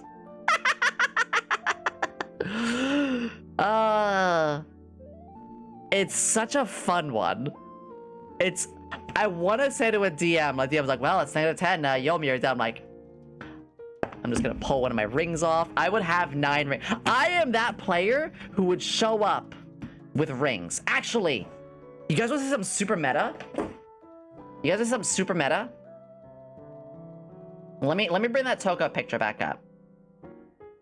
Check this out. So, see this book she has? Check this out. Give me 1 second. My model's not frozen. I just shut the camera for a sec. I gotta grab something. I know it's, like, right around here somewhere. Unless I lost it. I don't think I lost it, though. Give me a second. There it is. Just a second. Headphones. Alright. Alright, I am one of those players who wants props. That's right. I will wear cloaks. I will wear hoodies. So when I was playing her, see that book she has?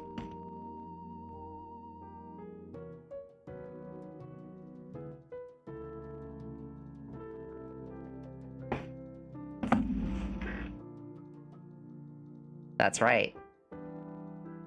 I would show up to the table with this. And I wrote my spells in here. I think I tore them all out. Yeah, I did tear all the pages of that did have it. But I used to have all my spells written in here. And this is solid. This thing is hard. And here's the funny thing. Because she was so shy and she like clutched the book close to herself, I would actually act and be like clutching the book close to myself and stuff like that. I loved doing this kind of stuff. So, this is just one of them. And you can see I haven't touched it in a while, it's a little dusty. This is just one of those cases. I love, love, love to have a little bit of cosplay. A little bit of just an extra touch, you know? It's so cool. I know! I have so much fun with these kind of things. So, it's just what I loved to do. I loved to get these chances to grab onto these items and work with some other players and stuff like that. So, yeah. Yas! Yes! A little extra immersion. Yeah. Extra immersion is the perfect word for it. Absolutely. Alright, I'm gonna do bonk that one away as well. Yippee! I love doing that. But everybody! You know... everybody, I am still goth. I want to thank everybody for today. We are going to be wrapping up. Please stick with the raid. We're actually going to be raiding out in just a moment. Could actually bonk with that book too. You could. It looks painful. It looks absolutely painful. But I hope you guys enjoyed a chance to look at all of the D&D stuff. I know it. Luminous!